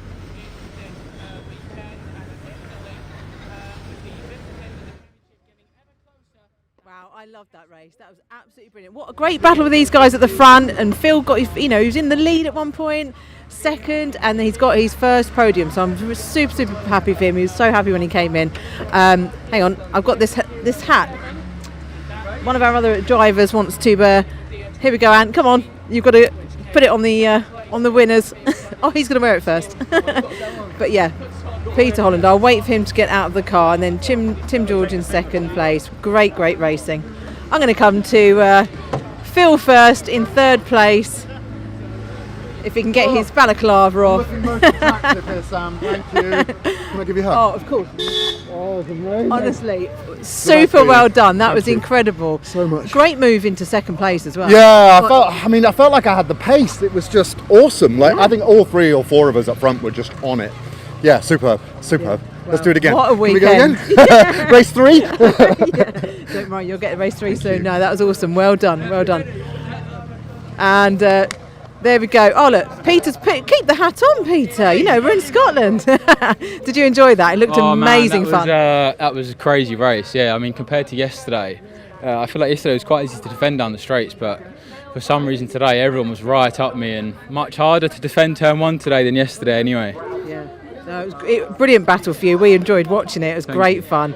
But yeah, quite intense around here, isn't it? 20 minutes is definitely long enough. Yeah, I mean, everyone was having a go. It was mainly just Tim yesterday that was trying to overtake. But I mean, every time I looked behind me, there's a new car there. And even Tim, I think, made it out from 11th. So, yeah, I just kept it on the inside, did what I could, made overtakes where I could. And, yeah, here we are. Yeah, brilliant. Well done. Very well deserved. Let's come to have a word with Tim.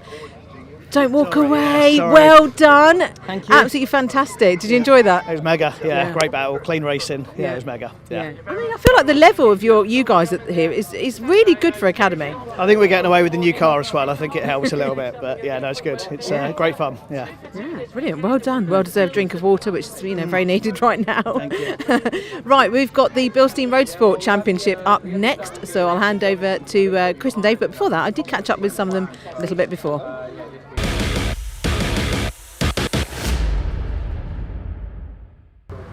So Roadsports are up next after the Academy race, and I've got Heinrich, Richard and Archie, who had a fantastic battle together on track yesterday, and I just caught you all shaking hands. Does that mean you're going to have another good battle today?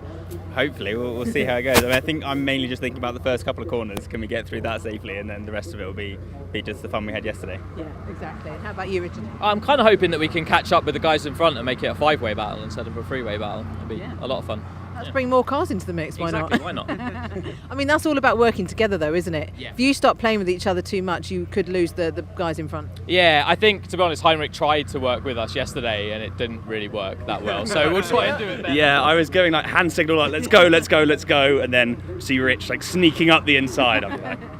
But no, look, we had a very good battle this time. Hopefully we can move forward a bit, battle with some of the lads at the front. I think we had a familiarisation session earlier today and the lap times were closer than the anti-clockwise, so I'm feeling hopeful.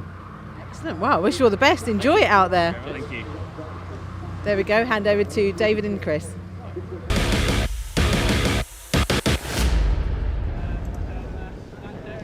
Thank you, Sam. Yes, indeed. Those three, Richard Watson, Heinrich Watson Miller and Archie Kennedy Dyson, did indeed have a big scrap in yesterday's race. It was Heinrich who came out on top, taking 7th place.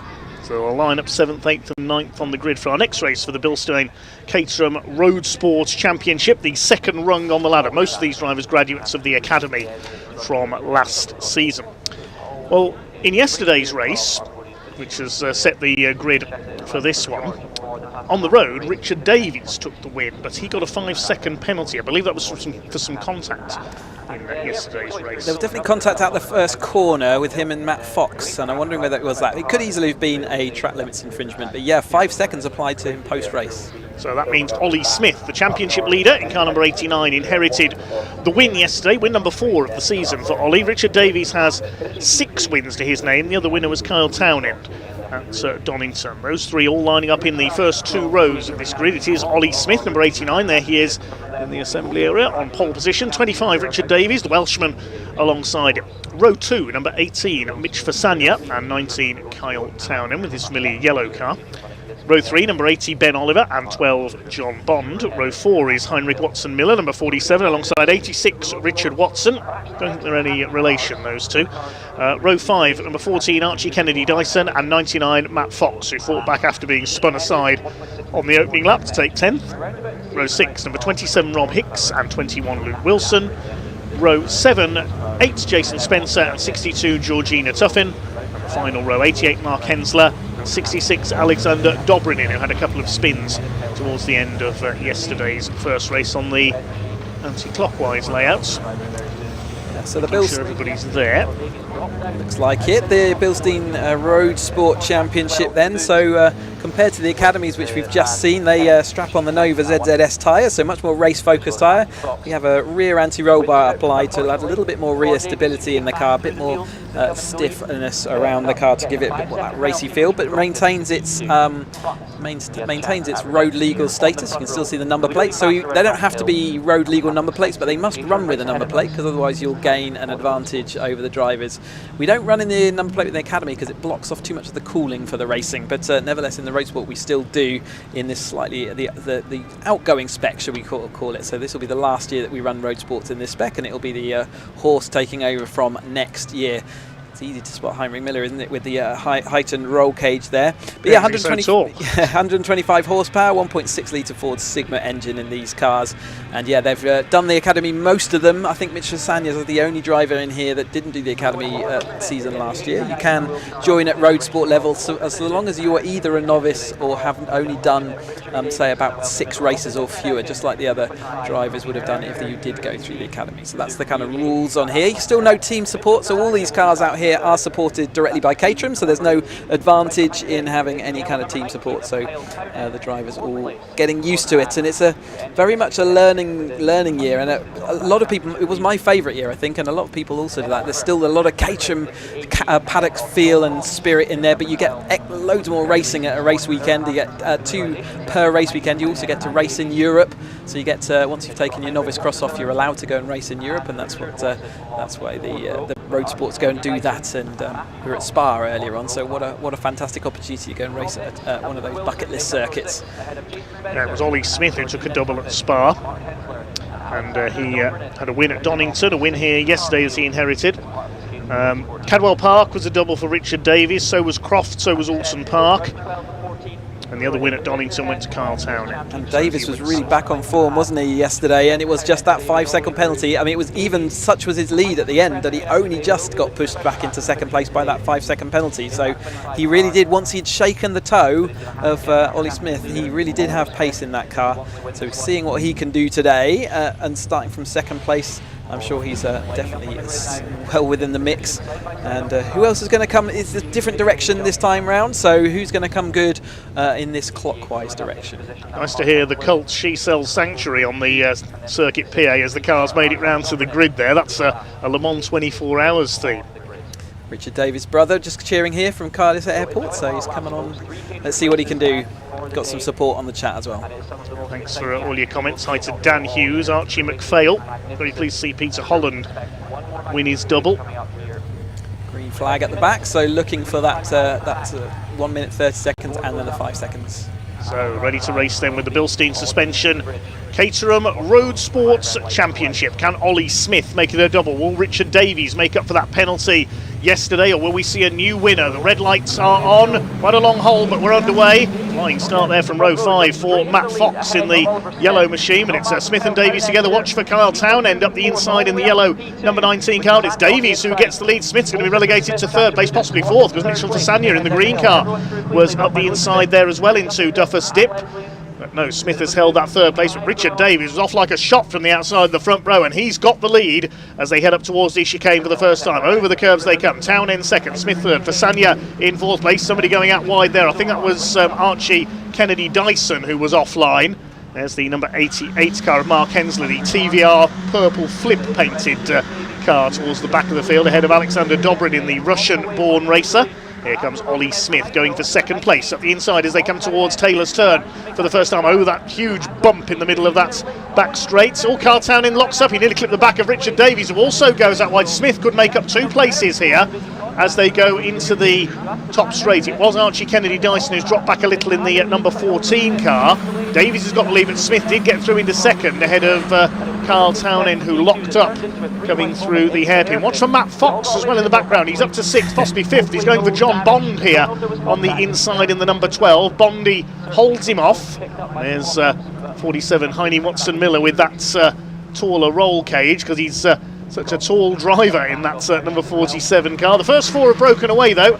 There's the second group flying the chicane. Watson-Miller gets it a bit sideways. Richard Watson on his tail in the number 86. We've got 2 quartets at the front of the field early on, but it is Richard Davies who leads the way with a cracking start. Get the feeling that if Fox can get clear into that second group, he has got speed in that car and also determination after had that contact out of turn 1 and spun around. Never really got to compete, but fought all the way back through. He's going to have a look down the inside of Bond. He's really late on the brakes, does get it hauled up. Bond just let him have the space, and he's going to see whether he can tuck back into the slipstream. I think though Matt Fox has got the speed in that car. If I was John Bond, I'd be looking to see whether I can use that speed to get back across myself, because it's always easier just to let someone else do all the hard work. But Richard Davies back across the line, so he lost his advantage after outbraking himself very slightly, but he's still out front at the moment as we watch Carl Townend there also riding all these curves. And we've talked about these sort of the blue and white sort of part of the curb and then the red sausage curbs on top. We've lost them up here in the chicane, which makes it a little bit more comfortable. You can see how hard the cars are still having to work. Matt Fox monstering it and even taking a bit of the grass there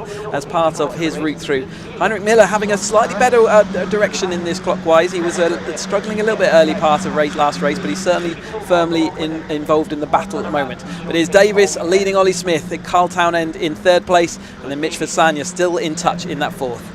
Well, one driver who lost out on the first lap was Ben Oliver. He started 5th. He's down to 10th in the Brawn GP lookalike car in that 3rd group further back. Matt Fox has not pulled away from John Bond, who was almost bump drafting him along the straight there.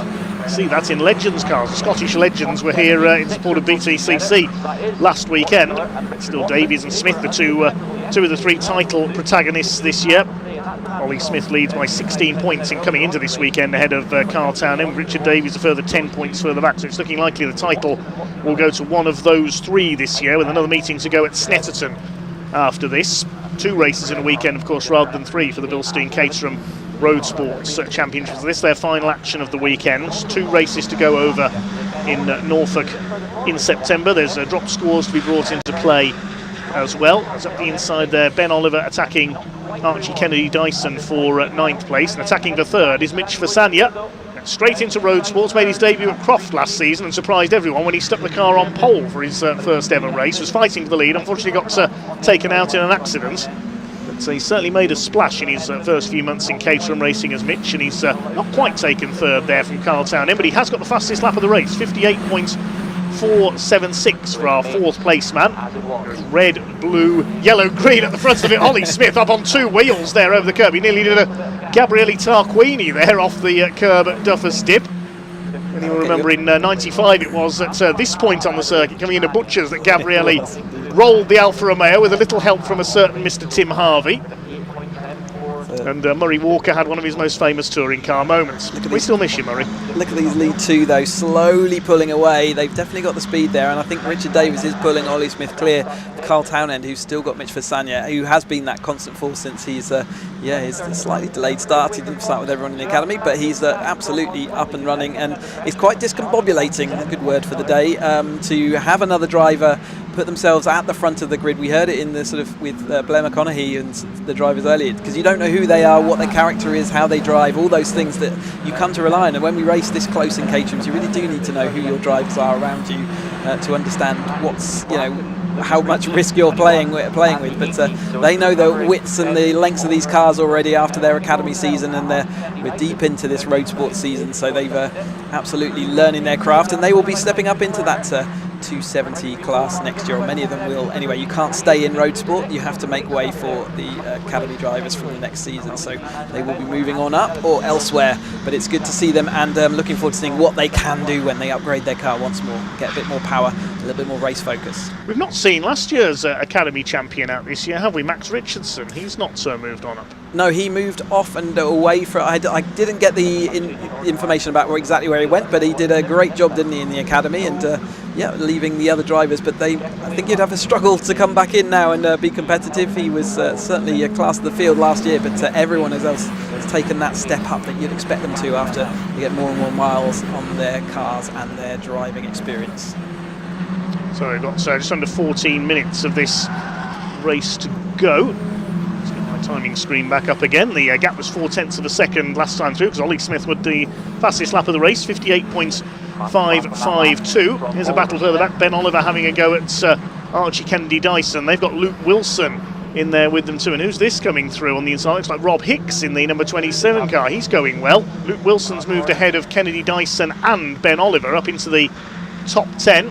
This is the third group. They are still in effectively three quartets at the front of this race. Groups of four battling it out in our Roadsport events. And Ollie Smith up the inside into Taylor's turn, and he's taken the lead from Richard Davies. Well, he got the fastest lap last time through, so Ollie Smith upping his game here, but Richard Davies will be ready to fight back in the Williams Motorsport back to number 25 machine. They're side by side up over the grid hatchings, and Richard Davies will retake the lead on the inside into Duffer Stip. Carl Townend with a grandstand view of this in the number 19 car in third position. They have dropped Mitch Fasania by a couple of seconds, so it's not three quartets at the front anymore, it's a trio at the front, and Fasania might be falling back into the clutches of Matt Fox and company further back behind. Feels like he might have had a mistake to have that gap appear so quickly, or maybe just a quick outbreak, or maybe he tried for an overtake and it went wrong. We're going for an overtake for the lead. That's not going to work now, and Clarkson, I don't think it's certainly going to slow them down into the straight. Watch if Carl Townend's got a head of speed. He has indeed. He's right in the toe of both of them. Is there anything he can do? He's going to have to go to the outside, because Ollie Smith's looking down the inside, but that bump over the curbs there, Richard Davies, he's going to dive down the inside. He really is late, but it's costing him overall as he goes up the next straight, so he really is late on the brakes, but it's not helping him as they get towards the line. Here comes Carl Townend as well, looking with a bit of momentum up the hill. He's got a sensible head on him. Maybe he's just keeping his powder dry until the second half of the race, because we're still very much in the first half at the moment. Yes, indeed. Not even up to halfway. We're just under 12 minutes into this Bilstein Caterham Road Sports Championship, their second and final race of the weekend. Richard Davies, Ollie Smith, Kyle Townend, line astern at the front of the field, covered by less than half a second. Fasania trying to close back up. Here's Heinrich Watson-Miller in the number 47, trying to hold off John Bond. This is the battle for sixth place, so Watson-Miller's gained a place. Trying to close in on Matt Fox, who has rather dropped these two. And Richard Watson, meanwhile, has dropped away from them. So the top 10 starting to break apart slightly, except for these three at the lead of the race. Ollie Smith's going forward again, down the inside into Taylor's turn. Can he make it stick this time? Davies rather keeps his foot in around the outside in the Williams Motorsport sponsored car, and again pulls back ahead around the outside. Kyle Townend trying to get into the slipstream to challenge into Duffer Stip for the lead. He's got that single win to his name at Donington earlier this season. He'd love a second one, Kyle Townend. Behind them, Fasania has been caught by Matt Fox. Now they both ride the curbs at Duffer Stip. Still your leader is Richard Davies in the number 25, coming up towards half distance in this 20-minute race. Great action so far. Derek and Kerry is cheering on Richard out front, but Grey Area saying Ollie gave him a pair of brake pads from the last track day, so he's cheering on Ollie, looking up the inside. Are those brake pads going to take him up the inside? It's twice he's tried it down into Clark, but it hasn't actually worked out for him both times, and we'll see whether he does it when we get to the chicane next time, or the hairpin next time. Let's see as they come towards Taylor's turn. Here he goes again. This is about 4 laps in a row. He's got the inside line, but again Davies gets his foot down exactly the same as he did before. Can Kyle Townend get the slipstream this time and look behind? Foxy has caught Mitch Fasanya and he's trying to go around the outside up into P4, and he's done it. Now I have to keep an eye on the number plates on those two cars because the liveries are identical from a distance. You have to tell them apart by their number plates, the two yellow cars. Foxy's got, Foxy on his number plates, and Kyle Townend, if you look closely, just about spells Caterham. And they have just, so Matt Fox has dragged himself across that gap. He didn't take the drive John Bond with him, so John Bond wasn't able to keep up, but Matt Fox does have the speed in that car, as suggested he might have earlier. We're going side by side contact in the cars there. They all little concertina up together, but they do just about get away with it. Georgie Tuffin watching everyone in just ahead of her, thinking, crikey, there's nowhere for me to go. Rob Hicks was the big winner there, picking up a couple of places. This time Davies holds his lead through Taylor's turn. Now is Ollie Smith going to become prey to Kyle Townend this time? It was Luke Wilson and Ben Oliver almost falling over each other further back. Archie Kennedy Dyson was involved there as well. Here that group comes towards the hairpin. They're going to go 3 wide into Taylor's turn. Kennedy Dyson in the sort of khaki colour car, the military green up the inside. Rob Hicks under fire from Luke Wilson, who kicks up the dust. He had nowhere to go there but to the outside, and Georgina Tuffin in the Jaws liveried car is ready to bite from behind them. Absolutely looking to see, you can see the shark mouth at the front of her car, ready to see whether she can make any progress. At the moment there's just a blocked set of there's 3 cars just absolutely blocking the road in front of her. She's going to dive down the inside of the number 21 of Luke Wilson, but it didn't work out, so it's a tricky old manoeuvre to get it done there. Yeah, she's going to need a bigger caterer if she's going to try that manoeuvre, I think. Ben Oliver's dropped back a bit as a result of that little melee last time through this section of the circuit, but he's closing back up again. New fastest lap this time through for Ollie Smith, 58.32 as he chases Richard Davies. 8 minutes of this race still to go, plenty of chances for him to attack.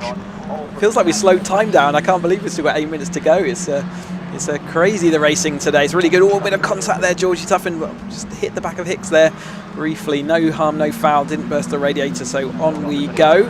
As we watch them riding that chicane. Mitch Sanya just getting dragged along by Matt Fox. He hasn't quite managed to bridge that gap, though, as we got more side-by-side coming down then into turn 1. Yes, there's Ben Oliver closing back up. The Brawn GP lookalike. The Jensen Button won his world title in 2009, of course. The biggest one-season wonder in Formula 1 history. Here comes Ollie Smith again, meanwhile, on the Taylor's hairpin. And again, the same thing happens. Richard Davies can just get the power down that bit earlier on the outside line. They've dropped Kyle Townend by a couple of lengths there, well, a little more than that actually, as they cross the line. And here comes Foxy. He's almost towing Mitch Fasanya with him now up towards that lead battle, hopping the curb again. Ollie Smith does take a lot of curb through there on the inside. Here's this group further back. They're fighting for 9th place. Archie Kennedy Dyson up the inside on Luke Wilson. Georgina Tuffin under fire from Rob Hicks, and Ben Oliver closing back up as well. It's hard to know where to look in this race. Full credit to our camera teams for being able to keep on top of everything, and our director as well for being able to follow the action. Need 3 pairs of eyes to follow everything going on in this race. Sanya just dived down the inside. Georgie Tuffin did get past Hicks after that slight contact. And it is, Kennedy Dyson just leading over the top of Luke Wilson just now, but Georgie looking to see whether she can do anything about that. But I would say that, Ben Oliver, if he can just keep everything under control, he's got the speed in the car to try and get back through this pack, but he's only got 6 minutes to do it now. So can he, by the time we get to the checkered flag, have that happen? But Ollie Smith currently taking the fastest lap then. They've been sharing it between the top 3, but it is Davis over the line first. Ollie Smith's got that extra point for having the fastest lap, which means that the deficit you have to the car in front is reduced to just 1. It's the only position in Caterham Racing where you have more than 1 point between the gaps is the lead to 2nd place. But having that fastest lap does reduce that gap, and it can be really important by the time we get to those championship paying rounds at the end of the season. Ollie Smith, the points he's got to drop at the moment. So the lowest score he's had this season is a 20. Likewise, now Carl Townend has had an 18 at Spa. Richard Davies has a 0 he can drop from Spa earlier this season. So that could work in his favour when drop scores are brought into account. Side by side there in the midfield pack once again as Ollie Smith. Here he goes again up the inside. About 6 or 7 times he's tried this on Taylor's hairpin. And it still doesn't work. He's going to be getting frustrated there. It doesn't work, but he's got a... Yeah, Georgie Tuffin, is that another... No, Justice has still maintained that position. But yeah, it hasn't worked, but it does maintain his position. So, and he's not losing out to Carl Townend below.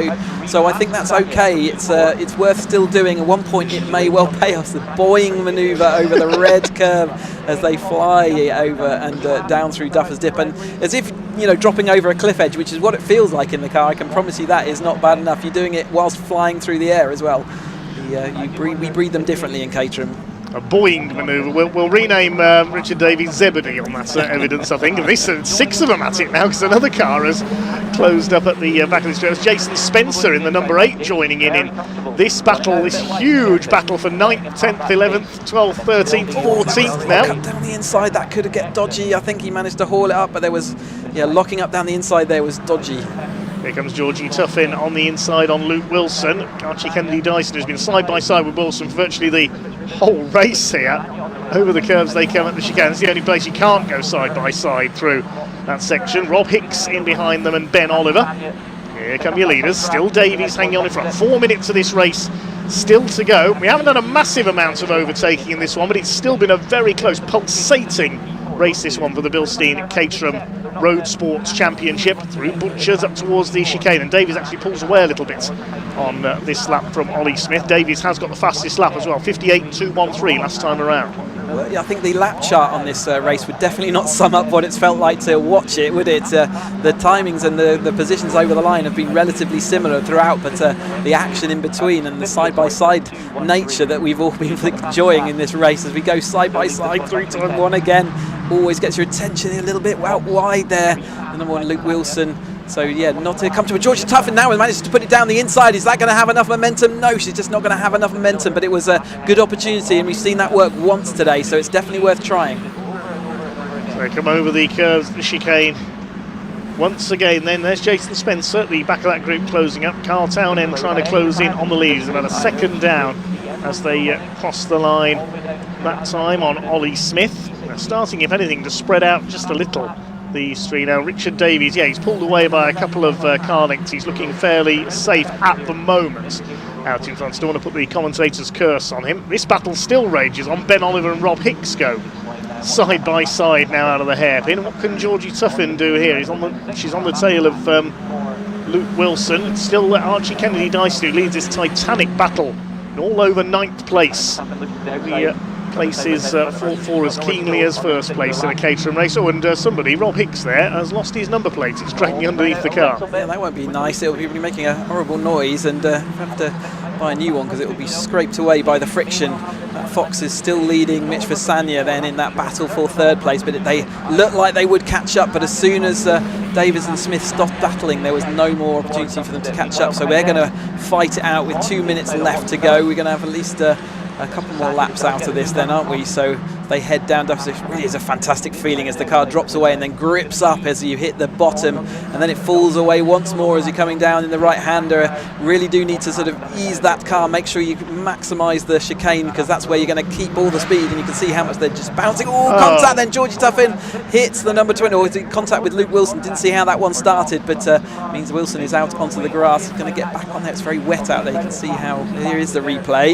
Yes, Wilson was side by side with Archie Kennedy Dyson as he has been for virtually the whole race. Tuffin, she got up on the curb and bounced into the rear wheel of Luke Wilson. Well, something had to give. It was so close, that battle, and unfortunately that something was Luke Wilson, but I think he has been able to rejoin as the leaders come over the line. Tried for the undercut and it just wasn't the space there to do the undercut, unfortunately, and the miscalculation just cut that contact. I thought for a second they'd better change for 3rd place there, but it was a back marker ahead of Carl Townend, sorry.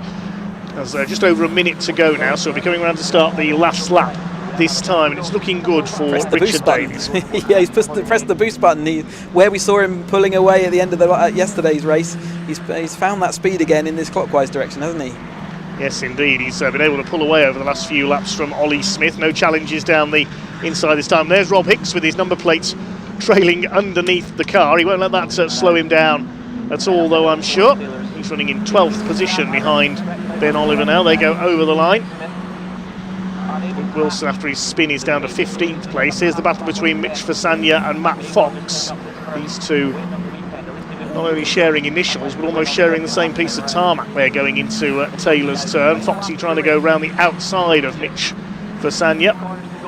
Up the top straight to start their final lap of this race for the Bilstein Caterham Roadsport Championship. It looks like it is going to be a win for the man from South Wales, Richard Davies. Fastest lap as well. He's really stamping his authority, isn't he?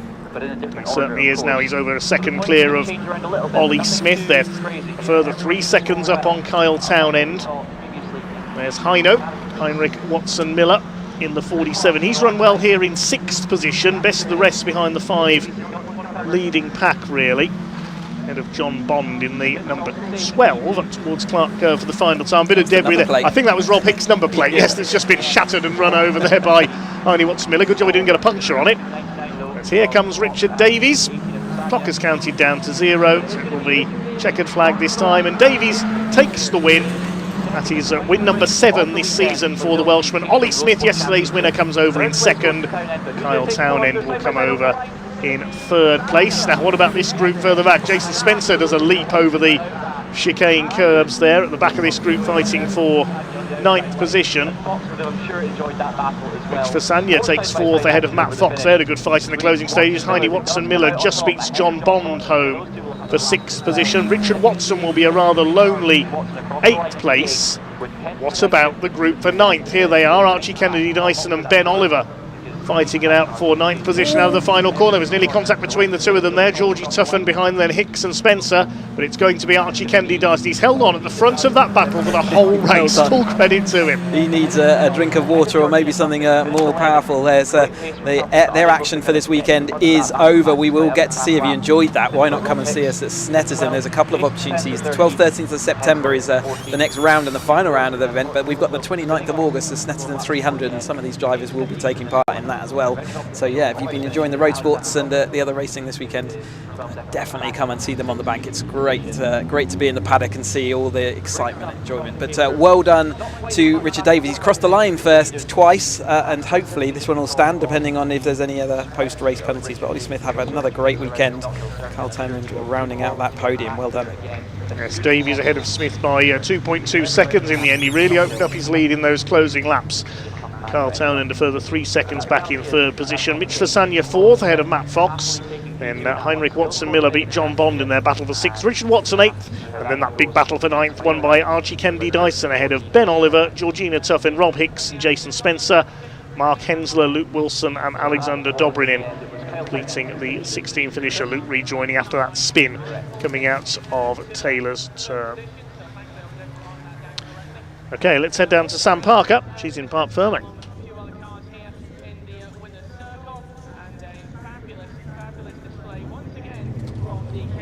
So it's a win for Richard Davies and fastest lap, and he had such a good lead there. That was amazing. Look, I think these two had a great battle until he pulled that little gap, but he's going to be so happy with that. So let's see if we can grab a quick word. Hello, Richard, well done. Thank you very much. Fastest lap as well. Really? Oh, yeah. amazing. And what a gap. You pulled a gap, which was Did amazing. I'm not 2.2 seconds. Oh, cool. Yeah. I'll take that any day. Yeah, it was me and Ollie were battling for the first couple of laps, but there just seemed to be more grip on the outside because obviously that's the racing line. But yeah, managed to just pull ahead. But it was, managed to bring it home. Brilliant. That's Chuffed. it. I know, well done. Thank After you very yesterday's much. penalty, it's like, oh, Yeah, I know. got These that. things happen. He was racing. It was my mistake. The penalty was correct. So, things happen. Didn't cost you too much though yesterday, No, it's did it? racing. No, it didn't at the end. It's like I had 4.3 seconds, so he still got me second. So I'll take that. Brilliant weekend. What a great Thank you very weekend much. for Thank you in Scotland. Oh, look at that! Look at that! I was It really was close. close. I know, Ollie. Really You're very strong here as well. You've been strong, really, this year, haven't you? And Yeah. the championship's very still open between you two, I think. It is. I think now probably if you allow for drop rounds, I think it's 1 point in it, maybe 2. I'm not sure. But yeah, what a race! It was close. I was throwing everything at it. second to fifth off the line didn't help me, but after that I think I did okay. So You did great. You're in second place. It was brilliant. Yeah, well done. You enjoyed that. I mean, this weekend at Knockhill has been good for you. Yeah, it's a lot of fun. It's a great track. It's just like the lunge into the hairpin. I don't know whether the 270s made it and the 310s made it look quite like it was quite on, but I just had less grip, and then I get outdriven up the hill. One of those things. Sending it around the outside, it was never really on. Like Rich kept the sort of middle and outside lines. So. Yeah, good weekend overall, I'd say. Yeah. Absolutely. Well done, Ollie. Cheers, well done. Sam. Let's move around this side and go and speak to Kyle. Kyle, you happy with that? I am. Yeah, I'm well really done. happy with that. Yeah. These two have been in another world all weekend. The live timing and testing sucks because I knew just how far behind these two I were. So I knew in the race, just best of the rest was going to be an achievement here. So I clung on for as long as I could. And once I saw I've sort of earned the gap behind, I could just chill and bring it in. So yeah, what a track though. How cool it's is it? brilliant, isn't it? Yeah, one of the best I've done. So yeah, love it. Absolutely love it. Yeah. There we Well, go. happy with that. Wow, what a weekend. Brilliant. Well done. Thank you. Next up, Snetterton for you, Oh, for yeah. us. Oh, Twice. Yeah, we've got a Snetterton GP round in August, which is a 3-hour endurance race. So it's just a non-championship round, which these guys are doing. So we have Citroen C1s up next. So I believe Ian caught up with a few of them earlier.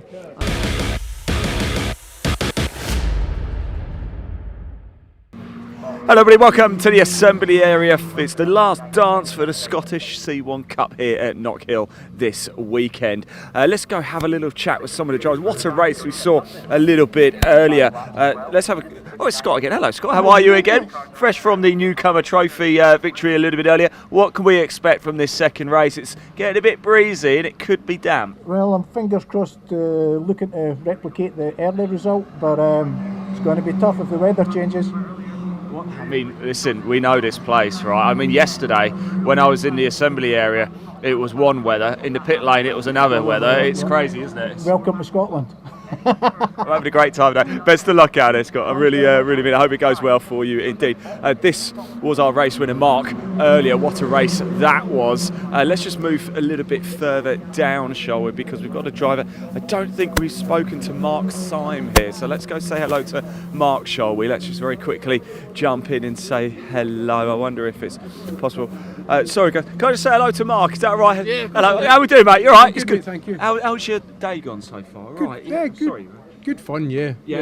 What are we thinking about these conditions? Because it's getting breezier. Could be wet. Would that be all right for you? I hope it rains, yeah. Do you? I quite like the rain, yeah. I'll do rain dance for you. Good man. I'll do rain. I'll do it right in front of the car right now. Look. Woo woo. There we go. It's going to rain now for the C1s. Dave, over to you.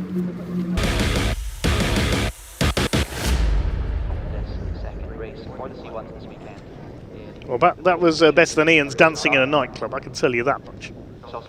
We get ready then for the Scottish Citroen C1 Cup, their second and final race of the day. It's a partially reversed grid for this race as well. We saw the grid draw get made after the podium for the first race, and number 5 was drawn, so the top 5 finishers in race 1 are reversed. So it's number 8 Henry Gillespie who will start on the pole, with number 18 Gregor McFadden alongside. Row 2, 77 James McCracken, and number 1 the championship leader Aidan Wilson. 117 Mark Nisbet, fresh from his first win of the season, starts in P5 alongside 88 Scott Charles, the Newcomers Cup leader.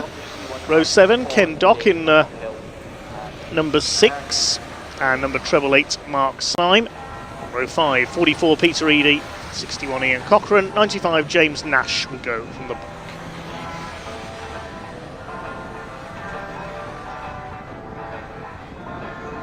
Quick look forward to our next action here on BARC TV. As has already been mentioned, it will be the Endurance East event at Snetterton, a single day but a big one on August the 29th. We'll have the Brick Car Endurance Championship in action on that occasion. We'll also have the Track Action Racing Club for 2 races and the Caterham 3-hour Grand Prix. Multiple classes from our series we've got here this weekend in a 3-hour enduro race. Brick Car will have their usual 90-minute enduro, according to the timetable. Managing to hang on for rookie couple owners in the Regular first race as well. 2 pit stop race. Will begin in 7 ahead of Mark Syme in the Triple A quick correction from Dan Bartlett there. Yes, I did say it was 95 that Tarquini had his rollover. Of course, it was 94. Apologies there. I should know that, being a BTCC anorak. It's Tim Harvey in the Renault Laguna that's made contact and flipped the Alfa Romeo over.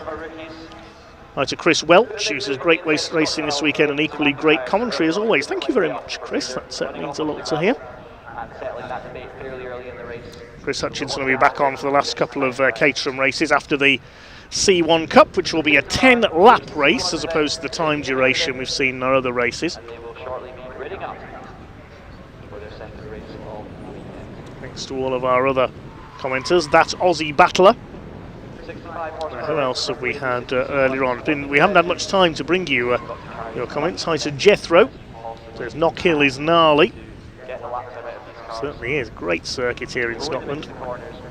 Hannah says thank you for the lunch break walk and talks.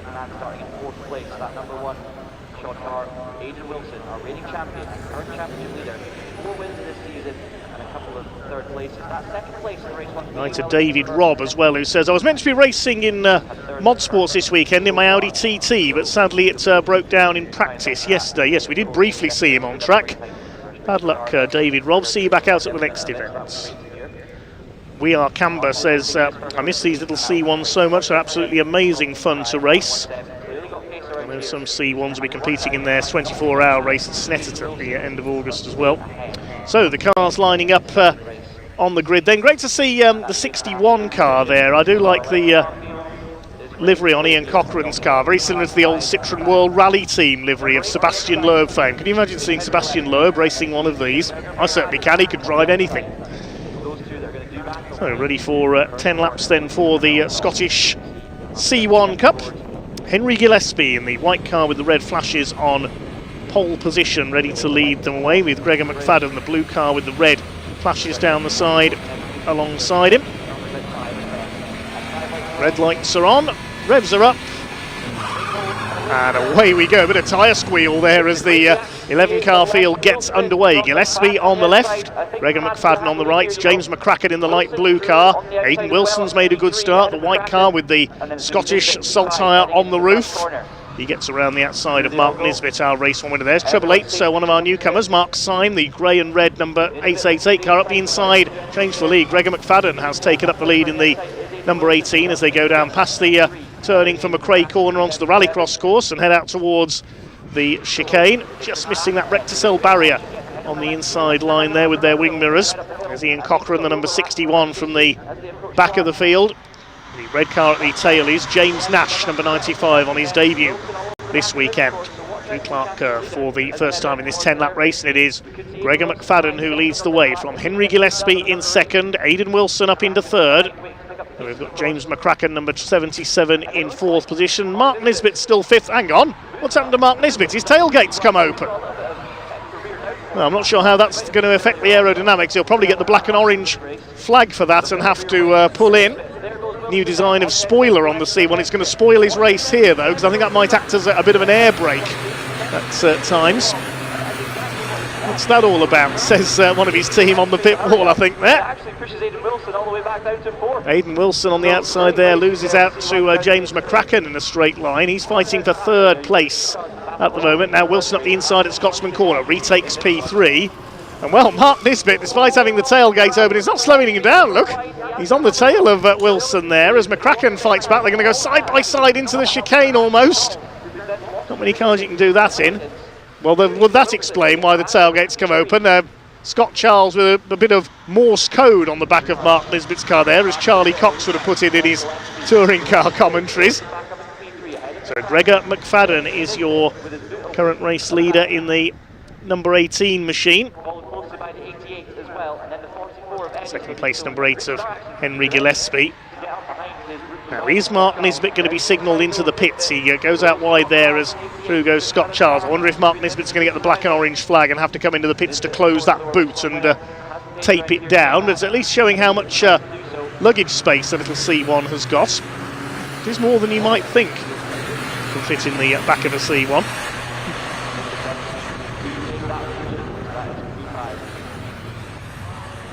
Have a look again here at that moment at the chicane, side by side, as McCracken and Wilson went toe to toe into the chicane. Did Wilson hit that recticel barrier? No, but Mark Nisbet certainly did, and that's what backed him up into the 88 of Scott Charles, and there was a little contact on the bumper. That's what, somebody's dislodged their wing mirror there. It's Peter Eadie, number 44, who's now got past the 88 of Scott Charles. That's a change to the lead in the Newcomers Cup as well, the blue number 44 with the pink front wheels there. Peter Eadie has taken the lead of the Newcomers division. Still your leader overall is Gregor McFadden, fastest lap of the race for him, 1:10.766. Side by side for second, Henry Gillespie and Aidan Wilson. Gillespie on the inside line. The SMRC C1 Cup, as it says on the windscreen stickers there, the Scottish Motor Racing Club, promoters of this series. Over the top they go. So great run by Gregor McFadden. He's had 2 wins this year already in both directions here at Knockhill. They had their anti-clockwise race at the start of the season in April. All sideways there, Henry Gillespie's lost it. Round he goes, look out. Luckily they all miss him. Backwards into the gravel goes Gillespie. Lucky he didn't go inside well, so sideways, else that car would have rolled over. They are quite easy to get upside down, I have to say, these C1s. They're only very small and very lightweight cars.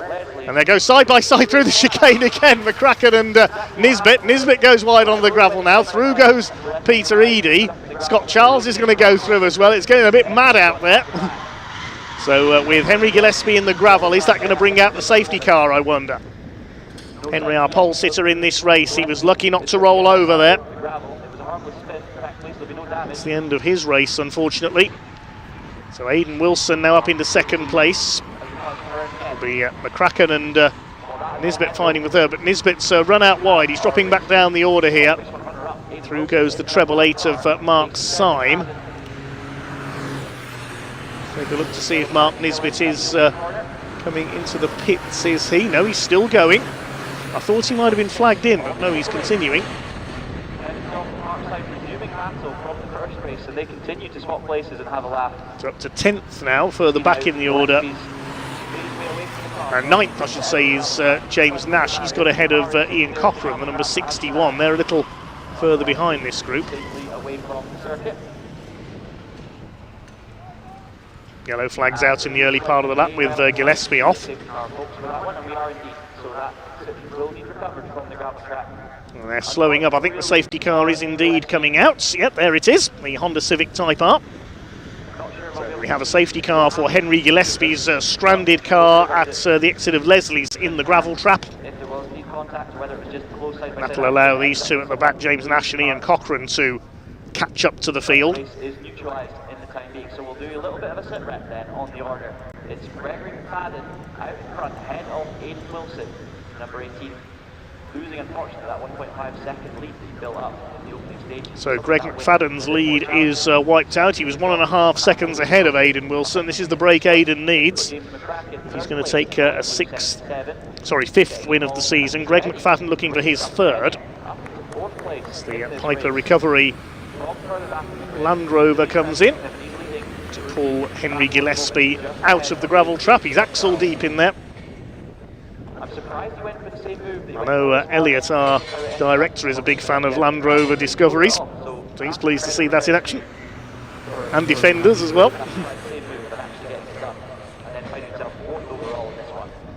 You preferred? Okay, let's take a look then and see. I think I preferred the anti-clockwise in the end. If we can see what happened here.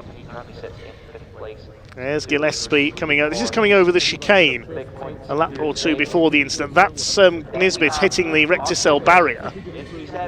And then it was clipped from behind by the number 88 machine of Scott Charles. This is what happened coming down Duffers Dip. The back end just went light and round went Gillespie. Lucky not to be collected there, and even luckier not to roll over. If that car had gone in sideways instead of backwards, he'd probably have ended up on his side. This was a little further round the same lap. A bit of push and shove, sending Greg Nisbet out wide. Mark Nisbet, sorry, out wide. See it from the other angle as well there. The back end just goes light on the number 8 of Henry Gillespie, and off he went. I don't think there was any contact there with Aidan Wilson. And the Edinburgh College car ends up in the gravel trap. It has been recovered by the Discovery. well done to the recovery team and our marshals. End of the weekend, though, sadly, for Henry.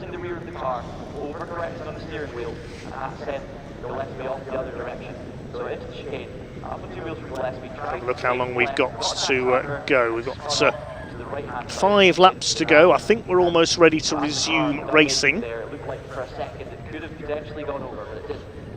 Well, Mark Nisbet has still got the fastest lap of the race in the 117 car, so that open boot lid is not slowing him down.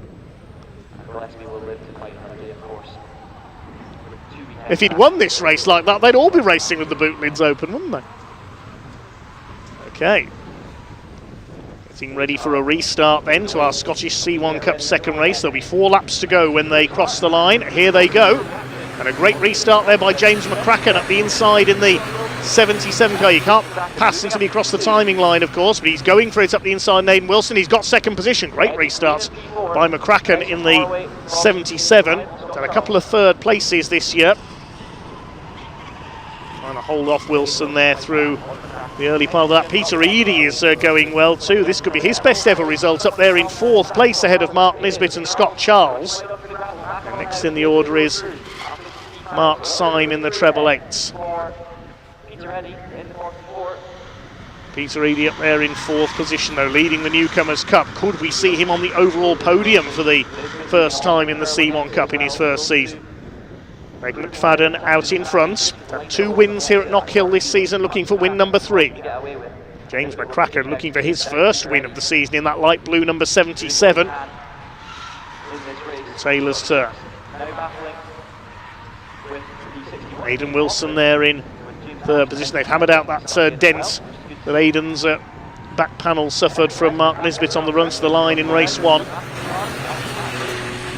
Across the line they go. 3 laps still to run. Towards the tail of the field as Kenneth Dock, that is, managing to pull through once again on the conference. Through Dufferskip. Fastest lap of the race, Nisbet, 1 minute 9.981. He's the only car to have lapped under 1 minute 10 in this race. And that's with his boots open. Aidan Wilson on the bumper there of the 77, quite literally, of James McCracken, trying to take second place away. So Wilson starting to come on strong now and attack for second. There's Eadie and Nisbet 4th and 5th. 6th for Scott Charles. And the gap back to 7th, which is Mark Syme. 4 laps to go, including this one. And now ready to attack for the lead is James McCracken. He goes to the outside towards Taylor Stern. Is he trying to get the cut back onto the home straight, Caterham style? But he's left himself open to Aidan Wilson. I don't know why he went to the left there, because he must have known Wilson was there, and Wilson is going to take advantage and maybe go into second place. We've got a 3-way scrap for the lead now. Across the line they go. 3 laps to go. Nisbet's up into 4th. He's back ahead of Peter Eadie. It's still McFadden who leads. Wilson's through into second. Up on the curb goes James McCracken. Aidan Wilson now drops McCracken. He's ready to attack for the lead of the race. Mark Nisbet still there in 4th place. The man who's second in the championship coming into this weekend behind Aidan Wilson. That boot lid still hanging on in there. Scott Charles in 6th place, then Mark Syme. Next in the order should be James Nash and Kenny Dock. They're battling it out for 8th position, separated by about 0.3 of a second. Here come your leaders into Taylor Stern. Is Wilson going to have a go here on the inside? He certainly is. He lunges down the inside into Taylor's hairpin. He's surely going to take the lead here from Greg McFadden. They're side by side. McFadden not giving up. He continues up alongside. They're absolutely together as they cross the line with 2 laps to go. And look at McCracken on the inside in the 77. We could be 3 wide here in a Duffers Dip. This is going to be interesting. We saw the Caterham struggle to manage this. What are the C1s going to do? McCracken up the inside. He's got past both of them. Brilliant. Superb driving from James McCracken. He's got the lead. No, he hasn't. Aidan Wilson back up the inside into Scotsman corner. Well, McCracken's gone from 3rd to 1st and back to 3rd again in the space of 2 corners. And look who's not out of this yet. I mean, this is all allowing Nisbet to close back up on them as well. What a brilliant race between these 3 at the moment, it could soon be 4. Aidan Wilson's got the lead then, ahead of Gregor McFadden in second place. And this is proof, if ever it was needed, you don't need a field of big, powerful cars for a good motor race. They may not be the quickest things on the circuits, the Citroen C1s, but they are certainly spectacular.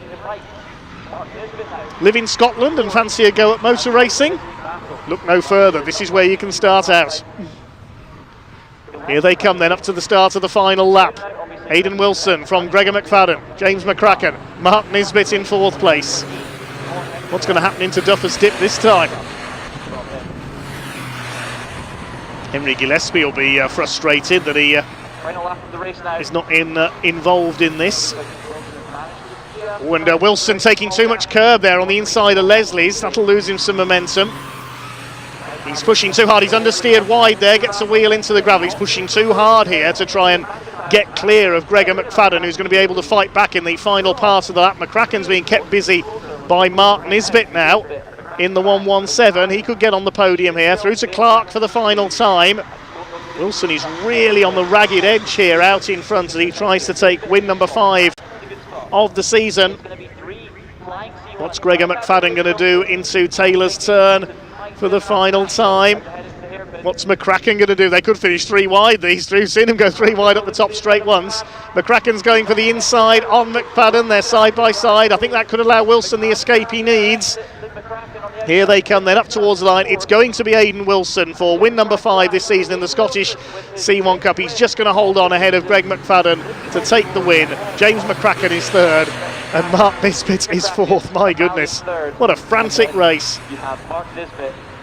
Peter Eadie, I think that's his best finish of the season so far, in 5th overall. He wins the Newcomers Cup. 6th for Scott Charles. Mark Syme will be 7th. And then 8th place is Kenny Dock. 9th will go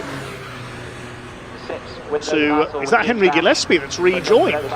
Yes, he's still going. I hadn't noticed that further back. We were too busy watching the lead battle. So 9th goes to James Nash, 10th is Ian Cochrane, and about 3 laps down, Henry Gillespie was able to rejoin at the back of the field. We hadn't seen that, so well done, Henry. Well, getting going again, and he got the fastest lap of the race as well. I wondered why Henry Gillespie's name had gone purple on the timing tower there. I didn't see that he'd got going again, and he set the fastest lap. Which is grateful to have a car not on its roof, I think. And well, obviously we'll live to fight another day. What a remarkable race from the Scottish Citroen C1 Cup. Very well done indeed to their drivers there, and well done Aidan Wilson, who takes the win by just over half a second ahead of Greg McFadden. James McCracken coming in 3rd. A spectacular overtake from him, but it was immediately undone. Mark Nisbet, despite his new spoiler design, finishes in 4th place. Peter Eadie 5th and wins the Newcomers Cup ahead of Scott Charles. Then in 7th place Mark Syme, Kenny Dock was 8th, James Nash 9th, Ian Cochrane 10th. And rounding out the finishers, some 3 laps down, Henry Gillespie rejoining after his off. Justified round of applause from the crowd there. We have 3 races to go here at Knockhill this weekend. We've got 2 more Caterham races and then the Scottish Motorsports to round things off. Drivers sounding their hooters as they come back into Parc Fermé.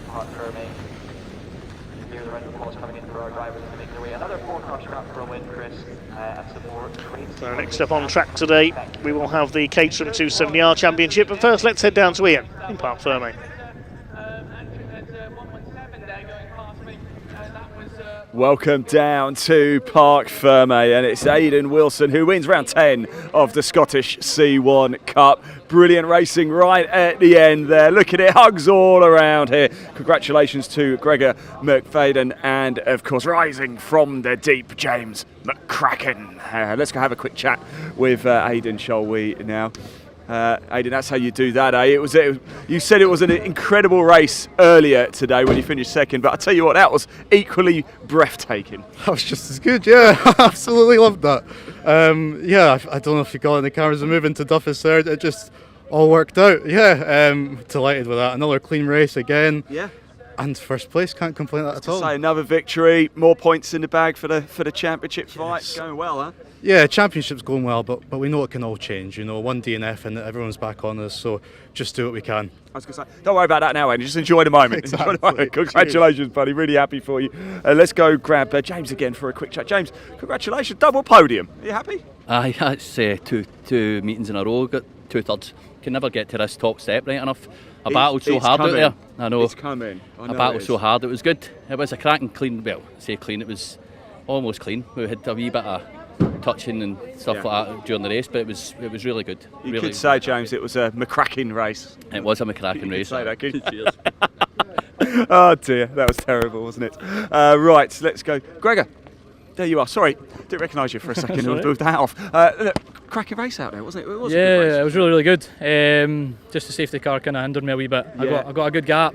These guys battling, and then the safety car came out. I was like, oh, you're kidding. Well, did you think that inside the helmet? You're like, oh no. Yeah, no. I've never done a safety car restart before, ever. Not? Yeah, Okay. so I was like, right, we'll try and see how we go. And I got a good gap, and then they just kind of worked together to come up to me. But it's one of those things. But yeah, decent weekend overall. I couldn't do it without my mechanics Simon and John and Michael and everybody's help. It's been absolutely great. But yeah, it's on to the next one. But it's been great having the live stream as well. It's been absolutely phenomenal. Well, it's great having you come out to play. Really appreciate it. Thank you very much as well. And congratulations, Gregor. Great stuff indeed. Right, Caterham's, you can see through the little gap. They are making their way onto the circuit for the final time. The 270Rs are about to head out onto the circuit. I caught up with a couple of drivers a little bit earlier. Let's hear from them now.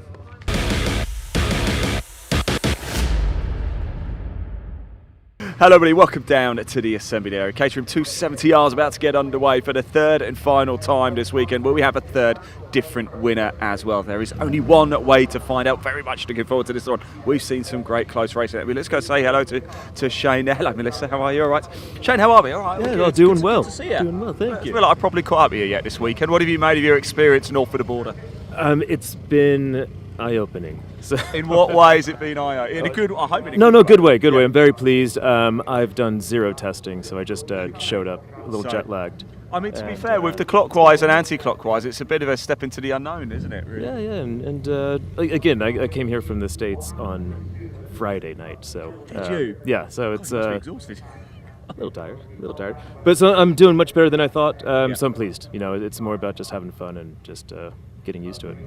Testing while racing. I'm gonna put you on the spot here, right? What country has better racetracks, the UK or the United States? Well, I've only raced here.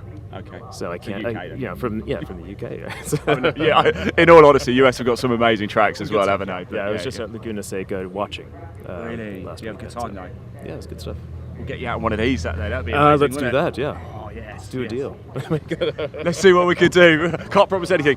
Shane, they're good to talk to you, mate. Let's go move. I just want to say hello to Andy over here as well. Andy, how are we doing?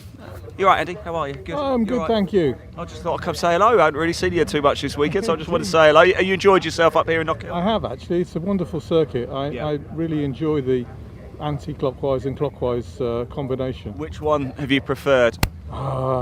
They've both been tough, but I think I've preferred the anti-clockwise in the end. Really? Okay. Yeah. Most people have said clockwise, so that's good. You know. maybe my first attempt at the clockwise didn't go so well. So, but let's see if we can improve it this time. You got another chance now. Thanks for talking to us, mate. Good luck. Enjoy it. Yeah. Thanks for talking to us. Right, here we go. Yes, 270Rs. Final time this weekend here at Knockhill. About to get underway. Dave Goddard, over to you.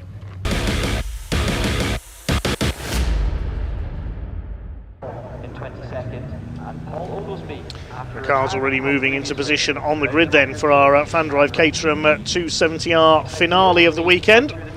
Quickly running through the first few on the grid. I don't think we've got time to go through all of them. They're based on the results of earlier on. Seb Tholle with his first win of the season. Number 28 is on pole alongside 86 Craig Evans. Scott Helm and Brian Thornton on row 2. Row 3, Luciano Caruso and Ryan Tholle. Then Steve Lorriman, Daniel Crawley on row 4. Christian Bond and Henry Speaks completing the top 10. Charles Chapman and Jasmine Shaw, there they are on the left of the picture behind them. Then we've got Shane Force, number 15, the American, and 23, Gary Cross. Andrew Bailey alongside Jimmy Way on row 8. Row 9, Chris Smalling and Sean Murphy. Isn't time for any more because the green flag has waved at the back of the grid.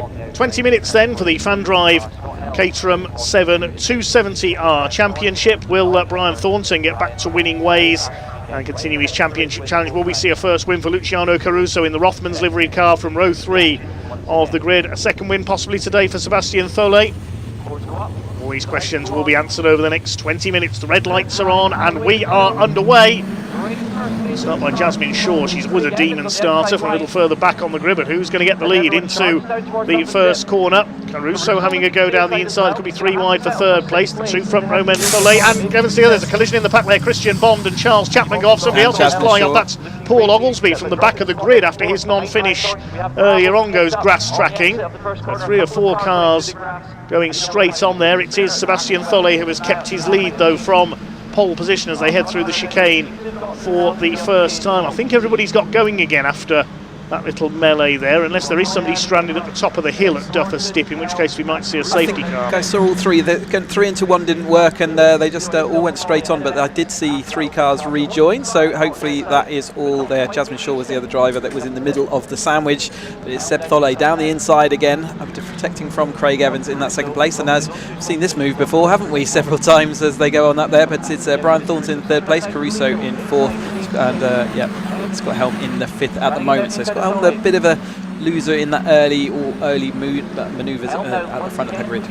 Craig Evans takes the lead into Duffers Dip for the second time past Seb Thole. The battle of the blue and white machines. A little more gold livery on Seb Thole's car. That's how you tell them apart at the front of the field. Thornton in 3rd. Caruso's got ahead of Helm, and then Ryan Thole in the silver and red car there in 6th position. Then a small gap back to Lorriman in 7th position.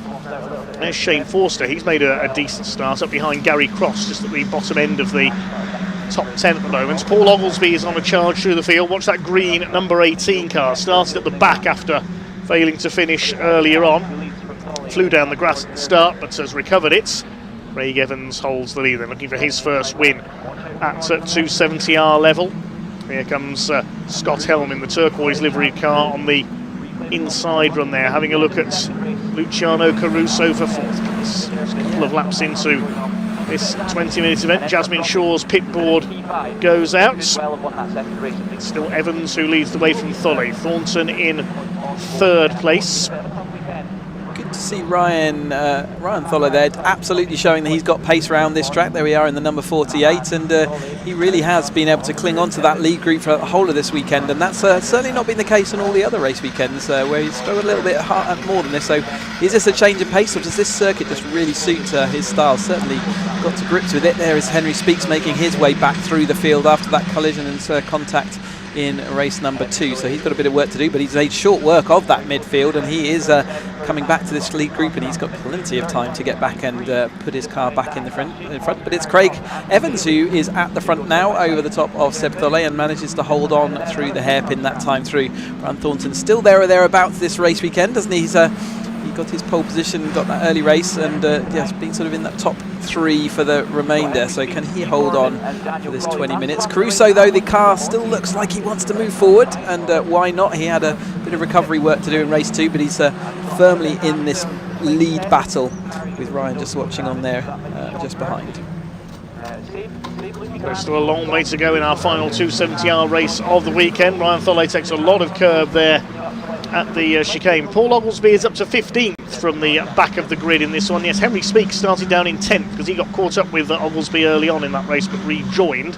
He's making his claim towards the front of the field. In fact, there he is, the blue and red car in 7th place, now ahead of Steve Lorriman. Brian Thornton goes to the outside as they make their way down into Taylor's Turn for the 4th time.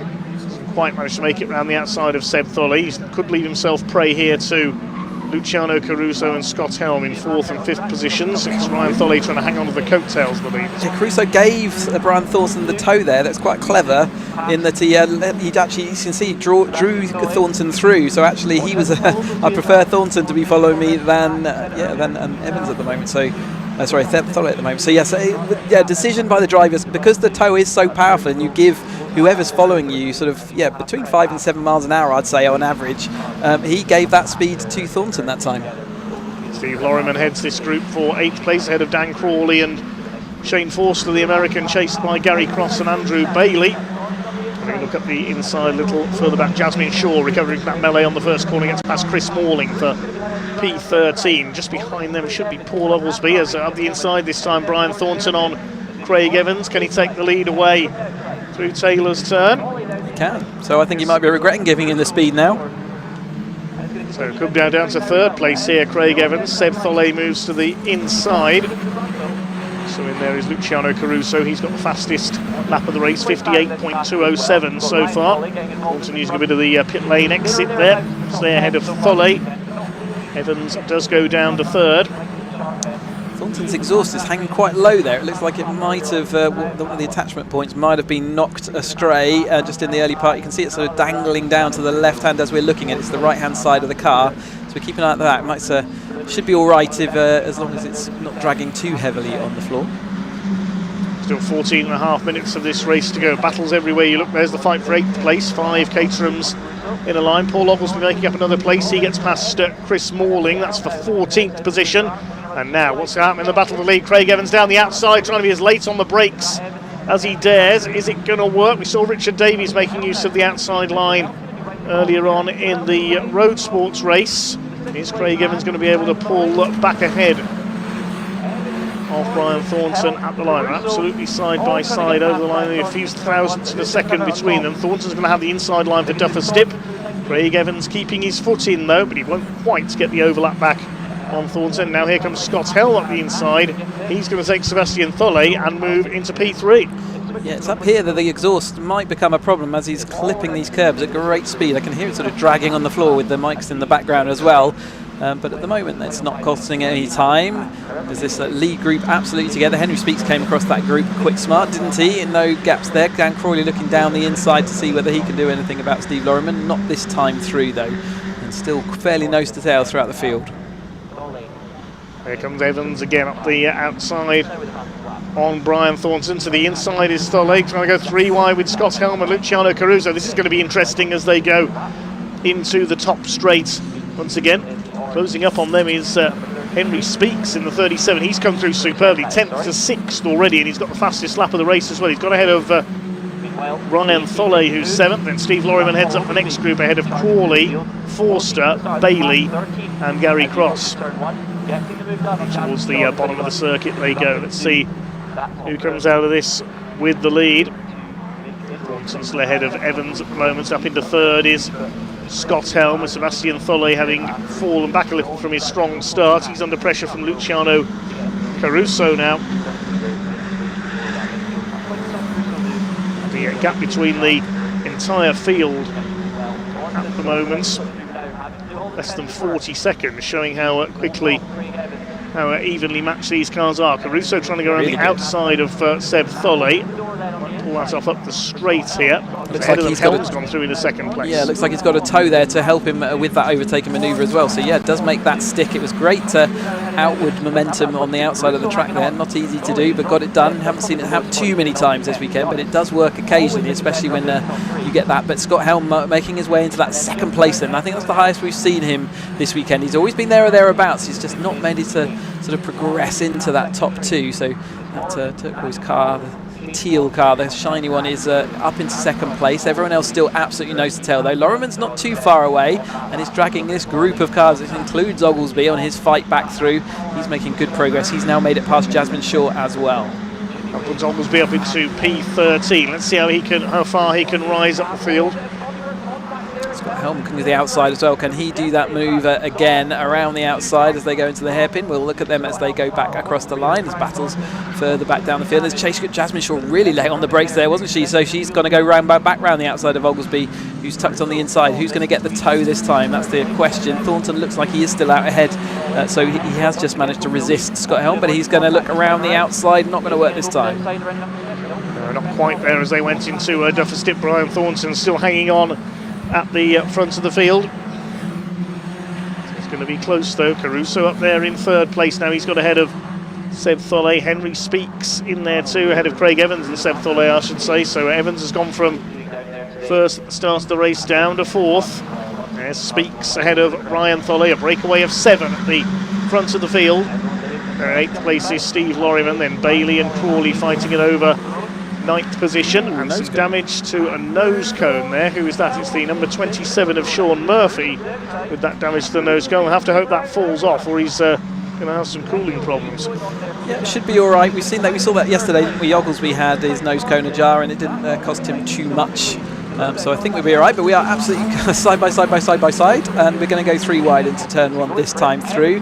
It's Thornton down the middle, Helm down the inside. Is he going to be able to carry that momentum? They're going to fight it out halfway down. It means they've got to compromise their line. Thornton is going to come out on top and puts the Evans back, I think, into 3rd place again now, yes, as he squeezes past Caruso, who's back down into 4th.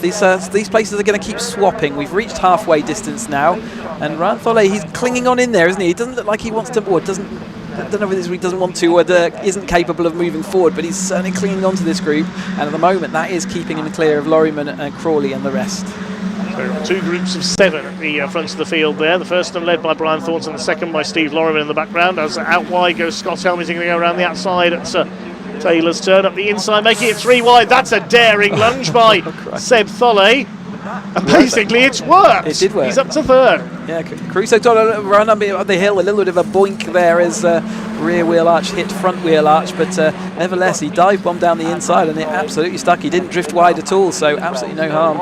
And onward racing, Scott Helm still continuing this good progress at the front. Thornton holding on in there for now, which we thought he might have a little bit of car problem, but he confirmed after the first race, no, absolutely nothing wrong with the car at all, just the ebbs and flows of how the racing is working around here at Knockhill in this clockwise direction. The rain so far has held off again since our rain shower this morning, and looking like it's cleared up a little bit as well, so could have been a showery day today, but it's turned out a really perfect day for racing. A perfect race served up here by the FanDrive Caterham 270R Championship, as here comes Scott Helm around the outside once again on Taylor's hairpin. He's leaving himself vulnerable to Seb Tholle, though he could have got the inside of both of them. Thornton got the slightly slower exit from the hairpin there. Here comes Luciano Caruso in the blue, gold and white colours of the Rothmans livery, making it 3 wide for 2nd place here. Brian Thornton's still got the advantage as they head down into Duffers Dip, or has he? Tholle to the inside. Here comes Caruso. Tholle gets a bit crossed up.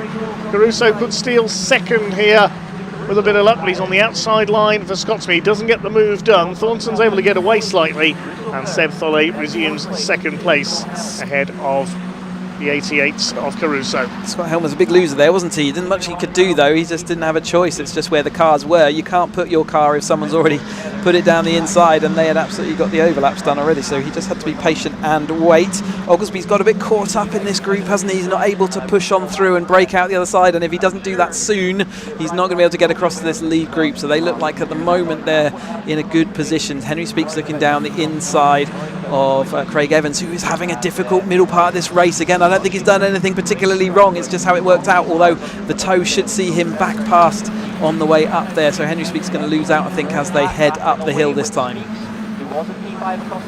Just past halfway in this penultimate Caterham Motorsport race of the weekend for the FanDrive 270R category. But exhaust pipe still hanging low on Brian Thornton's machine, but it's not slowing him down as he continues to lead the way. Craig Evans now under pressure from Henry Speaks for P5. Speaks was ahead briefly at the line and fought his way through from 10th place after that spin in the first race with Paul Oglesby. Where is Oglesby up to now? The answer is there, side by side with Steve Lorriman, and making his way through on the inside. So I'll make that about 11th place now for Paul Oglesby, as up towards Taylor's turn. Look at Caruso down the inside in the 88. Can he get the car stopped? He saw Seb Tholle do that earlier on.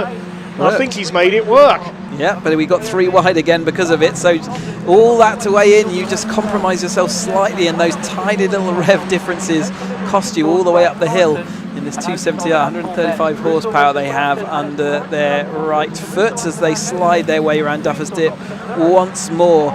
And Thornton again managing to resist the pressure from the drivers behind. He's got still another 5-6 minutes of that pressure. Can he put up with it? It's only one mistake, as we saw earlier, that can cost you so much time, as they all monster those curbs, using a little bit more than the curb, aren't they, at times as they come over the chicane. But it's really difficult to try to position yourself through there, and every single time you're following other drivers, your reference points are sort of a moving feast. A feast of action taking place here. They're 3 wide again. Scott Helm, I think, wants to make it 4 wide for the lead into Taylorson. Caruso round the outside on Brian Thornton. They went either side of Thornton there, and he's back on the inside. Caruso kicks up some gravel, and caught in the middle is Seb Tholle as they head up over the timing line. I've no idea who had their nose in front as they cross the line there. 1,000th of a second in it between Thornton and Tholle for the lead of the race. It doesn't get any closer than that without being a dead heat, certainly. Now here comes Scott Helm. Was a bit out of shape there was Luciano Caruso. He's lost 3rd place. Helm jumps through into 3rd position. Craig Evans is coming back as well, saying, remember me. Back markers just up the road as well, so that's going to add some interest. Is that Anne Hall again? I'm not sure who's around I think it is Anne Hall just up the road. She did well last time to manoeuvre out the way down the inside of Clark. That time it's in. That looked like it was Seb Tholle going back for the lead in an unusual place. Thornton still out front, Caruso down the outside, Scott Helm down the inside. That's all going to swap around as we go to the left-hander, and we've got Anne Hall into the mix as well. Who's going to be able to go down? Caruso is really late on the brakes, holds the inside line. We've seen that just compromises his speed as he's driving this car on the outside. You can see the wheel having to be left and right to catch the steers. Anne Hall still dangling out there just out front of this. Where are they going to meet? You can tell it's the last race of the weekend for the 270Rs, can't you? They're really letting their hair down in this one as Brian Thornton continues to lead from Luciano Caruso in 2nd place. They're going to meet in quite an awkward place, aren't they? Oh, big lock up there down the inside from Seb Tholle. As through they go on the inside. Anne Hall does get out of the way of the leaders. It's Butchers there. Yeah, great driving. Here's Brian Thornton, who still leads the way. Caruso in 2nd. Scott Helm is back in 4th place now because Seb Tholle has come through into P3. If any one of them makes a mistake here, there will be a massive change in the position and complexion of this race. Caruso to the outside then, can that work? Oh, a lock up there from Craig Evans. He's just about got it stopped, hasn't he? Just about, but Ryan Tholle now looking firmly back in this race again. Henry Speaks is making his way back forward again. Last time he tried that, he got caught out by the toe and fell back again. But our lead group is absolutely all coming as close together as they have done for the whole race. Ryan Thornton still defending down the inside. Seb Tholle still in that top 3 at the moment. Scott Helm having to settle into that 4th place. They got 3 minutes, so they're going to go at 3 races laps to go. That exhaust is definitely hanging off now for Brian Thornton. The mounting clip has broken away as he comes over the chicanes, not slowing him down though. We saw Caruso with no exhaust on his car in yesterday's race. He fought his way through back into the top 10 after an off. There won't be any great handicap to number 33 Brian Thornton here. Continues to lead the way, chased by Caruso and Tholle battling it out. Scott Helm 4th. Henry Speaks on their tails in 5th position ahead of Evans and Ryan Tholle. And the group behind has caught up, so Oglesby has come back to that lead group. I don't think he's got any chance to actually make anything of it, but Dan Crawley and Shane Foster, Paul Oglesby all up there and just trailing off the rear of this front 7 cars. And Thornton does though lead then with 2 minutes to go. I think maybe still 3 laps to go then if they just about keep it where they normally do. And you can see, yeah, that is slowly the clamp that's holding that exhaust silencer on is slowly loosening. You can see it moving left and right now. You can see the amount of punishment it's taking considering it's not attached to the car, and that is a big bit of machinery to be dangling out there, and hopefully it does hold on to the end. I don't want to see that let go.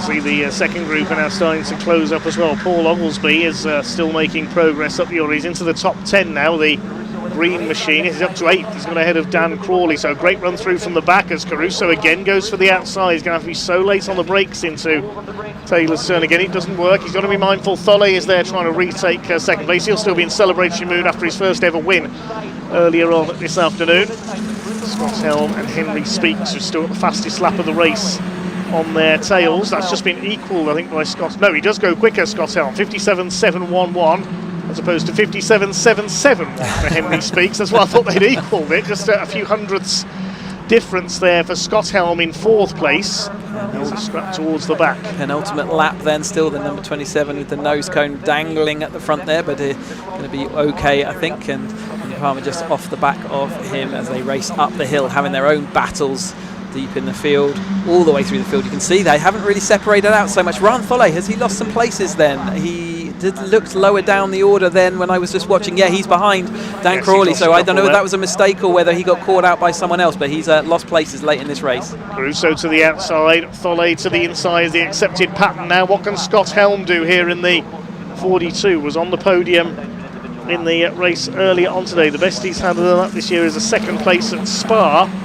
Over the line they go. They'll fan out towards the drop into Duffus Dip for the last time. Brian Thornton still soaking up the pressure out in front, chased by Caruso, Tholle, Helm and Speaks. It's still between these five for the victory here at Knockhill in our FanDrive Caterham 270R Championship race. Up they go over the chicane curbs once again. It's anyone's, isn't it? Brian Thornton's managed to hold on and resist all the way up to the line each time this has happened, but they're going to try, if they've gone late on the brakes, they're going to try even later this time as they come in for the final time then. Thornton absolutely defended the inside, giving Caruso no option but the outside. Caruso has been late on the brakes, he's managed it once before. Can he do it again? Watch for Tholle up the inside here on this final turn. They're almost side by side going towards the flag. All this contact between the two and Caruso cut back in there on Tholle. It's going to be Brian Thornton. I don't know who it's going to be for second because Helm's coming up on the outside, but it's a win for Brian Thornton by half a second. Caruso second, Tholle third, Helm takes fourth, and Henry Speaks in fifth position. They were covered by 3/4 of a second at the line, the top five. Craig Evans sixth, Paul Oglesby from the back of the grid takes seventh, then Dan Crawley, Shane Forster and Ryan Tholle drop back a bit on the last lap, rounds out the top 10 ahead of Steve Lorryman. Rest of the pack come in, there is Sean Murphy, number 27, with his dislodged nose cone. But a win by half a second for Brian Thornton over Luciano Caruso, the four behind him covered by 1/4 of a second. Absolutely brilliant. Sure you'll agree. Absolutely fantastic. 270 hours have been really special all weekend. In fact, all the Caterham action has been brilliant to watch and be part of. So thank you to all our drivers. We've still got 20 minutes left, but yeah, Brian Thornton making that 2 race wins. Craig Evans fading a little bit that time through, wasn't he? But Luciano Caruso also recovering his weekend from what could have been a pretty poor showing. Seb Tholle continuing to do what he's been doing all year long and being firmly up there in the, taking the positions and podiums, and his first win today as well. So that's fantastic to see all those drivers, and I can't wait to see the championship tables when I do my patented championship worker outer spreadsheet. I think it's going to be really close. Yeah, well, your mathematics is probably stronger than mine, Chris, so I'll let you handle the championship points ahead of Snetterton for the finale. But Brian Thornton it is who takes the win by half a second over Luciano Caruso, keeping his championship challenge alive. Seb Tholle, what a weekend he's had in third place, and then Scott Helm and Henry Speaks only 1/4 of a second behind Caruso in fourth and fifth. Evans, Oglesby from the back, Crawley, Forster and Ryan Tholle rounding out the top 10. I think we can now hand down to Parc Fermé to hear from our race winner. Let's head down to Ian in Parc Fermé in just a second. One race to go. The Caterham 7310Rs, then the Scottish Motorsports to round out the day. Well, it's a pair of wins for Brian Thornton here this weekend at Knockhill in the Caterham 270R. Although he's exhausted, he's hanging off the side of the car here. Let's just jump over. If I can just... Thank you very much. There we go, we got through. Brian, congratulations first of all. I was wondering what was hanging. But yeah, your exhaust is hanging off. It didn't sound as cool as his yesterday when it actually dropped off. I was like, what's clanging? I don't know what it was. I'd say it's been a pretty good weekend for you, hasn't it? Pair of wins. Sorry about the bad language yesterday. No more bad language today. That's okay. Yeah, I apologise for you. I heard you, and I'm apologising to you, not everybody else. Yeah, it's raw, it's emotional, isn't it? Do you know what? It was just amazing. And this was probably the best race I've ever had, most enjoyable. It's time for beer. I don't know how you guys actually managed to talk to me after a race. I'd be absolutely exhausted. Do you know, like, these boys were all mates, and there's the height of respect around each other, all of that. Go on, Brian, go celebrate. Congratulations. Sebastian, let's grab you for... every time you came past, I was up at assembly area, and I could smell the champagne on your overalls as you were coming past from earlier. Are they still a bit damp? Well, it's a nice thing to say that I've had 3 podiums this weekend, so I need 3 race suits. The only driver to have been on a podium every race here. Oh, really? Today, so well done. Congratulations. Brilliant. Over the moon, and track stars lockouts. I did it with Luciano, Brian, my best mates, all of us on the podium. Never ever happened before. So What a day. Are we What a day. we having a party later? Are we? Absolutely. Brilliant. Lots of drinking too. Am I invited? I'm inviting myself. That's a bit Yeah, rude. isn't it? no, of course you're welcome, Ian. Thank you. See you there. Thanks, Seth. Where's Luciano? Here he is. Luciano. Wow. No, I'm really pleased to come talk to you. We haven't spoken really yet this pleased. weekend, but No, that's no. more like it, isn't it? Eh? It is. It is. I made a couple of mistakes over the weekend, which cost me in qualifying. I stuck to the track limits, which turned out to be the worst decision I'd made. Put me down in ninth, and then a bit of a bad start in the first race. Second race, obviously, I come together with Seb, and that was disappointing. It's my error, and I got the points, and he got the championship points. So. That was disappointing, but I made up for it a little bit today, and or this race. Anyway. That race was breathless, wasn't it? The three of you, the four of you, the six of you were going crazy out there. It's brilliant to watch. Well, the three of us put together, and I think there's a lot of respect with Seb and Brian and I trust them very much. The racing, I thought, was quite clean, and it's always fun. There's a smile on my face even when they're passing me. I'm like, go on, Seb. Throw it down the inside, and Brian as well. Like, I knew what he was doing. We talk about it before the race, and they're brilliant. It's been great. Well done, mate. You've ended the weekend on a high. Great stuff. Thank you very much indeed. Right, the cars are in park for me. Oh, look, Sean Murphy's got a bit of damage on the front nose there, as you can see on the car, Ray. If you show that, look, there we go. Right, so that is it for the Caterham 270s this weekend. We have more Caterham action coming up for you. Don't worry. The 310s are about to head out onto the circuit a little bit earlier. I caught up with one or two of the drivers. Let's hear from them now.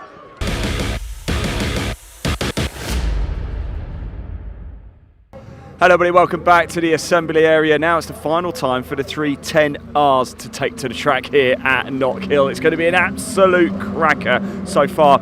William Harris and William Chadwick have taken victories. Are we going to have a third different winner? Well, we'll find out in about 20 minutes, won't we? Let's have a quick chat here with Ben. Thank you very much. Ben, I just wanted to come down and have a chat about this race actually. How are we feeling ahead of this one? We're feeling down in the mid-pack, down in P10, so shed a load of work to do, I think. That doesn't mean too much having these Caterhams, does it? With the tow and with the racing we're seeing with the 270s as well, and what we saw from you guys earlier, wow, anything can happen, right? It can, and I'm going to quote you on that, so if it doesn't, it's all your fault, right? But I think you're right. I mean, I think Blair started, at the back. I think he's finished P4, so yeah, really good effort. And you're right, anything can happen. And it's the last race of the day, so that means even more, right? Does it generally, because you know it's the last race, would you take that extra sort of 5% risk? Personally, no, not for me, because I don't have the kind of budget to do stupid things with this car. Like, I think only this year we've only lost like the odd wing here and there. Hasn't been too bad, but when you take stupid risks, not only is it going to slow you down, it's going to slow other people down, and then there's a cost element of it as well, right? So I think for people in the sharper spots that are battling for the championship, I'm not in those spots anymore, unfortunately. So for me, no. I just want to enjoy the rest of the weekend and go to Snap for the last round. Is that what it's about? Look, just get more familiar, more comfortable, just get more experience, really. Yeah, absolutely that. And you back next year? We'll see. Yeah, we'll see what happens. I mean, all stems down to how well things are going, budget and all that kind of stuff. But that'd be the ideal. I heard you say yes, so I'm going to hold you to that, okay, and you hold this race to me. All right? Okay, deal. Thanks, Ben. Good luck, mate. So here we go. The 310Rs about to get underway here at a packed assembly area. It's going to be an absolute cracker. They have certainly entertained us this weekend, haven't they, Caterham Motorsport? One final dice for Caterham here at Knockhill this weekend. Dave Goddard, over to you.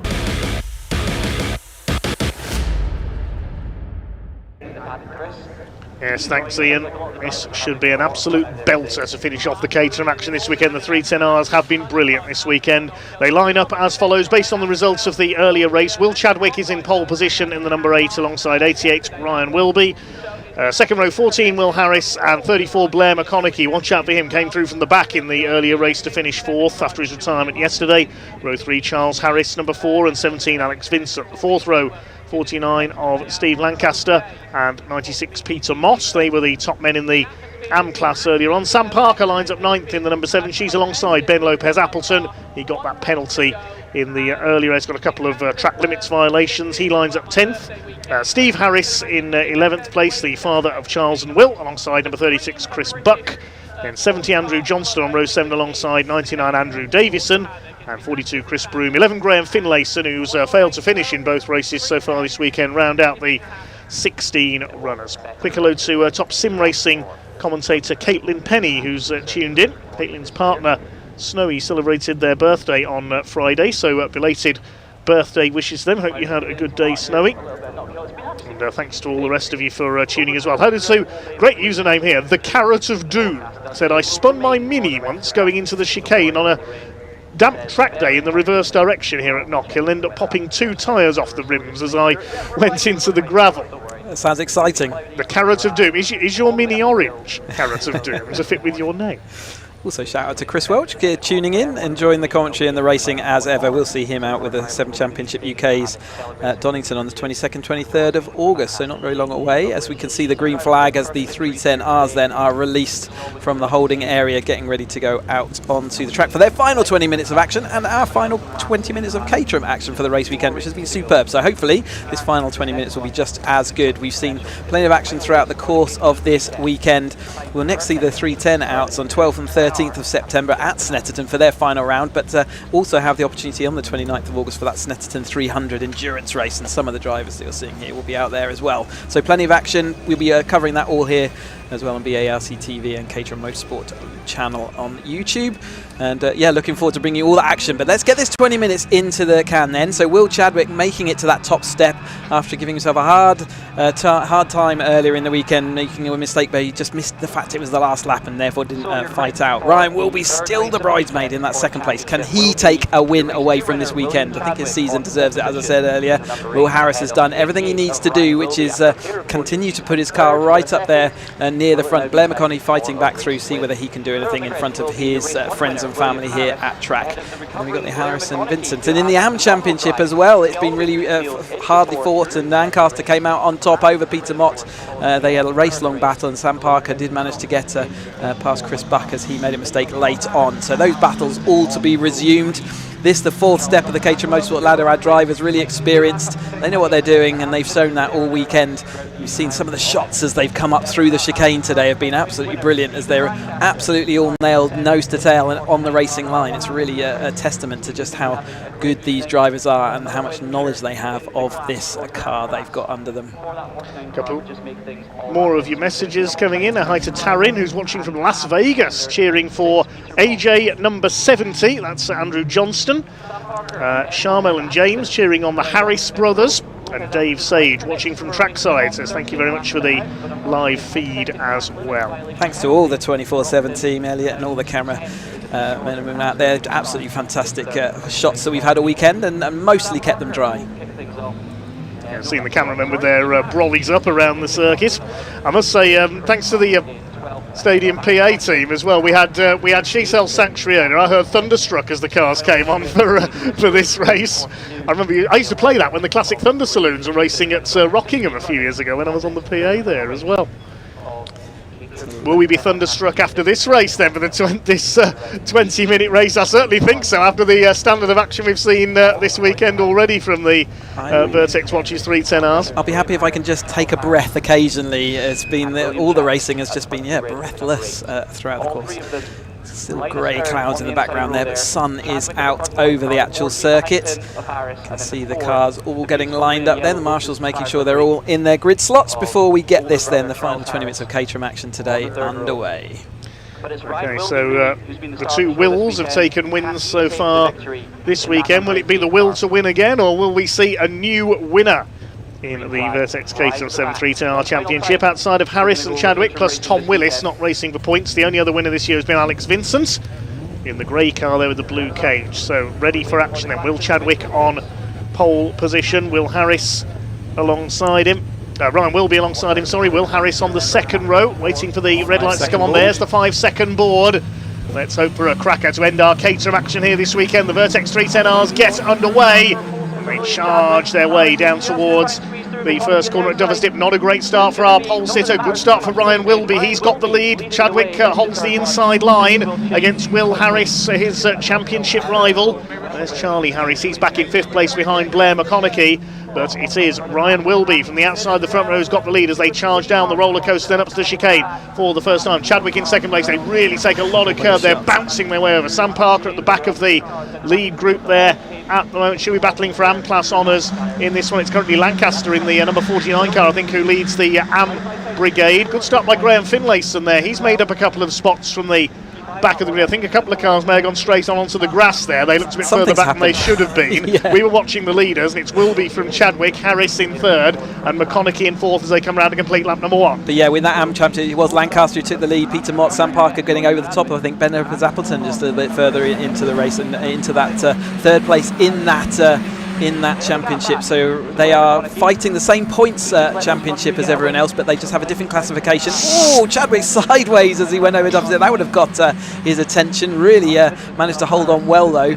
And Ryan Wilby at the moment leading. Alex Vincent showing strong at the moment over the top of Charles Harris, and then comes that AM championship. And there's Vincent in 5th place, Charles Harris 6th, Lancaster in 7th leads the AM category ahead of Peter Mott. There's Sam Parker in behind them. Then there's a bit of a hole in the field. I think we had a couple of cars, we say, go straight on at Duffer's Dip for the first time through. There's Chris Broome. He's come from the back of the grid ahead of Andrew Davison was up there as well, and Andy Johnston in the number 70. But it's Wilby who leads, looking for his first 310R win. The two Williams battling it out behind him. What can Blair McConaughey do here? He's not had much luck so far this weekend. That burst radiator after some contact in yesterday's race. Over the line go the top 4 almost together. Will Chadwick to the outside. He's trying to get the slingshot down Duffer's Dip here and get the lead on the inside. Now that's especially brave after the way he twitched through there last time. But Ryan Wilby keeps the lead through Scotsman Corner, cutting back on the inside at Butchers. Here's Will Chadwick. He sold in the dummy there through Scotsman Corner, and he's pulled the move off. Flies over the curves of the chicane, and Will Chadwick into the lead. That was a great bit of driving. Ryan Wilby did the only thing he could do really there, was let that space develop. Otherwise they were both going to have a problem and probably go all the way to the back of this field. So he did the right thing, just lost the momentum at exactly the wrong time. But he's going to try and fight back into the hairpin. So yeah, it's better to cut your losses early and fight back where you know there's an easier opportunity a bit later. Here's Peter Mott in his very colourful car. It's almost like light trails if you look at it closely, as he's had that colour scheme now for many years, followed on by Sam Parker, and the Dutch Barnfokker are just in front of them in this Vertex Watches Caterham 310R Championship then. And it is Ryan Wilby back to the lead then, Chadwick in 2nd place, and Harris into that 3rd. Blair McConaughey just at the moment taking the opportunity just to sit there and watch on. Behind them is Alex Vincent, number 17. Then Lancaster up into 6th place. Charlie Harris has gone down into 7th position. Ben Lopez Appleton has dropping backwards, isn't he? In this race as well. Well, again, we have got his transponder issue. I wonder whether that's still an issue, but I haven't seen him. He's certainly not in that lead group, is he? No, he's down to 14th. Yeah, looking at the timing screen. Just have to refresh my timing screen there. Sorry, he's dropped back. It must have been him who went straight on in the early stages that we know of. Through Taylor's turn come the leaders. Then Ryan Wilby. Blair McConaughey's got the fastest lap of the race. 56.166 for the local man. Trying to close in on our top 3 here. They still run nose to tail. Chadwick could be lining up a move here into the right-hander at Duffer's Dip. He's going to try and do what he did a couple of laps ago, go around the outside on the first element. Bang! Contact between the two of them. Bit of bodywork goes flying from the back of Chadwick's car, that was, but he got through. They clashed wheels there. You can see the front mudguard hanging off Wilby's car. The rear mudguard's gone off Chadwick's car. That flew into the gravel trap. And Will Harris behind them in 3rd. Charles Harris trying to fight back past Steve Lancaster. He's having a strong run up there in 6th overall. That's what happens when the 1mm you were giving your championship rivals disappears, and he also has the same issue that Brian Thornton has in the rear of his exhaust is now also detached from the bobbin there, so there's broken arch there, and I think that almost looked like he capitulated and let that place go back, and maybe he was feeling a little bit like that wasn't it, but yeah, his exhaust is now also flapping around, and I think by the end of the race probably will be dragging along the floor. But Ryan Wilby leads them over the line. Will Chadwick, after that contact in turn 1, is in 2nd place. Will Harris and then Blair McConaughey in that 4th place, still watching on, though he's having to fight Alex Vincent now. Quick hello to Oliver Kibblewhite, who's popped up in the YouTube comments. Says gutted not to be racing this weekend. Regular Caterham racer, cheering his friends and rivals on here this weekend as they charge their way through the chicane once again. Will Harris looking to make a move there, perhaps into Taylor's turn. He was lining up the top 2. They go through Clark's. You're less likely to see an overtake made there. I've seen a few this weekend though, not as many as into Taylor's hairpin at the end of the lap.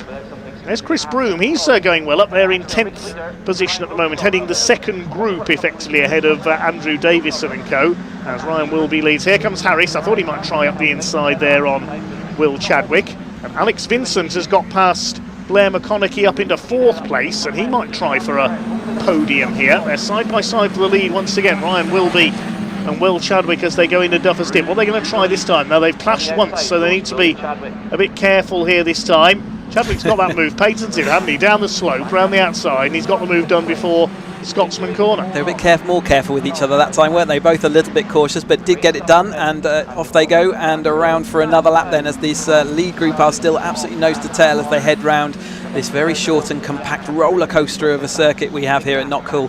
I know drivers all love it for the challenge. It's they'll be tired at this end of the race weekend. They've done 2 days of testing and in both directions, and they've done 3 races over the course of the race weekend, including their qualifying as well. So yeah, we'll be exhausted mentally and physically. The cars will tend to beat you up. You can see how much the gradient changes all the way. Really, it is just a circuit planted on the side of a hill as we go up the hill then, and it is Harris looking to see whether he can come into that second place, which it looks like he might be able to, as Harry Senior, 7 Championship UK driver, looking on.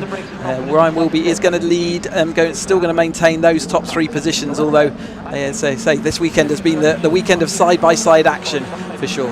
It has been a superb weekend for all our Caterham classes this weekend. A few new winners, especially Peter Holland in the academy. It's his first ever race victories in anything.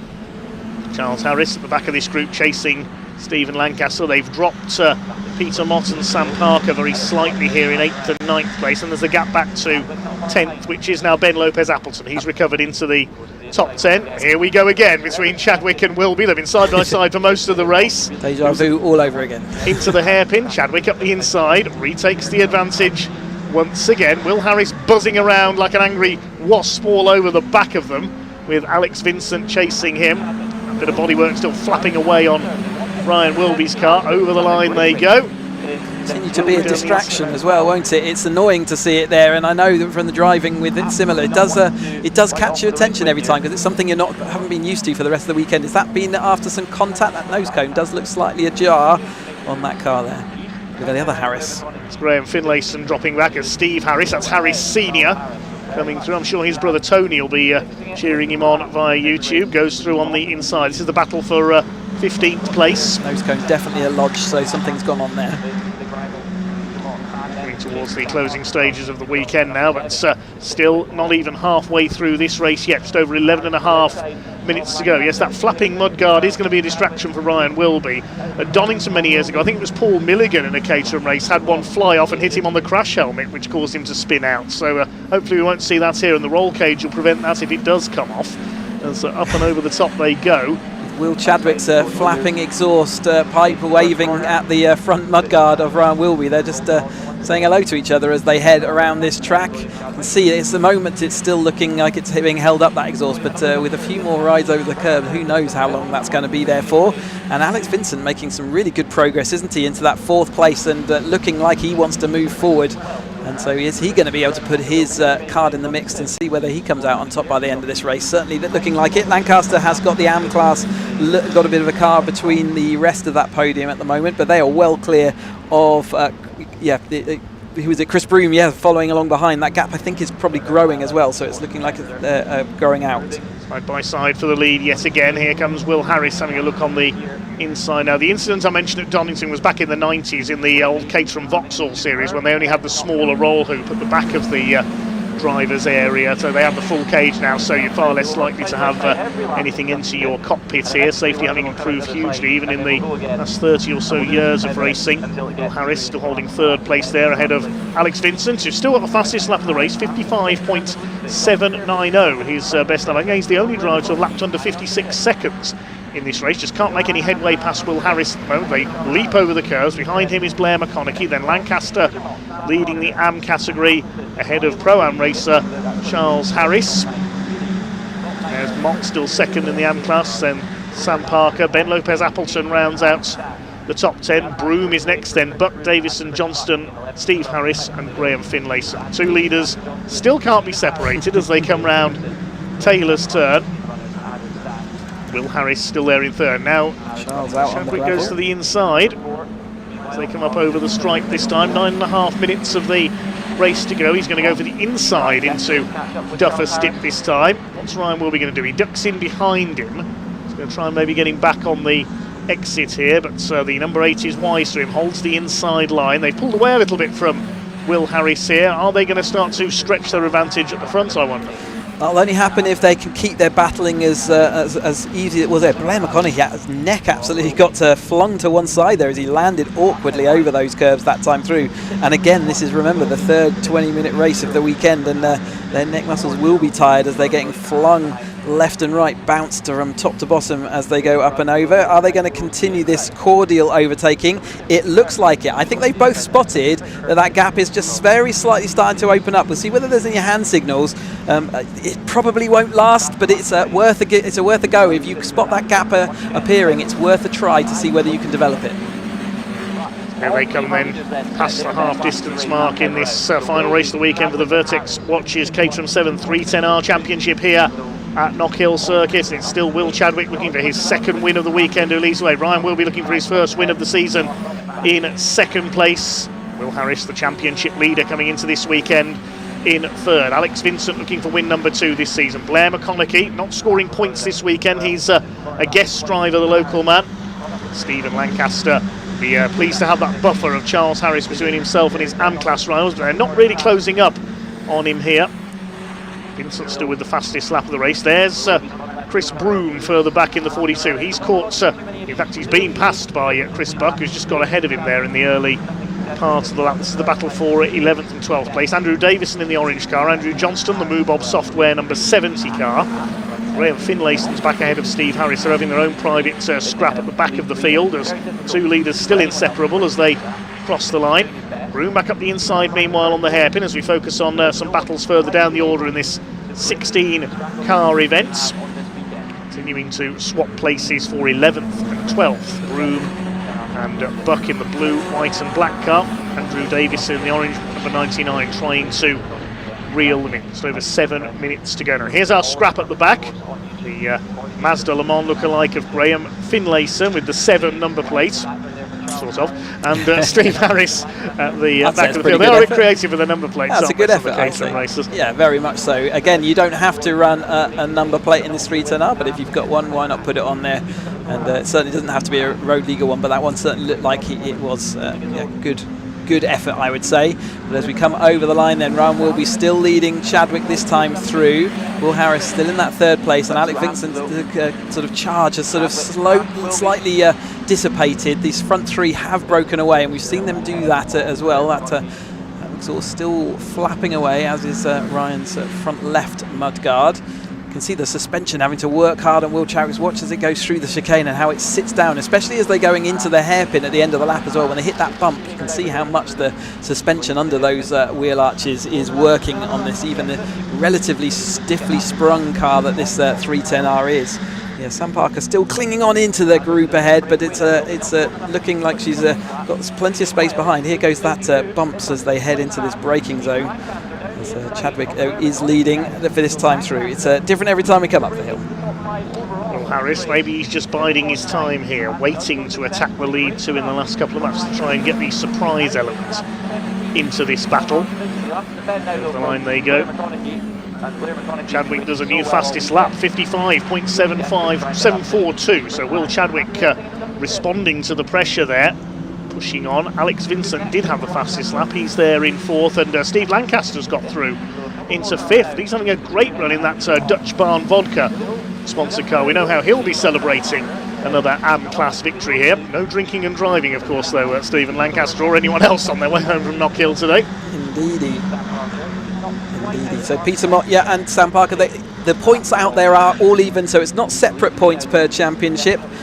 So we'll have to, they'll have to keep it all under control, and he's gaining extra points. That's Blair McConaughey looking down the inside. Though remember, neither of these two are going for the same championship. Blair is absolutely a guest driver this weekend, but yeah, Charles Harris having to hang on in there as well. He's had a fading charge throughout the course of this race as well, but just under 5 minutes left to go. There is Will Harris, and he's fading away just a bit as well. It does seem like these lead two just have a tiny bit more pace if they get it all under control, but Will Harris doesn't have to do anything now. It's going to be about the last lap, isn't it? Ryan will be absolutely pogos his way through the chicane that time. Just depends how you hit that first curve, doesn't it? And then what angle you land at as to what kind of ride you're going to get this time through. Well, he pogoed it there, but he's made it stick in the lead. He holds off Ryan Wilby. Just over 4 minutes of this race to go. Wilby now goes for the lead into the hairpin. He's got the inside line. He's late on the brakes. Will retake the lead. I've lost count of the number of times these two have swapped places in this race. So about 4 laps to go in this one. 4 laps for laps of Caterham action remaining. Chadwick trying to go back around the outside. They've dropped Will Harris slightly coming into this lap. Over the line they go. The pit boards give the info to the drivers. Chadwick has still got the lead as they head down through Duffer's Dip, Leslie's and Scotsman's Corner once again. Right-hander at Butchers, then up towards the chicane they go. They certainly have dropped Will Harris. There he is. He in turn has dropped the rest of the pack. It's back into 4th place for Alex Vincent this time through. Stephen Lancaster was briefly into 4th last time through over the line. Tomicky, Charles Harris, and Mott and Parker behind them. Lopez Appleton still rounding out the top 10. Here comes Wilby again on the inside. He takes the lead once more. We have a rule for the AM class. If you get too many outright podiums, then you do get promoted into the Pro-Am class. It's one of the sort of criterion stipulations, but he won't have the chance. That doesn't count for the final round of the season, so it won't be an issue for him, even if he does make it another place forward into 3rd place. Yeah, doing what he needs to do to solidify the lead of that AM championship. Clock counting down now for these two. Can Ryan Wilby make a move, stick in front and take his first 310R win, or will it be a 2nd win of the weekend and a 6th of the season for Will Chadwick? Will Harris got his 5th win of the season in the anti-clockwise race yesterday. Tom Willis has had 3 wins this year, but not a point-scoring driver. He's not here this weekend. Had a couple of wins when the series appeared on the Toka package at Brands Hatch.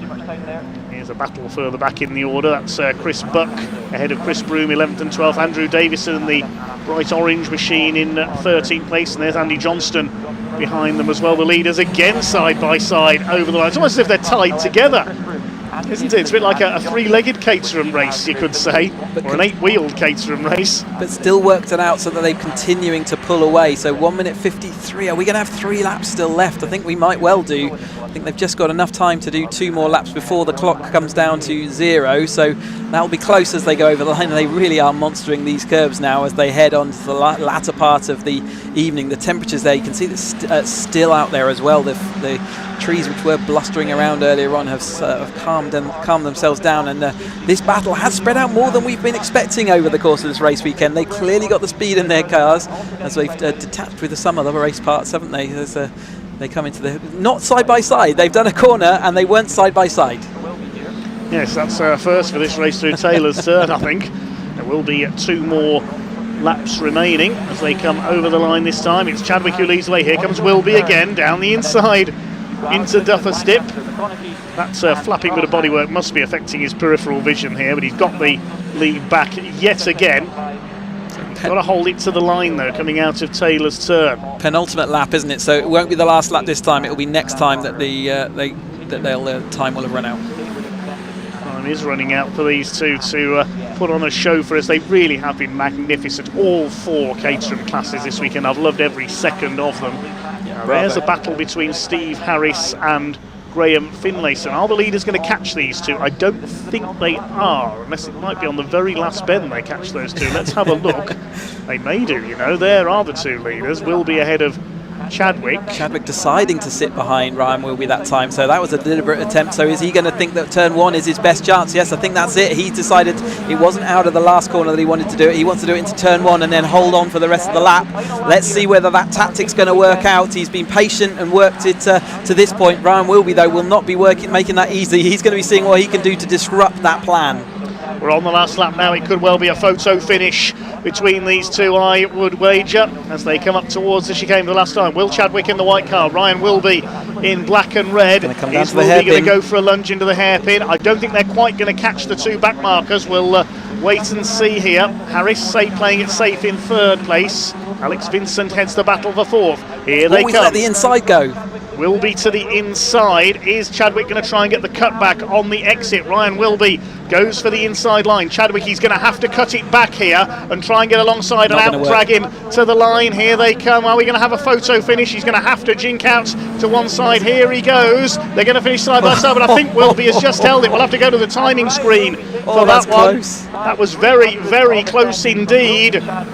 We'll go to the timing screen, and your winner by 0.036 of a second is Ryan Wilby. He takes his first ever 310R victory, and that is hugely deserved. Absolutely, I'm chuffed for him. I said all race weekend he's deserved one this weekend. As the racing continues, though, all the way up and down. Andrew Johnson there looking to see whether he can get past Chris Broome. Ben Lopez up in that middle ground, and it is going to be Chris Buck over the top of them all. So they're coming across the line after having a race-long battle themselves, battles up and down this 270, this 310R grid, as we have seen all the way through all of ours, from the Academy, the Roadsports, the 270s and the 310s. I have thoroughly enjoyed every single race. Scotland and Knockhill has it's just delivered everything that we can want. It really has indeed. Congratulations to Ryan Wilby's first ever Vertex 310R Championship victory by such a scant margin, 36 1,000ths of a second. He is elated, and I'm sure he'll be down there in the Parc Fermé very shortly to celebrate. He takes the win ahead of Will Chadwick in second. That'll help Chadwick's championship challenge, defeating Will Harris, who took third place. Alex Vincent in fourth, and well done Stephen Lancaster, a fine fifth overall to win the AM class. Charles Harris sixth, and Blair McConaughey dropping down to seventh in the end there. Didn't see whether he dropped to seventh. He may have got a penalty there. We'll double check that later. Peter Mott in eighth place, Sam Parker ninth, Ben Lopez Appleton after a problem on the first lap finishes 10th, then Chris Buck, Chris Broome, Andy Johnston, Andy Davison, Steve Harris and Graham Finlay, so at least gets a race finish this time. Before we sign off here, I just want to say a big thank you to all the marshals out there, all the officials, BARC, Caterham Motorsports, everyone here at 24/7 TV, Elliot and Dave, Ian and Sam. It's been an absolute pleasure all the way along, and I can't wait to do it all again. Pleasure to have you as well. Chris Hutchinson, former Caterham champion. Big thanks to Chris for joining us in the commentary box this weekend for our Caterham races. We'll see you at Snetterton in September, I suppose. I will see you then. I can't wait. Thank you very much indeed to Chris for joining us with his expert analysis this weekend. And hopefully he'll join us for the Caterham Grand Prix Enduro at Snetterton at the end of August as well. I can't wait for that one. Meantime, let's hand down to Ian in Parc Fermé.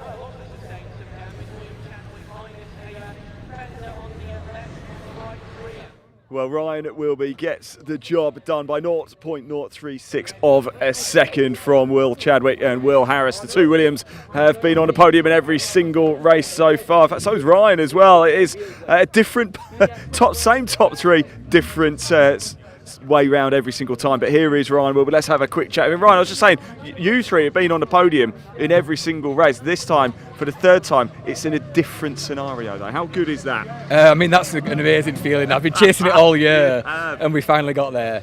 But yeah, just had a good pace all weekend and kept chipping away. Do you know what it was over the line? 0.036. Yeah, I mean, wow. Very small. I could see it, him coming. But if it had been another few metres, he'd have got me.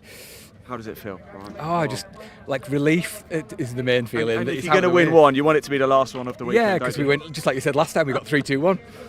Although I think that means you have to get dunked with champagne now, doesn't it? No, because it's not my first win, so I get away with that one. Oh, no, I'm going to make a new rule. Well done, mate. So give us a hug. Well done. Nice Good stuff. Well done. Good stuff indeed. Right, Will Chadwick over here as well. He's had a pair of second places. Yes, 2 second places and a win this week. Well, you've got to be happy. Would you have taken out the start? Yeah, I take that, especially to Ryan. I think Ryan, like I said in the circuit commentary interview, I think Ryan really deserves a win for this year. That's the first win he's had, and he's been up the front the whole season, so he deserves that. I wasn't sure if we were first or second time in line, so I gave it a go. Like, I purposely tried to get the run to the line, like I wasn't actually fighting into the last corner. But you know, I'm happy with that. Shame about the wing, but that's Caterham Racing. Yeah, it was 0.036 it was over the line. Okay, so pretty close. You've got to do us a favour though, right? I know Ryan's won before, and normally it's only when they get their first win do you have to dunk them with champagne, but I think he deserves a dunking. Absolutely, He absolutely. does. Yes, great stuff. Well, good racing indeed. Let's go grab Will Harris up here as well for a quick chat. He has had, he won race 1 and a pair of third places. Will, can I borrow you for a second as well? It's 3 podiums this week, and you have had a race win, but third in that one. How are you feeling after this weekend? Yeah, I mean, all in all, not a bad weekend. Not a great final race. Just seemed to lack a bit of pace. Don't really know why, but they kind of just drove away from me, and it shouldn't be happening. I mean, it felt like I was just pumping in good lap, but they were just going, so I don't know. It's crazy to say lack of pace when you consider the tiny margin between all of you here. It's insane. Well, not that tiny to 1 and 2 though, right? A couple of seconds is a lot in Caterham. Well, true, very true, very true. But no, I mean, look, you had a win yesterday, a couple of third places. It's not bad. It keeps you in the hunt, right? Yeah, it's going to be very close going into Snetterton now. Excellent. Well done, mate. Anyway, thanks for talking to us. Appreciate it. Good stuff. I can hear Motorsports making their way onto the circuit here. So our final race of the weekend about to get underway. A little bit earlier, I caught up with one of the drivers over in assembly area, so let's hear from them now.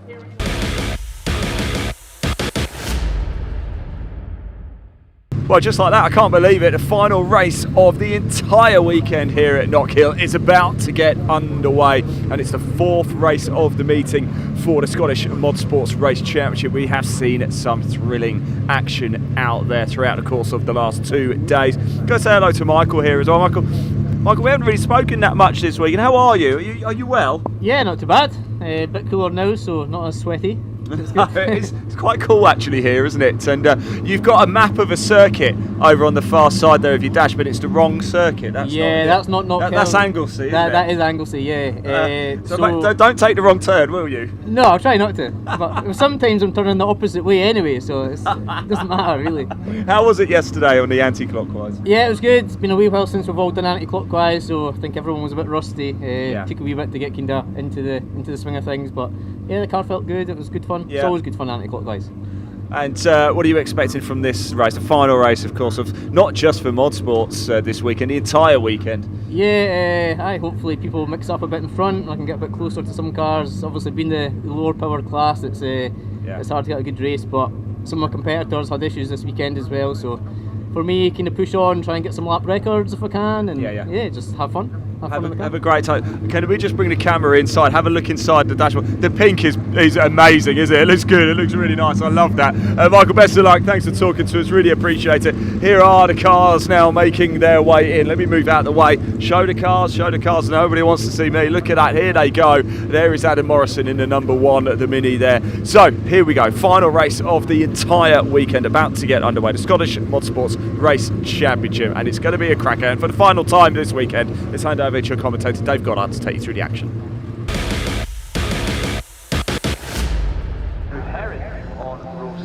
Thanks very much, Ian. Yes, ready for our final race of the weekend, race number 19. It's race 4 over the weekend for the Scottish Motorsports Championship. And the question going into this one, can Mark Thompson in the Radical make it 4 wins out of 4? He's on pole with the results of the earlier race today, setting the grid for this one.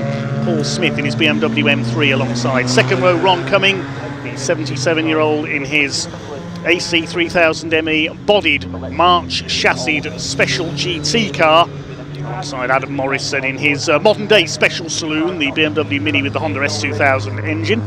Row 3, Rob Doherty with his BMW M3 E36. And starting alongside him, it is number 155 Adam Kindness, his modified Mini. Yes, he's there. Row 4, Louise Strachan with her Mini. And 221, it's her father James Strachan with the Ford Fiesta ST. Row 5, Michael Imrie's Mini and the Subaru of Andrew Cowie. On row 6, we've got Ali Chalmers in the Mini racing with hand controls. Andrew Heron's MG-ZR. Michael Barron's back out with the Honda Civic, who spun off at the chicane and went to retirement in the earlier race. And I think that's all we've got. The rest of the field, we don't have Philip Webster, who pulled off earlier on. He's had problems with his Mini all weekend. Craig Houston's Lotus, that gave up the ghost in qualifying this morning. No Richard Sutherland, no Peter Maxwell. His Escort Cosworth also suffered problems in qualifying. No Stephen Somerville. We saw Richard Sutherland's BMW, its engine out in the pits. No Stephen Somerville. Murray Douglas blew his engine in the practice session earlier on. David Robb, we heard from earlier, his Audi TT gave up yesterday. No Andrew Patterson with his BMW either after problems in yesterday's anti-clockwise races. So a slightly reduced field for the mod sports. As we say, a lot of uniquely modified cars. They are fast, but they are pretty fragile. Now, can Ron Cumming in the special GT car take the fight to Mark Thompson for the overall victory? Paul Smith, the potential spoiler with the BMW. This will be a 12-lap race, a 12-minute race plus 1 lap. Staggered grid for this one. Boards being displayed by the marshals. That's the black and yellow Radical on pole position, the blue BMW of Paul Smith alongside. Ron Cumming in the red and gold special GT. As Adam Kindness's BMW. So the marshals have cleared the grid, so we're about to get underway with our final race of the weekend. The red lights coming on, revs are up, and away we go. Final time this weekend, Ali Chalmers a bit slow away in the Mini at the back of the field. Ron Cumming straight past Paul Smith's BMW into second place, but it's Thompson who leads the way as they come down into Duffus Dip for the first time. Rob Doherty under fire from Adam Kindness. He stalled on the grid earlier on and had to start from the back. At the inside comes Michael Barron, that very potent Honda Civic, hoping not to spin off this time. It's Thompson who leads though from Cumming. Smith, Morrison, Kindness up into 5th place. The rest of them dance their way through the chicane. There's Andrew Cowie with the Subaru Impreza. Around to the back of the circuit for the first time. Andrew Herron ahead of Ali Chalmers towards the back of the field. Michael Barron's already on his way through from the rear of the grid. Smith down into 3rd. It's the Radical and the Special GT March AC, I think we'll call it. I think it's still got the BMW engine in there, possibly. Or it may have switched to a Cosworth power plant. I'm not certain what engine Ron is running in that car. Of course, not the car Ron Cumming started the weekend in, because he crashed his Nemesis sports racing car yesterday.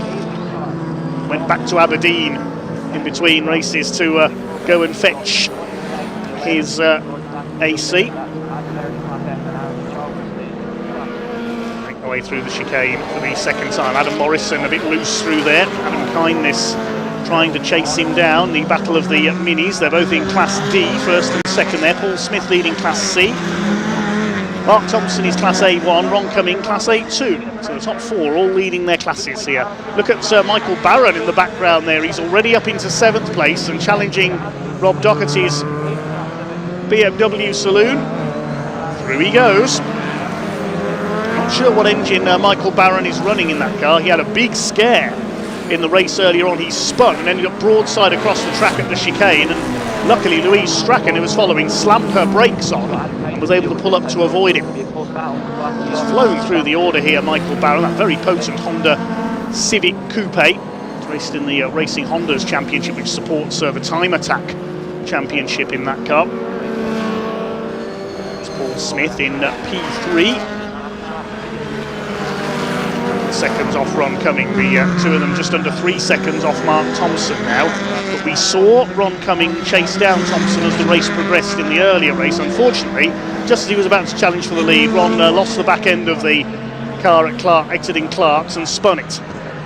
Here's a battle between Ali Chalmers and Andrew Herron. These two have been battling all weekend towards the tail of the field. Ali Chalmers, who races with hand controls in the BMW Mini. Past the MGZR, regular in the MG Cup series. Andrew Herron. Kindness about to lose out to Michael Barron. He goes barrelling past around the outside. There's Adam Morrison in the Honda-powered Mini. And Adam Kindness back up the inside. There's a scrap developing here between two of the saloons, and Rob Doherty trying to get involved in his BMW as well. Through the chicane they go. This is for 4th place, Ron Cummings dropping down the timing screen. Have we lost the AC?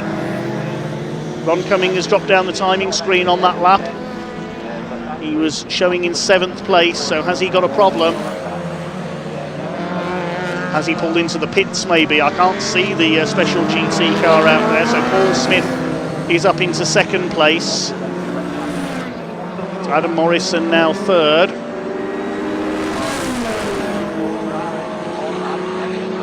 Try and find out what has happened to Ron Cumming. But if he's out of the race, as Barron gets back ahead of Kindness there, if he's out of the race, then that is pretty much going to guarantee 4 out of 4 for Mark Thompson. Can't be many drivers who've won 4 races in a weekend on 2 different circuit layouts. That's what the Radical man could be about to achieve here. That's a unique record in motorsport. Reece Strachan up to 7th. Yes, we've lost Ron Cumming. He's out of the race. Problems with both his cars, sadly, this weekend. Accidents and now technical trouble. Michael Barron ahead of Adam Kindness. Sliding the BMW there, trying to keep up with them is Rob Doherty. He goes to the outside on the Mini. Not sure what engine Adam is running. He had electrical problems with the car yesterday, damaged ECU, putting him out of action. Then stalled on the grid in this morning's race and dropped down the order to fight his way back. This is out there to Rob Doherty in the BMW. When the timing goes to 0, we have 1 more lap to go.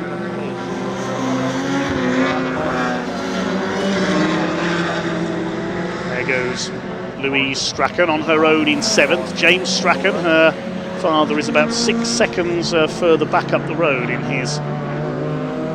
12 seconds back further up the road in his Fiesta. Andrew Cowie, Michael Imrie and Ali Chalmers. Plus Andrew Heron rounding out the field. A bit of rallycross there from Rob Doherty. That's going to allow Adam Kindness back up the inside. It's Vince Bristow who rallycrosses an E36 BMW, won the VTRDA Rallycross Drivers Driver of the Year last year, running in their classic division. Barron up the inside laps Andrew Heron's MGZR. It's not rallycross today, of course, so they turn off, coming down Duffus Dip to the right onto the loose through McRae Corner. He's sideways again. Rob Doherty's all over the place. Well, Vince Bristow, we mentioned, who rallycrosses a similar car to this. He's known as Mr. Sideways. Rob Doherty might be trying to steal his nickname here. He powers back ahead of Adam Kindness. What's he going to do coming out of Taylor's turn this time? Keep it on the straight and narrow, Rob Doherty. To lap Ali Chalmers in the Mini.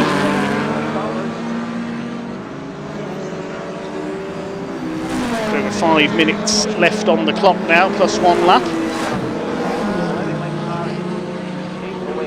Mark Thompson leads now by over 11 seconds from Paul Smith in his BMW. Further near 5 seconds back now is Adam Morrison in 3rd.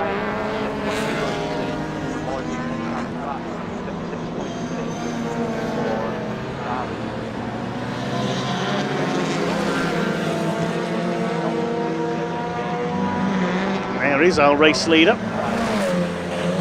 Flat the Subaru of Cowie. Is our race leader, Mark Thompson. It's looking good for a 4th win. Take it easy from here. Mark Thompson just needs to be careful with the back markers. He's heading for a clean sweep across this. It's effectively a double header weekend for the Scottish Mod Sports Championship, promoted by the Knockhill Motorsports Club. Big thanks to all their officials this weekend. For our 2nd place man, further back in the order, 14.5 seconds down, Paul Smith in his M3. There he is, coming through Clark's. As the leader comes out of Taylorson's. Oh, problems for Adam Morrison. The championship leader and reigning champion pulls up at the in the background there into the gravel in a cloud of smoke. Looks like his engine's let go. Well, we said these special saloon-type cars are fast but fragile. Ah, that's what's happened. He's been off somewhere. Look at the front of the car, full of grass, and it's overheated. That's what's happened. He's ploughed off through the grass. That's blocked the radiator grille, and the car has overheated. So he's lost a Class win there, Adam Morrison. It would have been 4 wins in Class D over the course of the weekend to extend his championship lead. So that means to say that Michael Barron is up into P3 overall, having started from the back in the Honda Civic, and he could win the class here. He's had a bit of misfortune. He had a retirement yesterday, spun off in the race this morning. But he's third now. Rob Doherty, Mr. Sideways in his BMW, he's fourth overall. Adam Kindness is fifth. There's Barron. He now leads Class D. All these three in Class D running together. Andrew Cowie leading Class E. Michael Imrie Class G. We got any runners in Class F? Yes, Andrew Heron leads Class F. Nobody in Class B. In Classes A1 and A2. Well, there's no runners in A2 because Ron Cumming has retired. Class A1 is Mark Thompson. Paul Smith leads Class C. So those are your class leaders. Just over 2 minutes to go plus one lap. Scottish Mod Sports Championship race. Michael Barron, great run in this menacing black Honda Civic Coupe.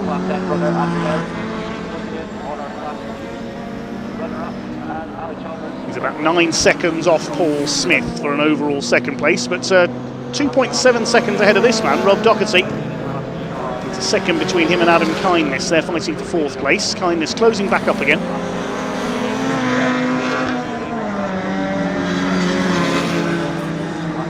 Yellow flags are out at the right-hander following the chicane there, going towards Clark's. The Mini has pulled off into the gravel there. Again, Rob Doherty chucks it sideways. He's enjoying himself at least. It won't help his lap times though, especially with Adam Kindness bearing down on him. I wonder if his tyres are going off.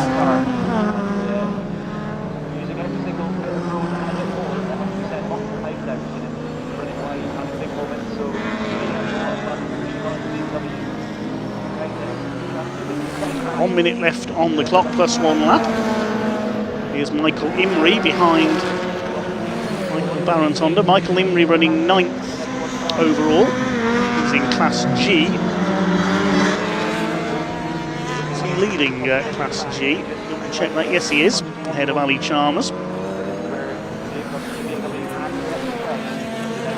Doherty goes past him. It's going to be 4 wins out of 4 for Thompson. He's now over 21 seconds clear of Paul Smith. It's a shame we couldn't see another showdown with Ron Cumming. Don't know what happened to the special GT. Great to see Ron still racing in his late 70s, one of the unsung heroes of Scottish motorsports. So there's one way of cooling your engine down when your radiator grill's full of glass, full of grass. Just remove the front panel. Adam Morrison, I think he'll keep his championship lead though. He's through, I think, to start his final lap. Is Mark Thompson. Yes, 1 lap to go appears on the timing screen. So we're into the last lap of the weekend here at the home of Scottish motorsports. Mark Thompson just has to keep it going around this final lap to take 4 wins out of 4 on 2 different circuit layouts. Not many drivers in motorsports can say they've done that. Through to Clark's for the final time. He's over 25 seconds clear now. He's of course got the fastest lap of the race, 54.036. Comes up to lap Louise Strachan. Checkered flag is in sight. It's 4 out of 4 for Mark Thompson. Take the win.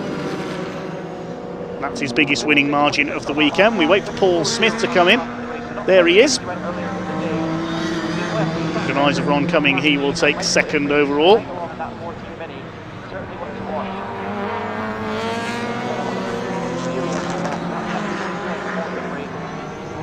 Well, dominance overall for Mark Thompson, but the sports racer, to be fair, was going to be much quicker than the saloon type cars. Paul Smith comes over in 2nd place.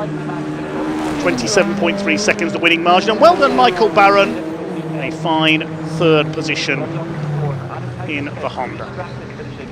Rob Doherty, Mr. Sideways, is 4th. And Adam Kindness will be the last man on the lead lap in his Mini. Louise Strachan a lap down. Confirm the results in just a second when they're all in. I think they are now. Yes, Mark Thompson the winner. and fastest lap. Paul Smith wins Class C in second place. Michael Barron third from the back and wins Class D. Then Rob Doherty, Adam Kindness, Louise Strachan, James Strachan. Andrew Cowie wins Class E in 8th place with the Subaru. 9th place for Michael Imrie, he wins Class G with his Mini. Ali Chalmers rounds out the top 10.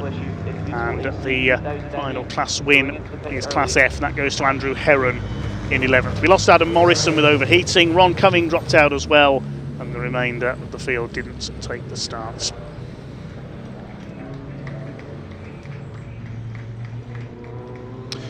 Okay, 19 races complete then here at the home of Scottish Motorsports. And that's about all from myself, Dave Goddard. So thank you very much indeed for listening this weekend. Hope you've had a great weekend with us here on BARC TV. A very big thank you to, first of all our volunteer marshals. Couldn't go racing without the Orange family. Also the medical staff, the recovery crews, all the officials from both the BARC, from Caterham Motorsport and from the Knockhill Motorsports Club for putting on this event as well. Thank you to the timekeepers from Smart Timing as well. All the race control staff and everybody else here at the Knockhill Circuit. Big thanks to all the drivers, their entertainments, and to their teams and backup crews in the paddock area for keeping the cars running. Thank you to our camera crews for bringing us the action, and to Elliot, our director, and everybody else behind the scenes as well. Well, we'll be back with you in a couple of weeks' time. A one-day event at Snetterton. Endurance is the theme. We've got the Brick Car Endurance Championship of the Caterham 3-hour race as well.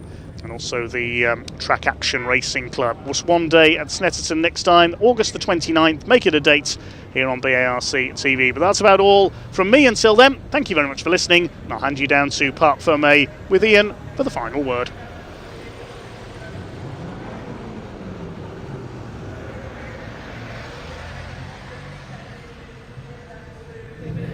Welcome down to Parc Fermé, everybody. Michael Barron is absolutely ecstatic. Somebody else who's absolutely delighted as well is Mark Thompson, who's 4 from 4. But I've just heard you chatting with the circuit comms here. Doesn't really get any better than that, does it? I don't really know what else to say. Circuit record, I believe, so they tell me. Is it? Yeah, hey, congratulations. Hey, what does that mean to you? I won't tell you because we're live on camera, but yeah, it's all good. Okay. Wait till we've cut and then you can tell me. I think it means very good indeed. It's been a brilliant weekend for you, Mark, isn't it? Absolutely brilliant. Cars ran flawless. As I said, we made some tweaks along the way. It's went far better. Just keeps getting better and better. Driver's all right. He's all right, isn't he? Driver's not bad. Not bad, lad. Getting the hang of it. Mark, well done, mate. Really happy for you. I really am. Right, I'm desperate to talk to this man over here because he came in. I could hear him cheering and roaring from inside the car. First of all, give me a hug. Well done, buddy. What does that mean to you, eh? Yeah, that was mega. I mean, starting from the back of the grid, and I think the first corner, I think I maybe got 5 or 6 cars to try and catch up with the fast guys, and then slowly picked them off. I was catching Adam Morrison, but I think his engine let go at the chicane. There was a lot of smoke, so yeah. A bit of a bonus getting third, but happy. Very happy. I can see it in the eyes. I can see it. Look, go celebrate. You don't want to talk to me. You want to go have a good time, don't you? Well, Michael Barron there, P3 on track, does take the win in Class D. Paul Smith over here as well. So Mark might have taken 4 outright wins. Paul Smith has taken 4 wins in Class C as well. Sorry, can I just borrow Paul for a second? Just congratulations. That's 4 wins in class as well this weekend. Yeah, we seem to be meeting quite often today and yesterday right now. Well, I hope that's okay. Yeah, absolutely. Really absolutely. Me too. I'm glad you're happy because I'm very happy. I don't really know what else to say. I mean, 4 for 4 for you. Yeah. Couldn't have had a better weekend, to be honest. Just that last race there, lost the power steering about 3 laps in, and I was really struggling towards the end, so my pace dropped off. But anyway, I held the second place. I was seeing Michael and Rob there catching me, but I just sort of held them off. Paul, let me just have a feel of those guns. Wow, they are tense, aren't fully they? Pumped. Congratulations, well done. Right, there's going to be a party, I think, here in Knockhill. What a weekend it has been. A big thank you to all of you for tuning in as well. That's the reason we do it. If you don't watch, there's not really much point in us broadcasting, so a big thank you to all of you, and all of you who've been commenting in the live chat. As we say, Dave, myself, we can see the comments, so thank you so much for the words that you've been putting in that live chat. I just want to say a big shout out as well to the team here who bring you these pictures live and free for you. We have a group of people who spend the entire weekend out in fields, getting wet on, getting covered by the sun and the wind as well. Let's just turn around a little bit, shall shall we? So can we, in the live chat, show a little bit of love for Ray, who's been holding the camera here. Big thank you to Ray. Can we say a big shout out to our crew around the circuit of Andy, Alex, Kirill and Jimmy. So big thank you to those guys. Our wonderful producer, of course, Elliot. Big thank you to Elliot. And your commentary team, of course, of Dave Goddard, Chris Hutchinson and the wonderful Sam Parker. Thank you to all of you. Thank you to the marshals. Thank you to the recovery teams. Thank you to the BARC as ever. We'll be back in a couple of weeks at Snetterton here live with the BARC TV. Thank you, of course, to all the wonderful drivers. What a weekend it has been, but we're going to head back down south and we'll see you very, very soon. Thanks for watching. Bye-bye.